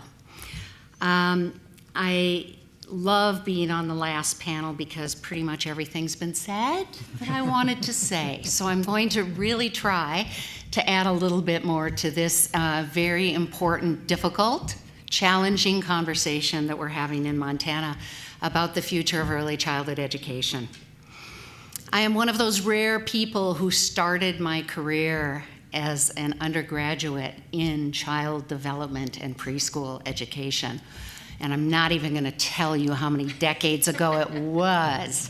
But I have remained true to that passion of mine. And somewhere along the way, I said, ooh, this is a sinking ship. I'm going to bail.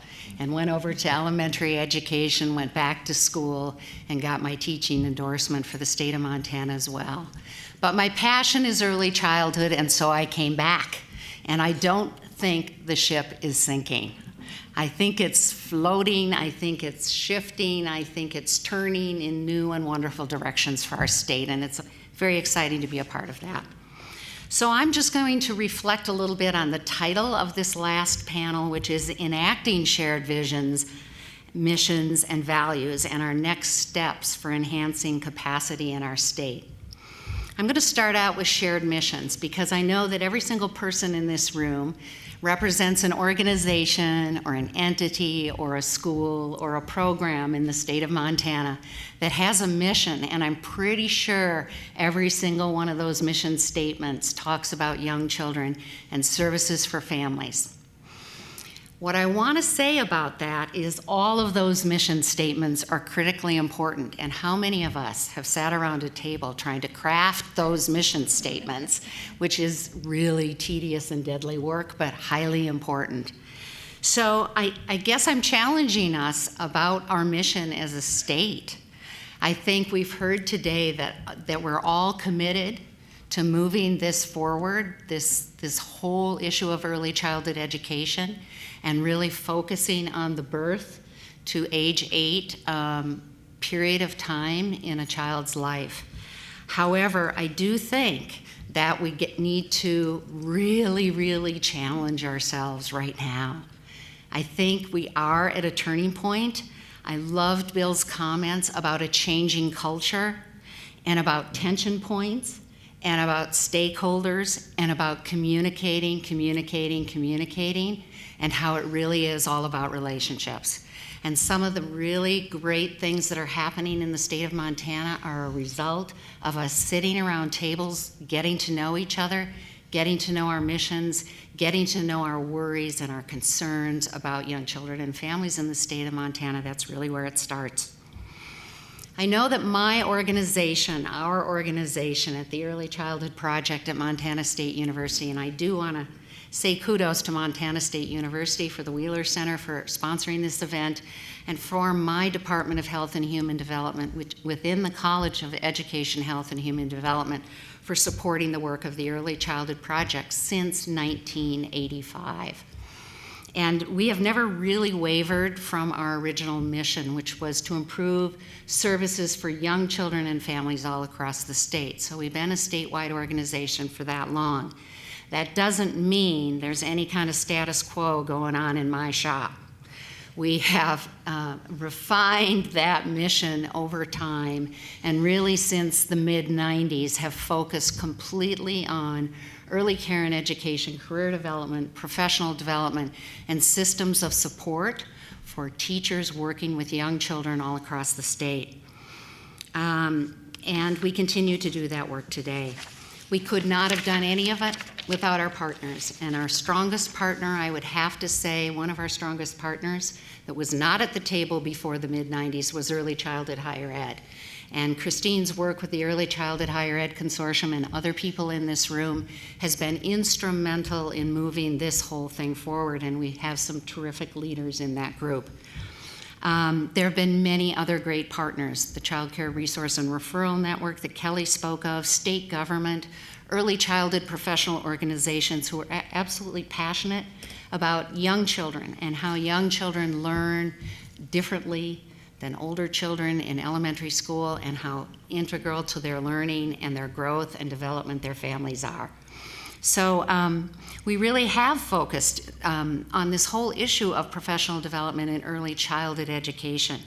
And because of that roadmap through our career path, through the practitioner registry, which is really a teacher certification program for early childhood, and through the knowledge base that we've created, through the early learning standards that we've facilitated the writing of, we really have created a roadmap for people who choose to work with young children and families to be successful in their careers. And we've done that by providing them with step-by-step advancement in the field from a very entry level all the way up to higher education.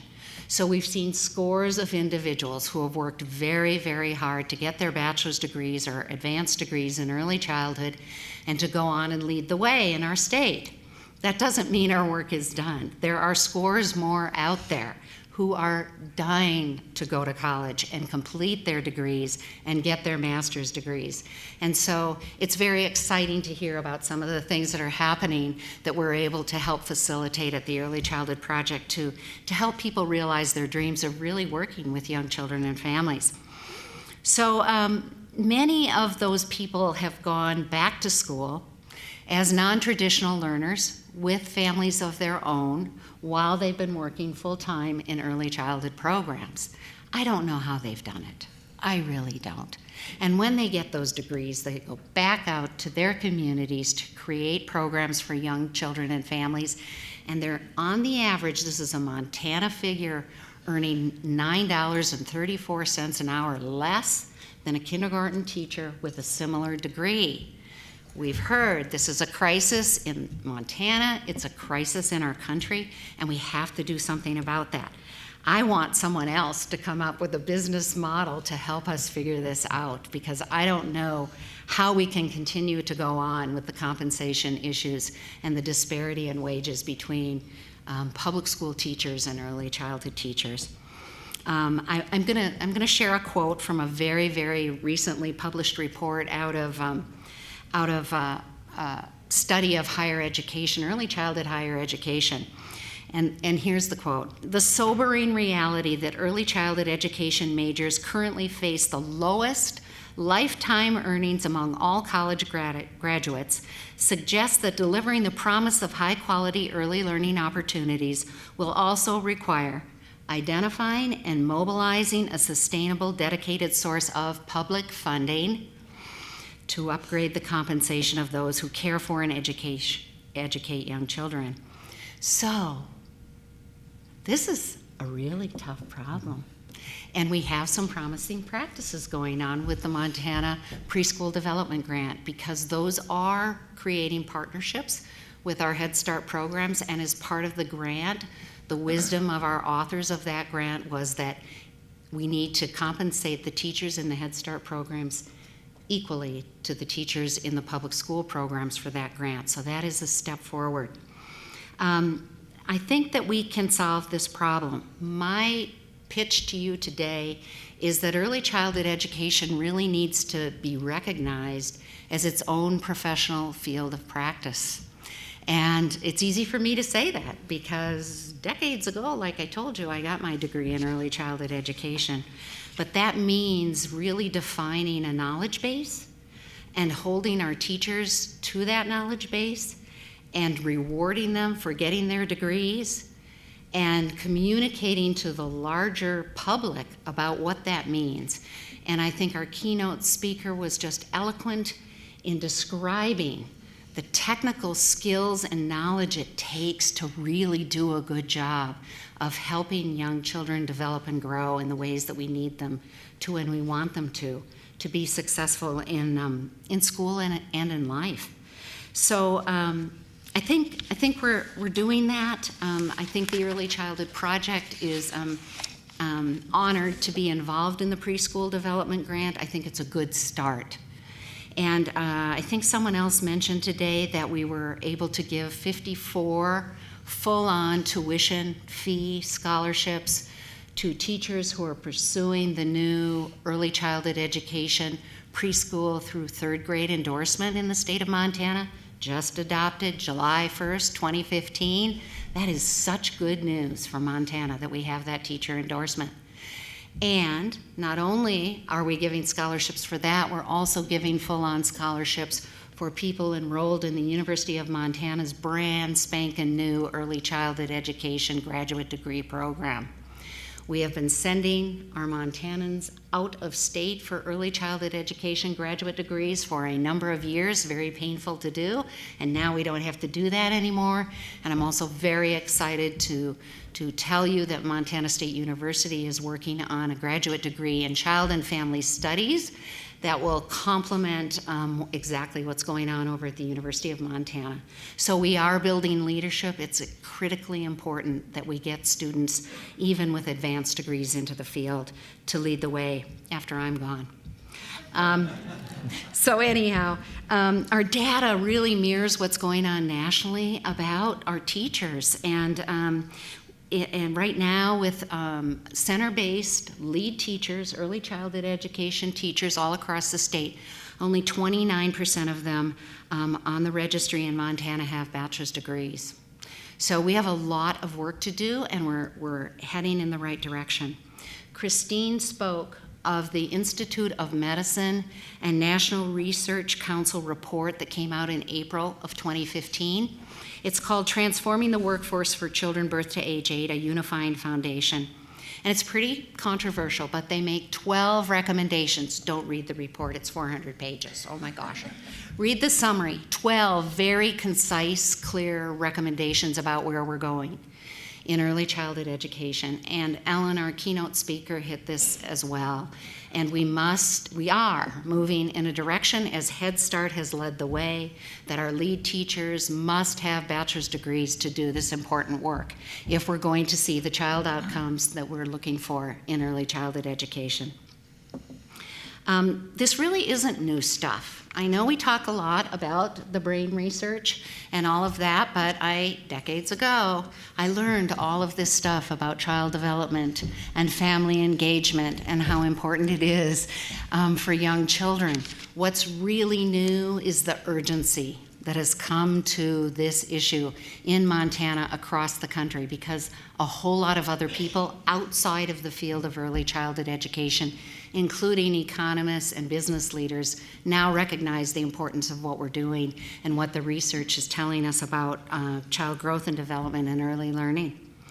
So I am going to go to shared vision very quickly. We all want the best for our young children and families in Montana, and it takes a lot for us to deliver on that vision. And it takes all of us in this room and all of our partners and all of our teachers and our school districts and everyone to make that happen. So I am very hopeful that what we're doing is challenging hard work, at which people have said a number of times today. But I really know that we're up to the challenge.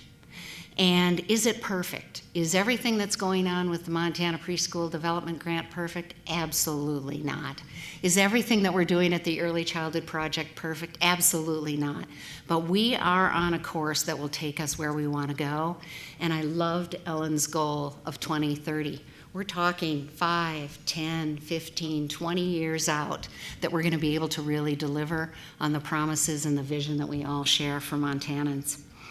I think that we are literally gasping for breath in our field to try to give families and with young children the support they need to juggle work, life, family life, going to school, all of the things that we're asking them to do. And generally, I think our families are really stressed out. And so they need every single bit of support that Mary Jane talked about with comprehensive services that Head Start's been doing for years. And so I think that all of the great programs you've heard about today, Stars to Quality, Preschool Development Grant, the Launch Grant that's focusing on social emotional development in young children, and promising practices with coaching in the Preschool Development Grant and in Stars to Quality programs to give the teachers the support they need to do the best job they can are all really moving us in the right direction. One thing I am very certain of after decades is that there are plenty of young children to go around. And so when we have these conversations that the 4-year-olds are all going to go to the public schools or whatever, there's plenty of young children out there who need care and education, high quality care and education. And as things shift and move around, that they're certainly doing in Montana and our local communities, that's okay. It's scary and it's messy, but it's time, and I think that the shifts that have been described by many of our panelists today are uncomfortable. But sometimes that dissonance, cognitive dissonance, that discomfort that we have, the tensions that we're feeling, we just need to go with it and to build relationships and to talk to each other and to collaborate to make this work for kids and families. I have seen, so I'm going to talk about our values real quickly, that in Montana, we share just so many common values and shared missions about what we want for our kids. And over the years, we have done wonderful, creative, innovative things over and over again in this state. And I am absolutely confident that we're going to do it again as we expand early childhood education and the programs and services for young children in our state. And the reason why we're going to do it is because our children are still waiting. So, thank you.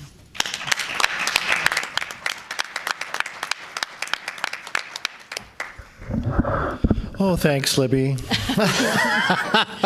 I'm not quite so sure I can be quite that impassioned, but I'm going to, well, first of all, I want to thank the Wheeler Center for the invitation.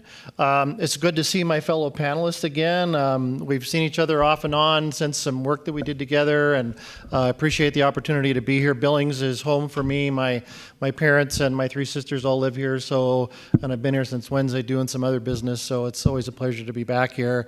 I haven't been in the northern. I told a story I won't share about the Northern when I lived here and I was long ago far away in high school. But this is an awesome facility, and so I appreciate the opportunity to be here. I'm going to start what you might think in is perhaps a rather unusual place. So at OPI, we do K-12 education. And we have great folks, early childhood specialists like Terry Barclay and Tara Ferreter-Smith. And, you know, the fact that both of those are on staff at OPI is an indication of Superintendent Juneau's commitment to be part of this conversation and part of moving forward into the future.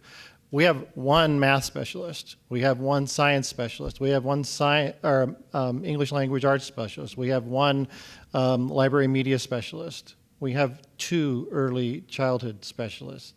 So it's just part of her commitment. But here's one thing we know about ourselves. We are not all things preschool. And we are not going to be all things preschool. And I would hope that you would not expect us to be all things preschool as we move into the future in Montana. Superintendent Juneau, Denise, expects us to be part of the fabric of preschool across the state and to play our role and to play it appropriately. And one of the things that I've gotten from today is that it's a whole bunch of us. And in my mind, because I work at that policy level and trying to move levers and try and make the needle move, the more I know about who else is trying to do the same thing, and I know about what their expertise might be, and I know where their foundation is, whether it's from funding or it's philosophical or if it's from private sector or somewhere else in the public sector that we've never heard of, the better we are to do what we do really well in Montana, and that's to be a community around an important issue like this one. So we know our place. We know that if it's going to happen in the public schools, we know how to help make that happen. The other thing that we have in our office is influence, but we don't have the money and we don't have all of the ability to make all of the decisions, and nor do we want it. One of the things that I've seen being around for almost 4 decades in public education, and I'll swipe a couple of years off of that and throw them on how long I've been at OPI, but nonetheless, is one of the things that I've seen when I've done this is that we've taken an opportunity, at least in terms of our role being part of something bigger, to do it in a way from our office that we've never done it before. And I would speak particularly about the development of the standards in Chapter 63. You've heard folks talk about Chapter 63, which is titled Preschool Education. Chapter 57 is about licensure, and Chapter 58. And Chapter 58, just the concept that at the K-12 end of education or on the K-12 side of education, we develop program goals for higher education. And so we've asked the experts in higher education to come talk to us. That's kind of unusual in this country. But 58 is so that the higher ed programming, and now we've got that piece and it's in there, and we've tied it to licensure in 57. But when I look at 63, we did some things that are pretty unusual. And again, I did what I could in the background to use it as an opportunity.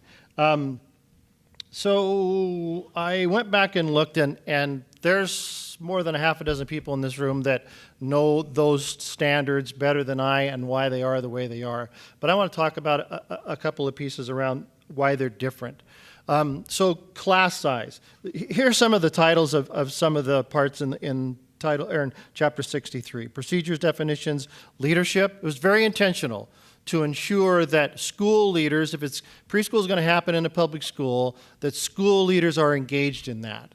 And that it doesn't turn into, is that thing down the hall that's new and, I don't know a lot about it. That's not good enough. They need to be fully engaged with preschool programming if it occurs in the public schools. Teacher assignment and qualifications. We even talk about paraprofessionals. What are the qualifications if we're going to have paraprofessionals in these classrooms? It's different. You know better than I do. It's different than being in that first grade classroom. It's an awful lot different than being in that second grade classroom. My wife's a paraprofessional in Helena in a second grade classroom. And I know she'd love to be in a preschool classroom, but it it is completely different. And you know that better than I do. Class size. So I don't know if you remember Ellen's numbers.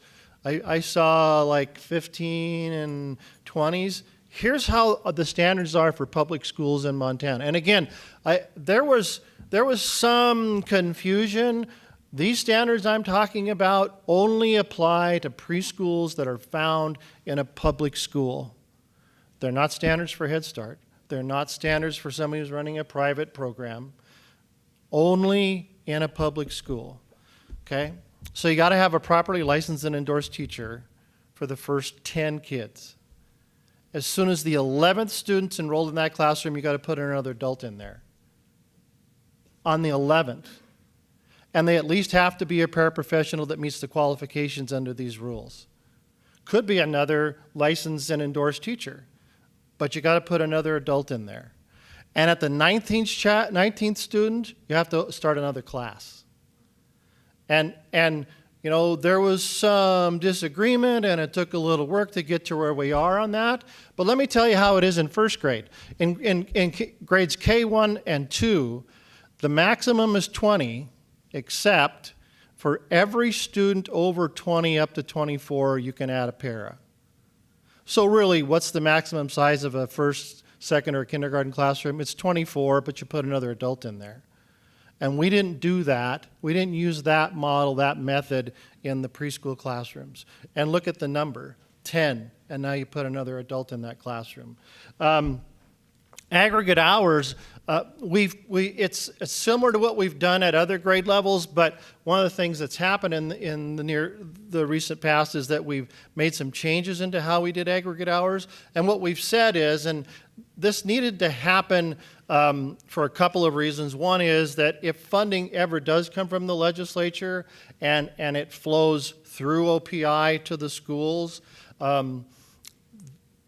that funding, and it comes on a per pupil basis to a very large degree. We have to have this aggregate hour thing in place. But what we've done is we've left it on an annual basis. We don't tell you how many hours a day you have to do it. We don't tell you how many days in the school year you have to do it. What we say is you have to have at least 720 aggregate hours within some time frame if you're going to put together that program. And you know, there's some great sideboards, and there's an awful lot, I think, of great research behind this, because I was listening to Ellen speak, and so many things that she was saying, I go, oh, yeah, we're doing that. And it's not because of anything at my level, it's because of folks like that and our staff. Head Start was at the table. We had people who have public school, preschool programs at the table as well. And they used best practices. They used standards that already exist as the guideline. So we did a lot of things. Enrollment eligibility, you know, today it's this 5 honor before September 10th, and we mixed that up a little bit as well and said, you know, here's an opportunity. How should we do that? What's the best way to go about doing that? And the fact that we did that, I think, speaks volumes. Here's one of the things I know about generating these standards. And technically, these are called the Administrative Rules of Montana. You may have seen them referred to as ARM. Okay, they have the weight of law. Here's one of the things that, for the time I've been at OPI, that I've learned about them. We never get it right the first time. But we have also rarely come back and made adjustments. So I'm challenging you. I'm challenging my colleagues at the table that as this moves forward and we start to implement these standards, when they need to be adjusted, engage and get them adjusted. Go to the Board of Public Ed. If you can't get the support of the state superintendent, you would get the support of Denise Juneau today, but we're not in office after 2016. So if you can't get the support of the state superintendent, whoever follows her, go directly to the Board of Public Education and get them to adjust the rules so that they work. We get really close, and we all do our very best to get as close as we can. We've never gotten it right the first time, and like I said, we've rarely gone back and made the adjustments that we should have. This is too important to not do that as we move forward. I kind of my final comments, because so much has already been said, I'm going to wrap it up and talk a little bit about the demography of Montana, and then talk about something that we've done that we would really encourage you to consider as we move this thing forward, since we're talking about how do we get to where we are today, from where we are today to where we want to go tomorrow. This may seem like an odd thing to say sitting in Billings, but Montana's a rural state. And there were a couple of researchers back in 2012. One of them actually is from Great Falls, a young man, Chris Losey, and his colleague, Jennifer Davis. They collected all of these metrics around rurality, and they brought them together, and they chose 5 of them that they thought, if we use these 5 as the filter, it really does a good job of casting the net widely enough. And interestingly, Superintendent Juneau was hosting a rural state chiefs conference at Big Sky, and there were about 15 states in the room. And there were some preliminary activities and some presentations and speeches, and then Chris and Jennifer got up and they showed their collection of the metrics and the collection of the 5 they used, and they created this cross-index. And for all 5 of those, Montana hit the mark every single time as a rural state. FCC Chairman Wheeler was here with Senator Tester not long ago, and I had the opportunity to meet with them. And I always take the opportunity to make this clear. Every state has rural locales. Not every state is a rural state. And we have to operate, if we want to be successful in Montana, from that perspective, that this is a rural state. Let me give you an example that I use quite often. So I have to look at my notes because I've been around in the business for 40 years, and I get these percentages mixed up quite easily. 70% of the 143,000 public school students in the state of Montana, 70% of them go to 20% of our schools. I call them the Big 12. If you think athletics in the AA schools, so that's going to be that 7, and then it's the next 5 largest communities. But the flip of that is true also. 30% of the children in this state go to 80% of our schools. When our office does work at the federal level or the national level, whether it be that public side of the federal or we do some work actually on the private side, and Superintendent Juneau is fabulous at getting private funding for some of her initiatives like Graduation Matters Montana. I don't know if Mike Halligan's still here, thanks to the Washington Foundation. Excuse me for that. I just can't emphasize that point enough. And it was, so we're sitting in Big Sky, and of course 10 of those state chiefs went, oh, well, so what are we doing here? And Larry Shumway, who was the state superintendent in Utah at the time, was sitting next to me, and he said, I kind of get that. Southern Utah probably has a more sparse population than eastern Montana if you draw a line from Havre and go straight south and then go east. Southern Utah is probably more sparsely populated than eastern Montana. But Larry said to me, he said, 95% of the public school kids in the state of Utah live within 95 miles of my office in Salt Lake City. We don't have a Salt Lake City corridor in Montana. So we are who we are. A lot of my colleagues at the office say, well, there's more cattle in Montana than there are kids. There's 18 times more cattle in Montana than there are public school kids.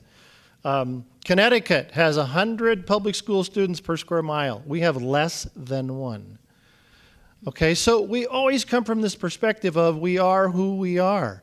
And as Early Ed started to move forward, and we were working with the governor's office, we got all these great experts together, and we got together and we worked on those 3 chapters in administrative rule, and I'm so proud of the work that they did. But some of those early adopters from around the state, like we lost Dan Zorn, who was an assistant superintendent in Kalispell. Dan was calling me and he said, Dennis, so how are we going to make this happen? I'm on board. You don't have to sell me on early childhood. I want to know how we're going to make it happen in Kalispell. And I said, first of all, I said, Dan, don't assume that you're it. Move slow, bring stakeholders together in your community, find out what you have, find out what's missing, talk with parents, even those who don't normally have a voice in your community, and find out what the needs are, and then move forward in that regard. And he started to do that, and then he went to Washington. So I can't take that exact same model and go to Ekalaka because the economy of scale is much different. But here's one of the things that we've learned from Graduation Matters Montana. If we take best practices to communities and we take data that we know is really germane to what the topic is, and Graduation Matters Montana was graduation rates and dropout rates. If we go in there and we take experts and best practices with us when we go in there, and then we find out who the leaders are in the community, and we build some synergy around the topic with those people, and we can engage the entire community and go through a process similar to what I described happened in Kalispell, but make it fit in Ekalaka and Libby and Billings and Laurel and Huntley and Havre. And then at the state level, continue to provide support. It happens. And it happens successfully. And so I'd leave you with my last challenge is if we move forward together, that we do it one community at a time. We can't build all the answers and we can't have the magic formula at the state level, but we can have resources and we can have assistance, and we have plenty of expertise in this state, and we know where to go if we don't have answers to some of our questions out of Montana. But we do it one community at a time and make it work in each one of those communities. Thanks.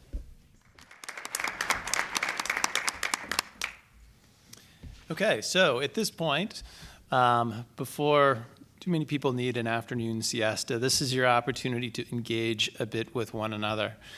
The way this is going to work is that, again, you're going to be working in small groups at each one of those tables. I think in Havre and Missoula, probably there will be one group for each of those sites. Each table has a handout on it. It looks something like this that has a series of questions on it that we'd like to use to do two things. We'd like to use that series of questions to kind of guide and frame your conversation. And within each table, each group, you can move through these questions in any order, any fashion you want to. You can address all of them. You can address them in any order you want to.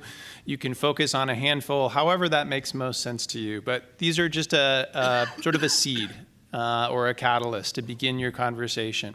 The second thing, though, that we'd like to have you do with these questions is for each of you individually to use these forms, this sheet, to capture some of your notes. What we'd like to do at the end of the session today, if you're willing, is to collect those from you, because that information becomes data. It becomes information and feedback that we can collect and compile and make available to stakeholders, policymakers, decision makers, and so forth. We have a really great, diverse group of participants here and at the satellite sites. We'd like to take advantage of that, take advantage of the knowledge and the perspective that you bring to the room, and collect that and begin to share it, to continue the conversation that's been started today. So please take some notes. Within each of your groups, please select a recorder/reporter that will be responsible for identifying the top 2 or 3 themes and sort of sharing that. What are the top issues, the top concerns that you spent your time talking about? I'm going to give you about 20 to maybe 25 minutes, probably closer to 20 minutes, to have these conversations, collect some information. So at the end of that 20 minutes, whoever is your recorder should be prepared to give a little feedback. We'll do that kind of round robin. I don't know that we're going to have time to go through every single table.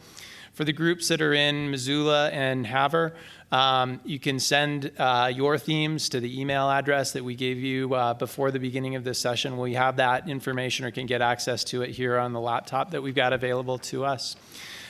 Use this 20 minutes also if you need to take a break. This is a good time to do it. Once we come back together, we'll continue on through kind of the end of this session. So about 20 minutes, small groups, makes sense? You guys know what your task is? All right, have at it. So I'm going to take the fact that you're still having a conversation is a good sign. I apologize for cutting it off sooner than you might naturally wrap up. What we're going to do at this point is just a very quick round robin sort of summary. What I'm going to ask each group to do, and I'm glad to see here in Billings that you have sort of reconfigured your groups, so you get a little more critical mass for each one of these groups. Chris, our fellow, is in the back of the room. He's got a microphone, and what I'd ask for each of your groups to do is give us a very brief, just a couple of sentences, summary of the top 2 or 3 issues or concerns or themes that came out of your conversation. And again, we'll use that as the basis of some further reflection and comment from the panel. And I think what we'll do is sort of, rather than doing all of the summaries and then all of the reflection, I think what we might do is sort of move one by one so that the panelists don't have to make massive notes about all of your conversations, but they can be a little more organic in that reflection and interaction.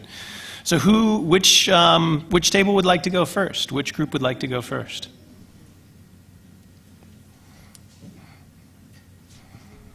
So when my classes are silent, I always point out that I can wait longer than they can.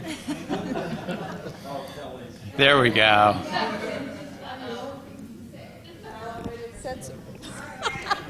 Okay, so we had a kind of a lively discussion, with these folks at our table, but we did talk about that there's broad general support in the community and among voters for early childhood, so that's an early childhood education, so that's an asset we can build on. We're actually looking forward to the governor maybe having a second term, so it might be easier for him to get something passed, which is hard to do in Montana with the split in the parties. So they don't want to give him a big win here in his first term. So anyway, that might be helpful. But we did talk about some targeted work focused in school districts that have a high percentage of kids in the free and reduced lunch. So that's the population we're most concerned about. And if we could develop some partnerships with Head Start Child Care, the school districts, braid that funding, and develop some programs that really work, that are successful, that don't require us to do the whole school system and the whole state to use as models, that in the next 2 years we could probably start with some of that and bring those people to the table together to figure out how that's going to work with the assets that we have and the funding that we have. And then we had a good idea to next time we have something like Early Edge at the legislature, to create one of those full-page ads with all kinds of prominent people signed on, police officers and doctors and teachers and everyone, to say that we support investments in early childhood education to take care of our kids. And what did you say, Joy, the title you had for this group? Yes for Children. Okay. So, any comments, any reflections from the panelists?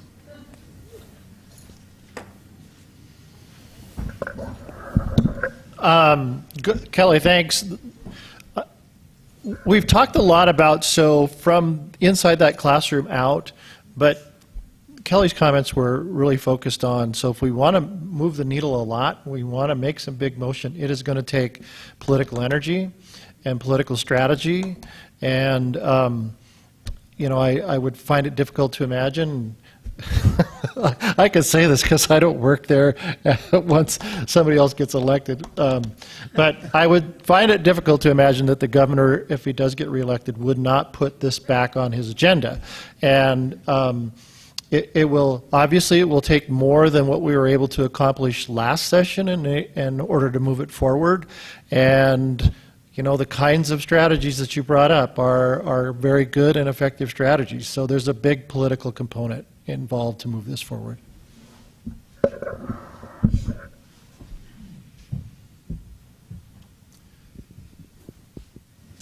We also had am I on? Can you hear me?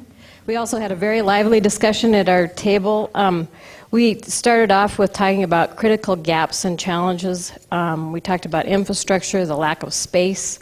We talked about compensation as a huge issue, pay, recruitment, and retention, just something that underlies so many of the problems of addressing the issues that we're talking about right now, including the difference in culture, the perception of professionalism with K-12 teachers versus early childhood educators. We talked about the culture of K-12 schools changing to be more inclusive of comprehensive services and the whole family, and we think that Head Start presents a great example for that, and it's an example that can be emulated through the K-12 system. We love the idea of parents being ready for school as well as children being ready for school, and thought that that was a huge underlying issue that needs to be addressed. And we talked about, we thought it was really interesting that 1/3 of Head Start teachers are clinically depressed, the statistic that we heard. And it makes a lot of sense when you think of people who are unable to provide for their own families. They're dealing with very difficult, needy children who they're doing a great job with, but then they also see that those children go back to homes that have big challenges and big problems. We talked a little bit about mental health coaching using technology, and so there's some really exciting things that can be done where the teacher is still the expert and the technology is outside of the classroom, so the mental health assistance is not in the classroom, it's from outside so that the teacher is interacting with the child and is the expert. Really interesting information.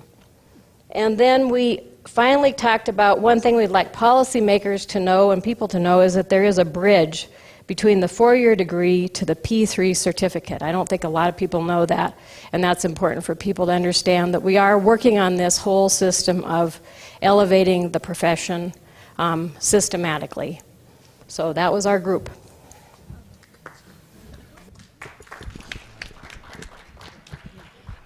I have a couple of points to reflect on what you just shared.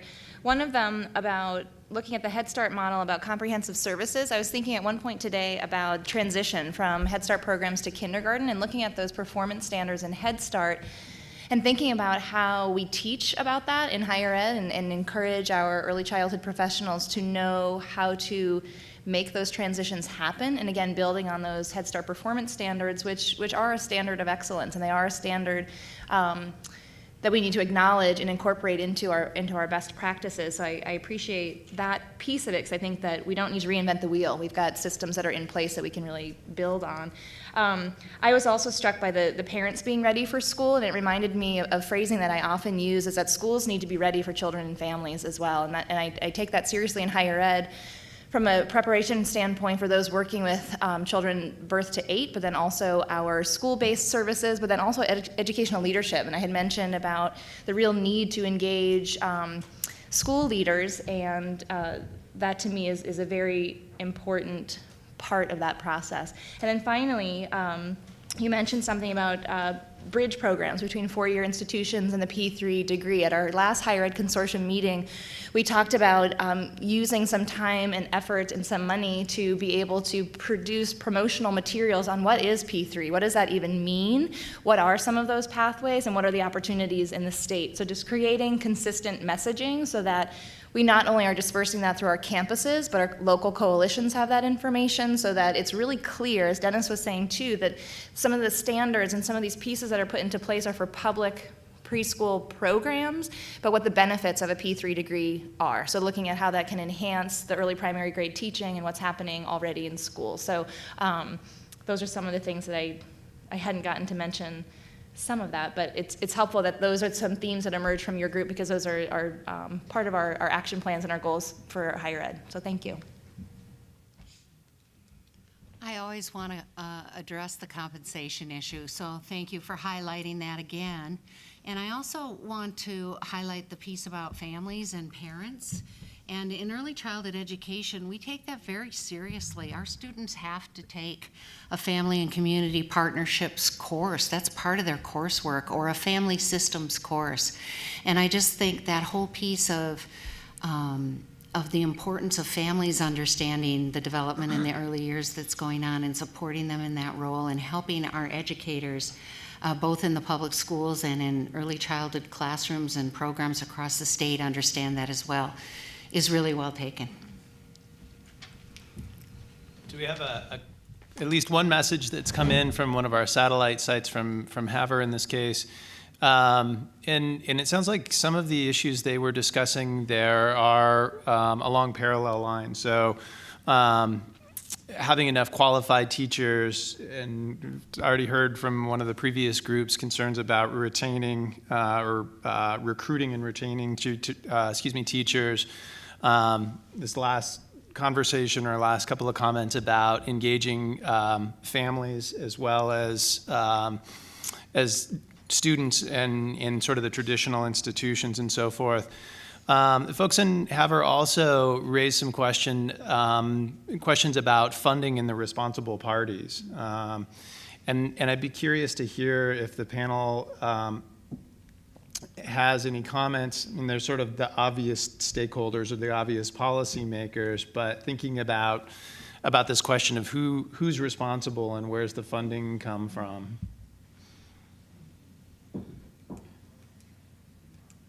It's the million-dollar question. Right. If we knew the answer, we probably wouldn't be sitting here, right? This is a state government guy.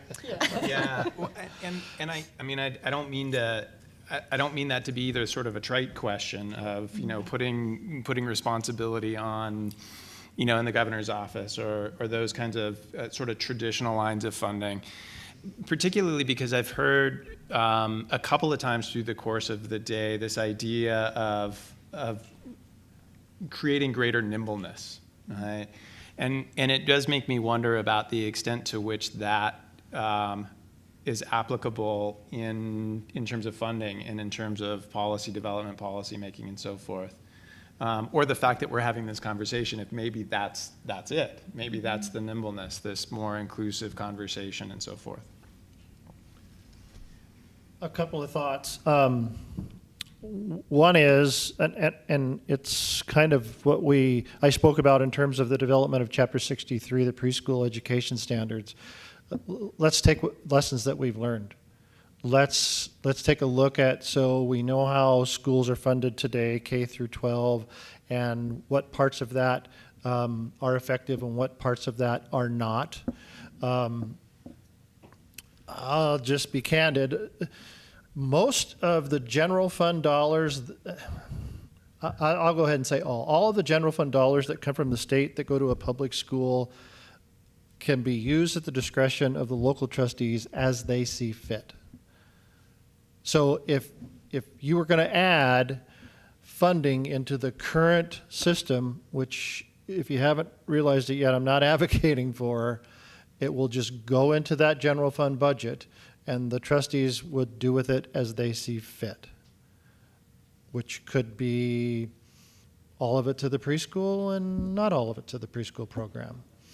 Some of the typical things about funding in state government is what rarely happens, unfortunately, and Wyoming has an excellent model to do this that doesn't happen so much in Montana, is so let's put the calculators away for a minute and let's talk about what do we think it takes to fund that basic program, or maybe a little more than that basic program, and then get our calculators out and talk about, so how much money do we think that's going to be?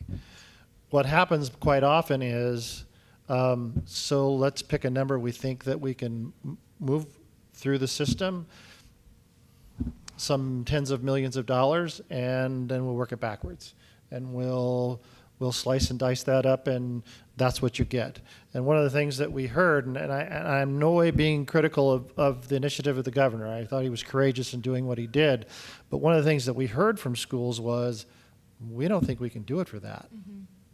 And so if we could take a Wyoming approach to that. The other piece is we would want to do what we could to ensure that we protect what already exists. Because one of the things that we often see is that, well, sure, if you want that, then you give up that. Or you can't have it all, so which one of your children are you going to pick from? And we would want to be careful about that. And I just want to comment as well about funding is that it's going to take blended funding, and we know that Head Start has excellent programs and comprehensive services. We want to support Head Start programs in being able to continue to do that and to partner with school districts. There are innovative ways that school districts can use some of the money they have to support early childhood programs. I'm not talking as an expert here, but I was on a little rural school board, and there are funds available to do that if a school district chooses to use them that way, and the Board of Trustees chooses to use them that way. And then we have the federal money that comes in for the Child Care Development Fund, which is the only thing that's been funding early childhood workforce development, quality initiatives, child care resource and referral, and all of that in the state of Montana since the act went through. So I think it's really going to take some creative thinking about how we're going to do that. And in every local community, it'll probably look a little differently, but I think that's one of our major challenges.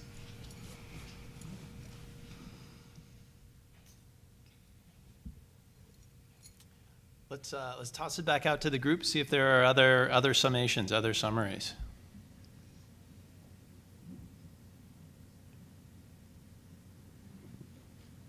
I don't have a summary because our summary's already been given. Hang on one second, we'll get you a microphone. Yeah, we do. There you go. Oh, I guess I am elected, okay.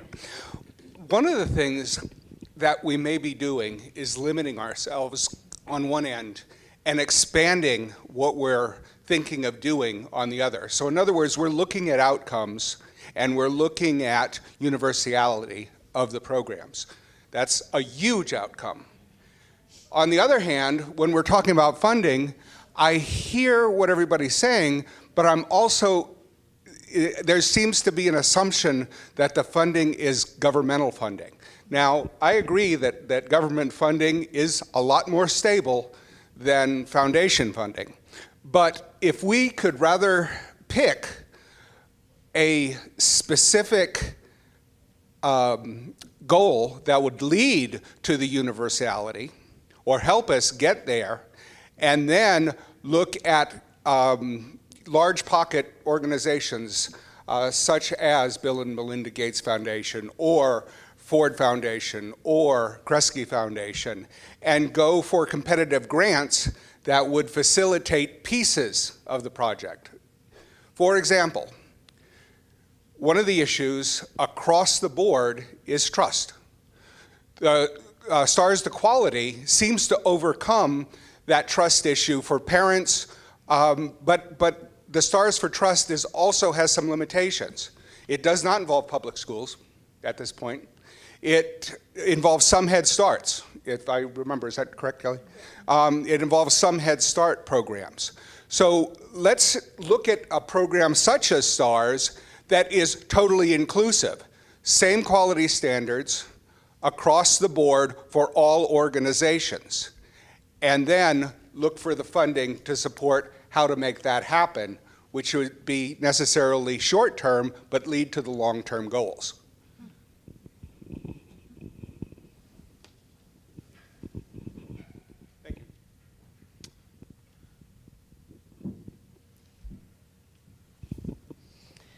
All right, at our table,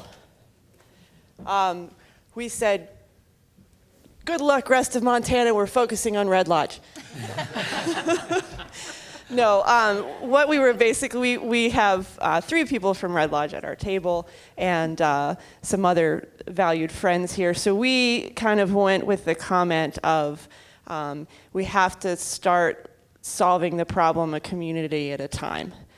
And not saying that's going to work for everywhere, because absolutely I would love for the entire state of Montana to be able to have quality care, parent support, and I think we all at this table want that for every child in Montana, for every family in Montana. But are there some things that we can enact in our community that can start to make steps towards that? And so one of the things that we discuss in our community is that we just don't have a great knowledge of what our assets are. We don't have an idea of what kind of childcare is provided in a lot of cases, because a lot of it, as Mike was pointing to before, is family, friends, and neighbor, and it's completely off the radar. So that capacity, we just don't have an idea about. And we don't have an idea of the needs of our community. We have a broad sense, and I think a lot of us can probably speak to it, but when we're really trying to assess, especially our most vulnerable families, are they not accessing childcare because they're working at night and there's nothing in our community that offers childcare then? Are they not able to access Best Beginnings scholarships because there are no providers in our community, or limited number of providers in our community that can access or can accept that? So those kind of figures is, we basically just need to get an idea of what's going on. And that's probably something that, and I know people are asking for data points across the state, and I think Mike asked the question, how many people, kids, families are we really talking about here? We can back out some of that, but I think there's a real big void of people, especially those that fall through the cracks, because they're falling through the cracks for a reason.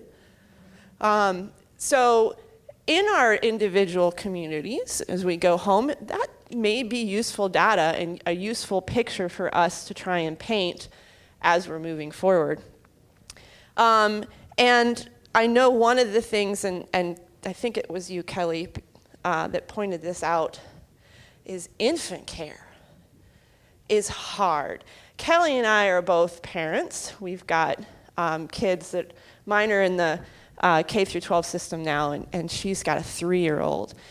And we both were not able, you didn't work, right? With Connor? Oh, you did, okay. Kelly was fortunate enough to be able to find a parent to watch her child when he was young. She's a great, awesome woman, but she's not in the registry, she's not licensed or anything like that, but she's a fantastic woman. And me, I stayed home, so I was completely out of the workforce. And so those are the kind of struggles that I think a lot of our Montanans families are working with. Telling those stories, and I know every single one of you in here has those stories, but telling those stories is going to be key, I think, to really personalizing that data. The data is important, but the stories are important too.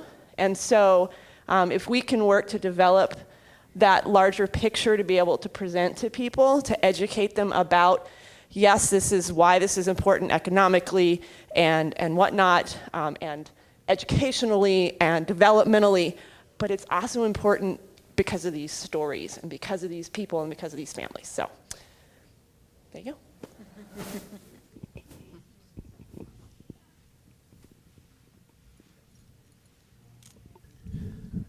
I guess what that brings to mind too a little bit is that importance of those community coalitions and that community work, and how we talk about how valuable that is, because that is that two-way communication back to, they now have a tie back into the state, so we get to hear a little bit about those communities, and that's so valuable, so that information never goes just one way. So, I don't know what more to say to that, other than that just really brought up, wow, those coalitions are big, and can we expand those and keep those sustainable?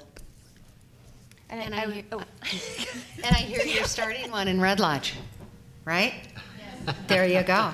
And I would suggest that first step, as part of that community coalition piece, it's developing a plan and conducting a needs assessment. And I wonder, statewide, where the resources are going to be different in all communities, but if we're wanting to really understand the very diverse and unique needs of our state, collecting a snapshot of information with some consistency in some of that needs assessment, kind of interviewing and focus group and survey and all of that, I think that's another place where higher ed can come into play as well, having faculty researchers and graduate students and others who are very invested in contributing to the community. I think about at MSU as a land-grant university that our mission is to provide that service and outreach, and so this is exactly the kind of work that we look to do as faculty, and that's not just unique to MSU, that's across our university system and our community college level and our tribal college level, because we're preparing this workforce, and part of that is understanding who it is that we're serving in our community. So I think that that's another takeaway, is that in conducting a needs assessment, kind of connecting that to the formation of a community coalition, and as Sally pointed out, very importantly, that local coalition then reports back to the state group. How powerful. So then we all really understand what it is we're talking about, and we really get to know the needs of our state. And through the grant, there is financial support for the life of the grant on a yearly basis for those coalitions. So it's a nice piece. So we've gotten a message in from the Missoula satellite site as well, and one of the issues that they raised, which is a little different than I think most of what we've been talking about so far, shifts the focus from some of the topics we've been discussing to the legislature. And their comment here is that legislators need to be educated on what, quote, high quality is in early childhood education, or what it really is. And experts and professionals in the field have to be consulted and called upon to clarify that. And I'm curious if any of the panelists, and I'll open this up to the wider audience here as well, has any reflection or comment about partly the political climate, not the partisan climate necessarily, but the sort of, and not even the awareness necessarily, but the understanding and mechanisms to enhance understanding and strategies that work in that direction.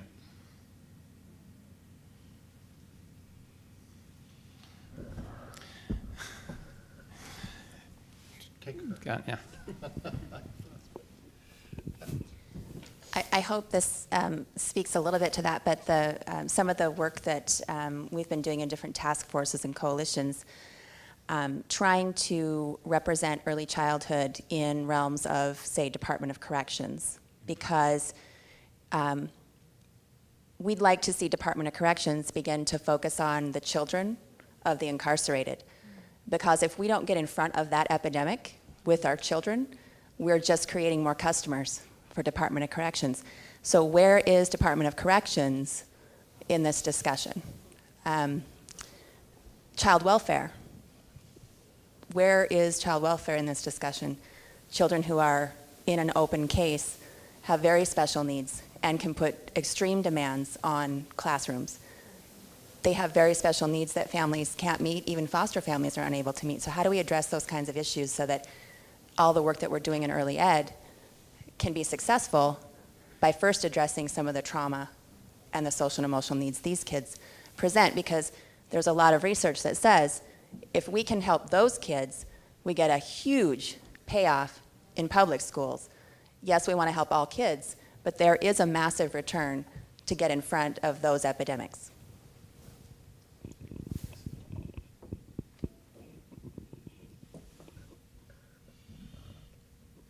I would add,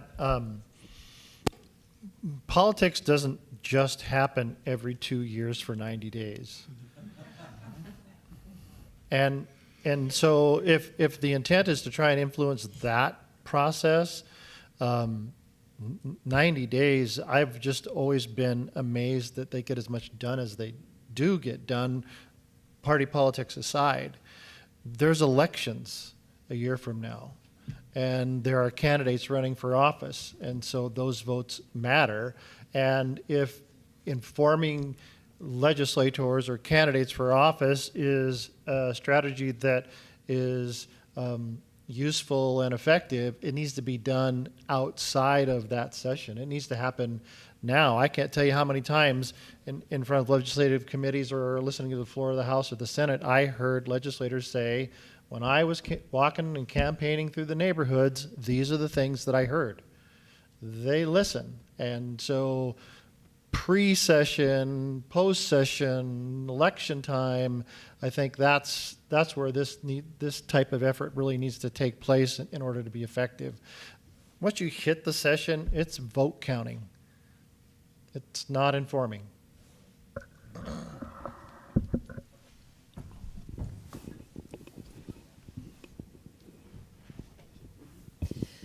So in our area, we, down actually near where John is at, one of the legislators who is, he chairs the interim committee, appropriations committee for Health and Human Services. And one of my colleagues, who I think is in Missoula, listening in here, worked with a STAR provider down in that area, which is in the Bitterroot Valley near Hamilton, and got him to come and visit her child care, got him to come on Dr. Seuss's birthday or something and read a book with a cat in the hat on to the kids, and had the media there, got his picture in the local paper and all of that. And then had a conversation with him about how STARS impacted her ability to deliver services to those kids in his community, in his district. And then my colleague Lucy knows him socially, and so she talked about our work and so on. It was very helpful when we got to the session, because he actually has an experience. His kids are older, you know, he doesn't have any young kids, so so he has an experience about what is actually going on in the STARS program. He happens to be a moderate Republican, so that's very helpful. So I think we can do that everywhere. We can, but not when they're running. They don't have time when they're running, or certainly not when they're in session. And then we had a summit during this session, and there was a guy, the sheriff from Great Falls there. I can't remember his name, but he is a member of that Fight Crime, Invest in Kids. Bob Edwards. Great guy. What a wonderful spokesperson. Was a Head Start student as a child. And probably one of the more painful things I've ever heard anybody say was that he had, and his mom was a single mom, that he's had most of his Head Start classmates in his jail in Great Falls, and that he has them come in, and they want to be in a particular cell because their dad or their uncle or somebody is also in jail. And so people like him, they know where that trouble begins, and they are way more effective, I think, policy-wise than some of us, because it's a real thing. And those are kids that were just like him, but somehow didn't make it. And we don't want to have another generation of them. So I think cops are great allies, truly, for politics.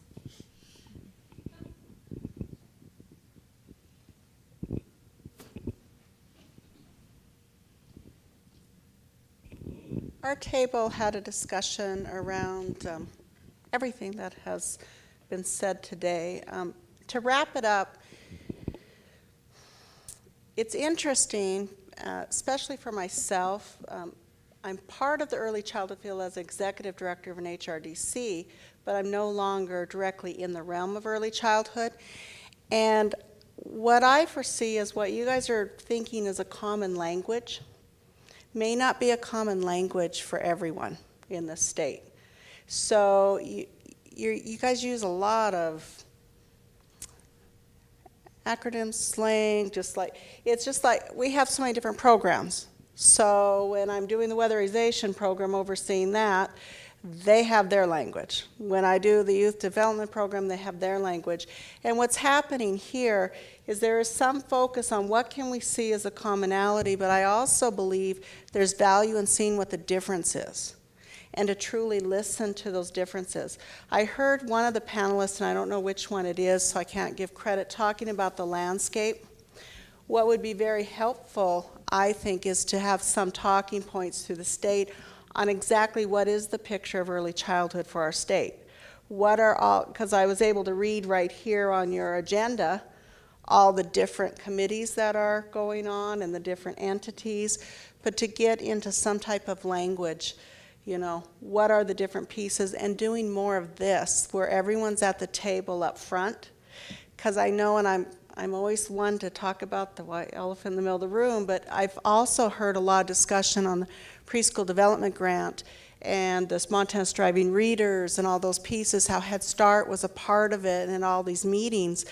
But I can say, I was at a HRDC director meeting and I'd asked what's going on with this early edge, and they weren't sure. We went to our Head Start directors, and prior to that, the Head Start directors, my understanding, had not been totally formed at the association level, and I see some shaking their head. So that needs to be discussed, to continue with the discussion, moving forward as a group and knowing it's okay to have those differences and not being afraid to talk about them. Because if in this own room here, and you can watch body language in this because we all have our own different passions around areas, if we can't get to that, what are the main points?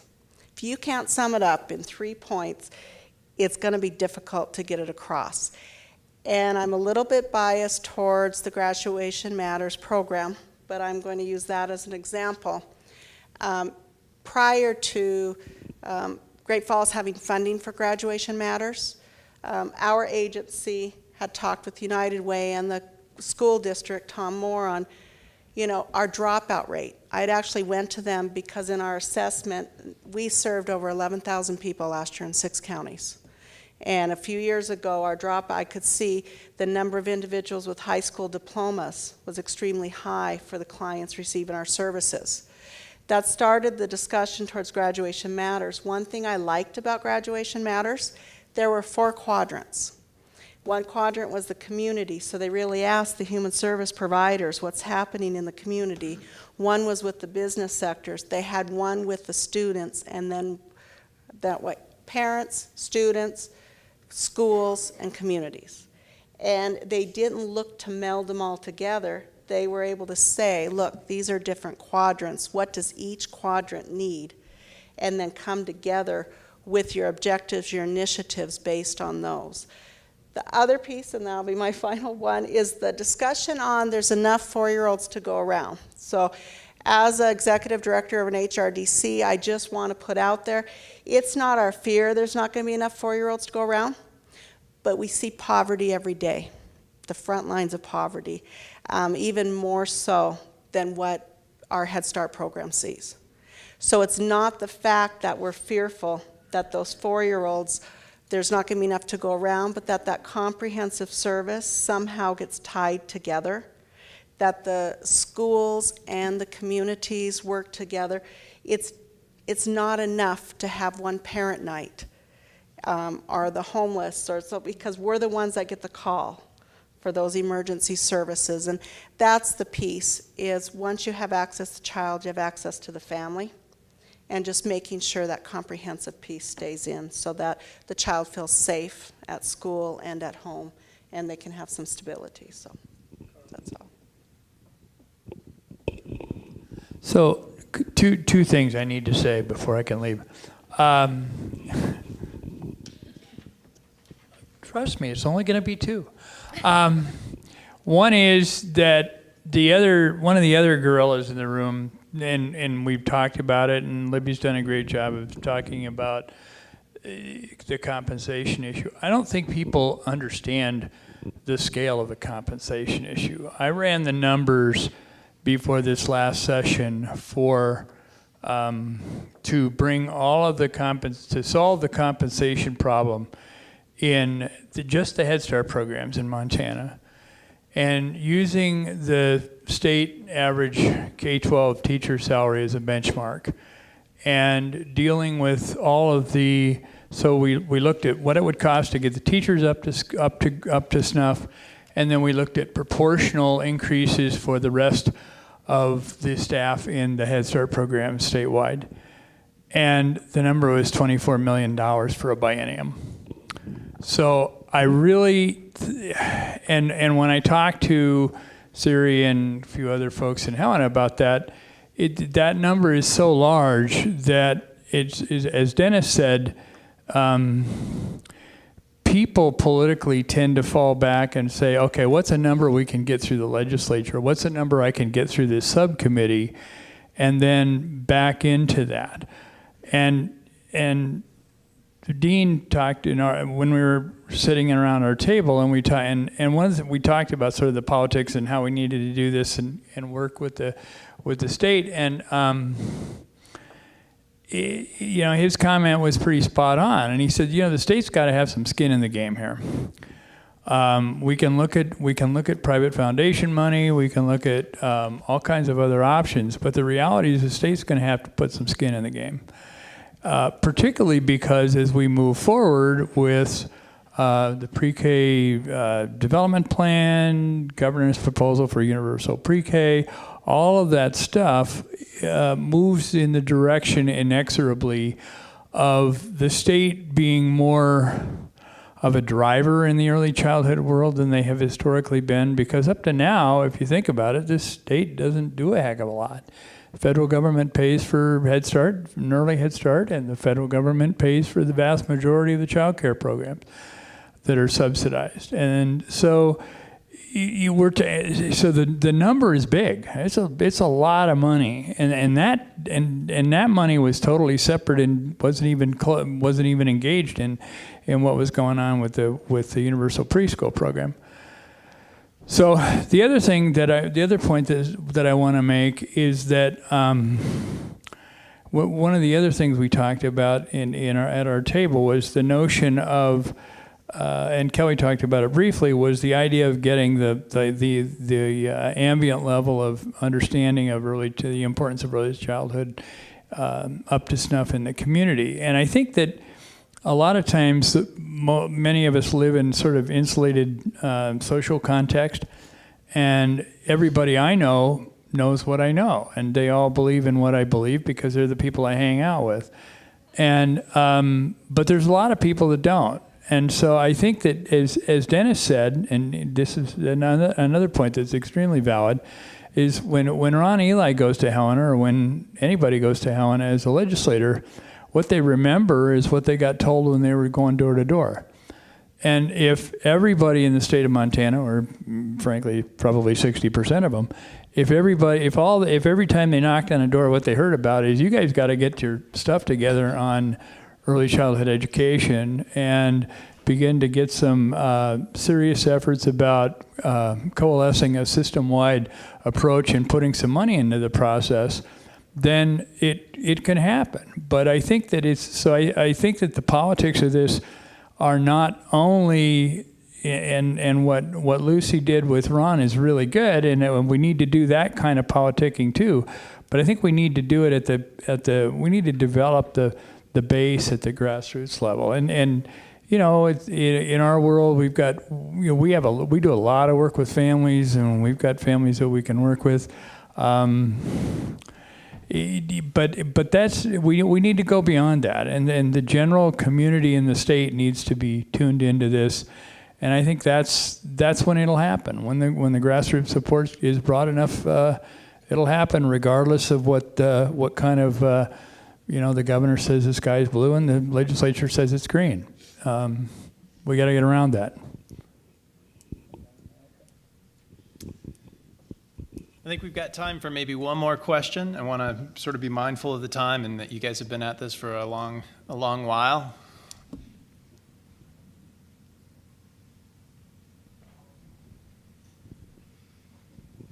Mine's not a question, but more of a comment. And first, I want to preface by saying I think that communication modes have increased networking, collaborating, community coalitions and things. But much like the comment here that, we know what we know in the circles that we know, I'd like to suggest that in some ways the state take another look at how to communicate with more people in different channels, because parents aren't hearing about the initiative, especially poverty level parents.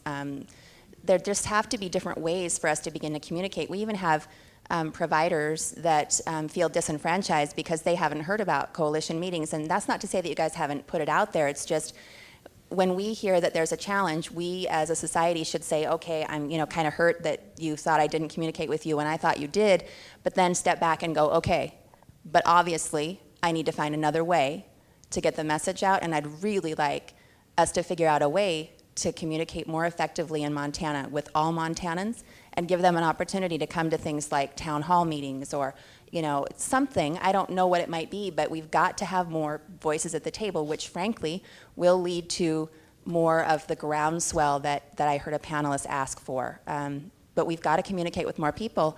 If we don't communicate and touch their lives, then they not only didn't know the information, at some point they feel disenfranchised because they didn't get the information when they could have helped make a decision. So I don't know how to do it, but I sure would like us to think more about it.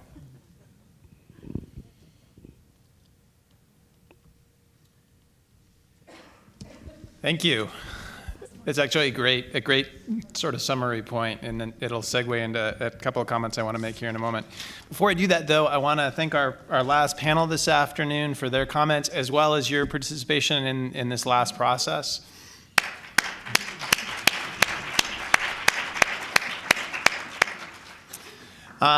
As I mentioned earlier, we are hoping to collect your notes from these conversations. So if you'd be willing to share those, we would love to have them. As a sort of logistical process for doing that, there's a box on the corner of the registration table just outside the ballroom here. If you would be willing to drop those notes into that box, we'll collect them. We're going to compile them and kind of organize them by theme or whatever emerges out of that, and have that available following the event. I have the somewhat unenviable or daunting task of trying to figure out how to sum up 12 fairly diverse, interesting sets of comments across 3 panels, a great deal of energy and passion, although it's late in the afternoon, the energy's waning a little bit, understandably. I don't know how many of you remember the Far Side cartoons from back a few years ago. One of my favorite Far Side cartoons was a single pane of a very large boy with a very small head sitting at the front of the classroom with his hand up, and the caption underneath says, "Mr. Osborne, my brain is full. Can I go home now?"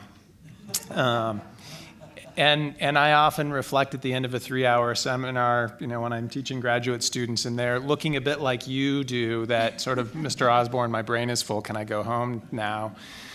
So my task is to figure out how to identify 3 or 4 takeaways that I can somehow sort of shoehorn into your very full brain, that you can take with you, and that continues or hopefully helps spur the continuation of these conversations when you return to your home communities and back to your workplaces. It strikes me as I've been listening to the conversations throughout the course of the day that there are a number of themes that have come up over and over again. And the fact that these have come up over and over again in some ways sort of validates my philosophy of education, which is something along the lines of repetition is good for a developing mind, which I think works really well. And I say this having come out of political science and not out of education. I'm sort of ashamed to acknowledge that I learned my philosophy of education from the cartoon character Jimmy Neutron instead of in education classes. But it works, nevertheless. I think it does work. And that repetition throughout the course of the day seemed to orbit around a couple of different ideas. One of which, it seems to me, it has to do with vision. Right, the notion that there is a shared understanding of the value, of the potential, of the importance of high quality, accessible early childhood education, and the hope and the optimism, not always optimism, and there is obviously a difference between hope and optimism, right? But certainly the hope, and I think often the optimism, about how that might be achieved moving forward, incrementally, though it may be, but achieved nevertheless. I think a similar idea that I've heard, or a notion that I've heard running throughout these conversations, and it's a parallel one to be sure, has to do with commitment. And that, I think, really is about the energy and about the passion and the sustained engagement of all of you and many of your colleagues in focusing on these issues. Those combined, so I guess let me say that a little differently. One of the things that those two issues make very clear is that it is not for lack of effort or energy or concern that you are wrestling with these challenges, right? That capacity is there, and the question then becomes, well, what other capacity needs to be built in order to make further progress? And much of the conversation then of the day has orbited around the notion of capacity, and that may be having to do with teachers and the availability of teachers, the recruiting and training of teachers. It might be about pay. Certainly that has been a recurrent notion. It might be about institutional capacity, communications capacity, the ability, I use the notion, and others have as well, of the idea of nimbleness. I think, that the challenge in some ways is the reverse of that, right? How do we deal with systems that are at least perceived to be rigid or overly rigid in some way? But lots of different questions and concerns associated with capacity. And then a fourth notion that I heard throughout the course of the day, it seemed to me, had to do with integration of all sorts of different systems. And so that might be about the integration of services across different domains and the importance of integrating services and not treating them as if they are sort of atomistic or entirely distinct from each other. The integration of systems as well across agencies and across levels.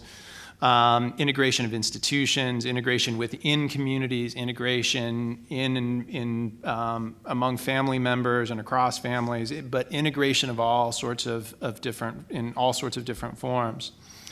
So I think about how all of those fit together, or the possibility that they do fit together. What it brings to mind for me is the concept of wicked problems, which I'm not sure you may have encountered in the past, but the notion of wicked problems is one that was developed in the early 1970s by Riddle and Weber. And the idea of wicked problems is that these are problems that are complex enough and integrated enough that, one, there is no permanent fix to them. There's no permanent solution to wicked problems. You can improve conditions, or conditions can become worse, but they're not permanently solved. Moreover, they're not solved by any one individual or any one entity or any one institution. Wicked problems, responding to wicked problems requires an integrated, a comprehensive, a systemic or systematic sort of response. I'm increasingly convinced that the majority of sort of vexing policy issues that we face, this one among them, are very much characterized by the notion of wicked problems. The response then to wicked problems often is the utilization of networks, right? And this is why I suggested that last comment that you made is a perfect segue, because the challenge of networks is how do you coordinate them? Right? You have a whole collection of individuals, organizations, and so forth that are pursuing their own missions, that are pursuing, and I don't use this term in a pejorative way, but pursuing their own interests. And that's the nature of life, I think, broadly, right? That's the case. And so the question then becomes, how do you coordinate the activities of actors and institutions within these networked environments such that you can have a collective impact on the problems that you face? I think this conversation throughout the course of the day and the call that many of you have issued to focus on communications and continuing the conversation and making sure that the diverse and inclusive voices are present at the table is exactly the strategy to do that. Much of the work that I do with organizations that are in contentious circumstances or communities that are facing challenging problems is to do exactly that thing. The notion that no one individual, no one policymaker in those environments has sufficient resources or capacity or power to fix the problem on their own. And my job then often becomes, how do you bring to bear the information, the knowledge, the capacity that already exists, and aggregate it in such a way that you can take those next incremental, halting, hopefully larger over time steps forward to respond to those problems. And if there were a call to action at the end of a long conversation today, it seems to me it's that one. It seems to me that that's the place where you've started to work your way through. And I'm happy as a member of the Wheeler Center, as the director of the Wheeler Center, to help along that line. But clearly this is something that you've already been doing. Many of you are already well down that path. And for that I commend you and would just say, keep it up. Continue down that process. Continue to have these conversations. Make sure you have one another's business cards when you walk out of here. And that may be to solve a really concrete policy problem, and it may be to get a recommendation for something that you've tried in the past, and it may just be to commiserate with, man, I tried it again and it still didn't work, right? But that's the communication.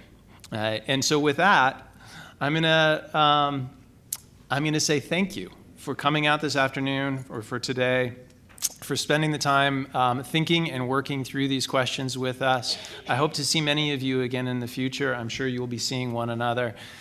But again, thank you very much for coming out.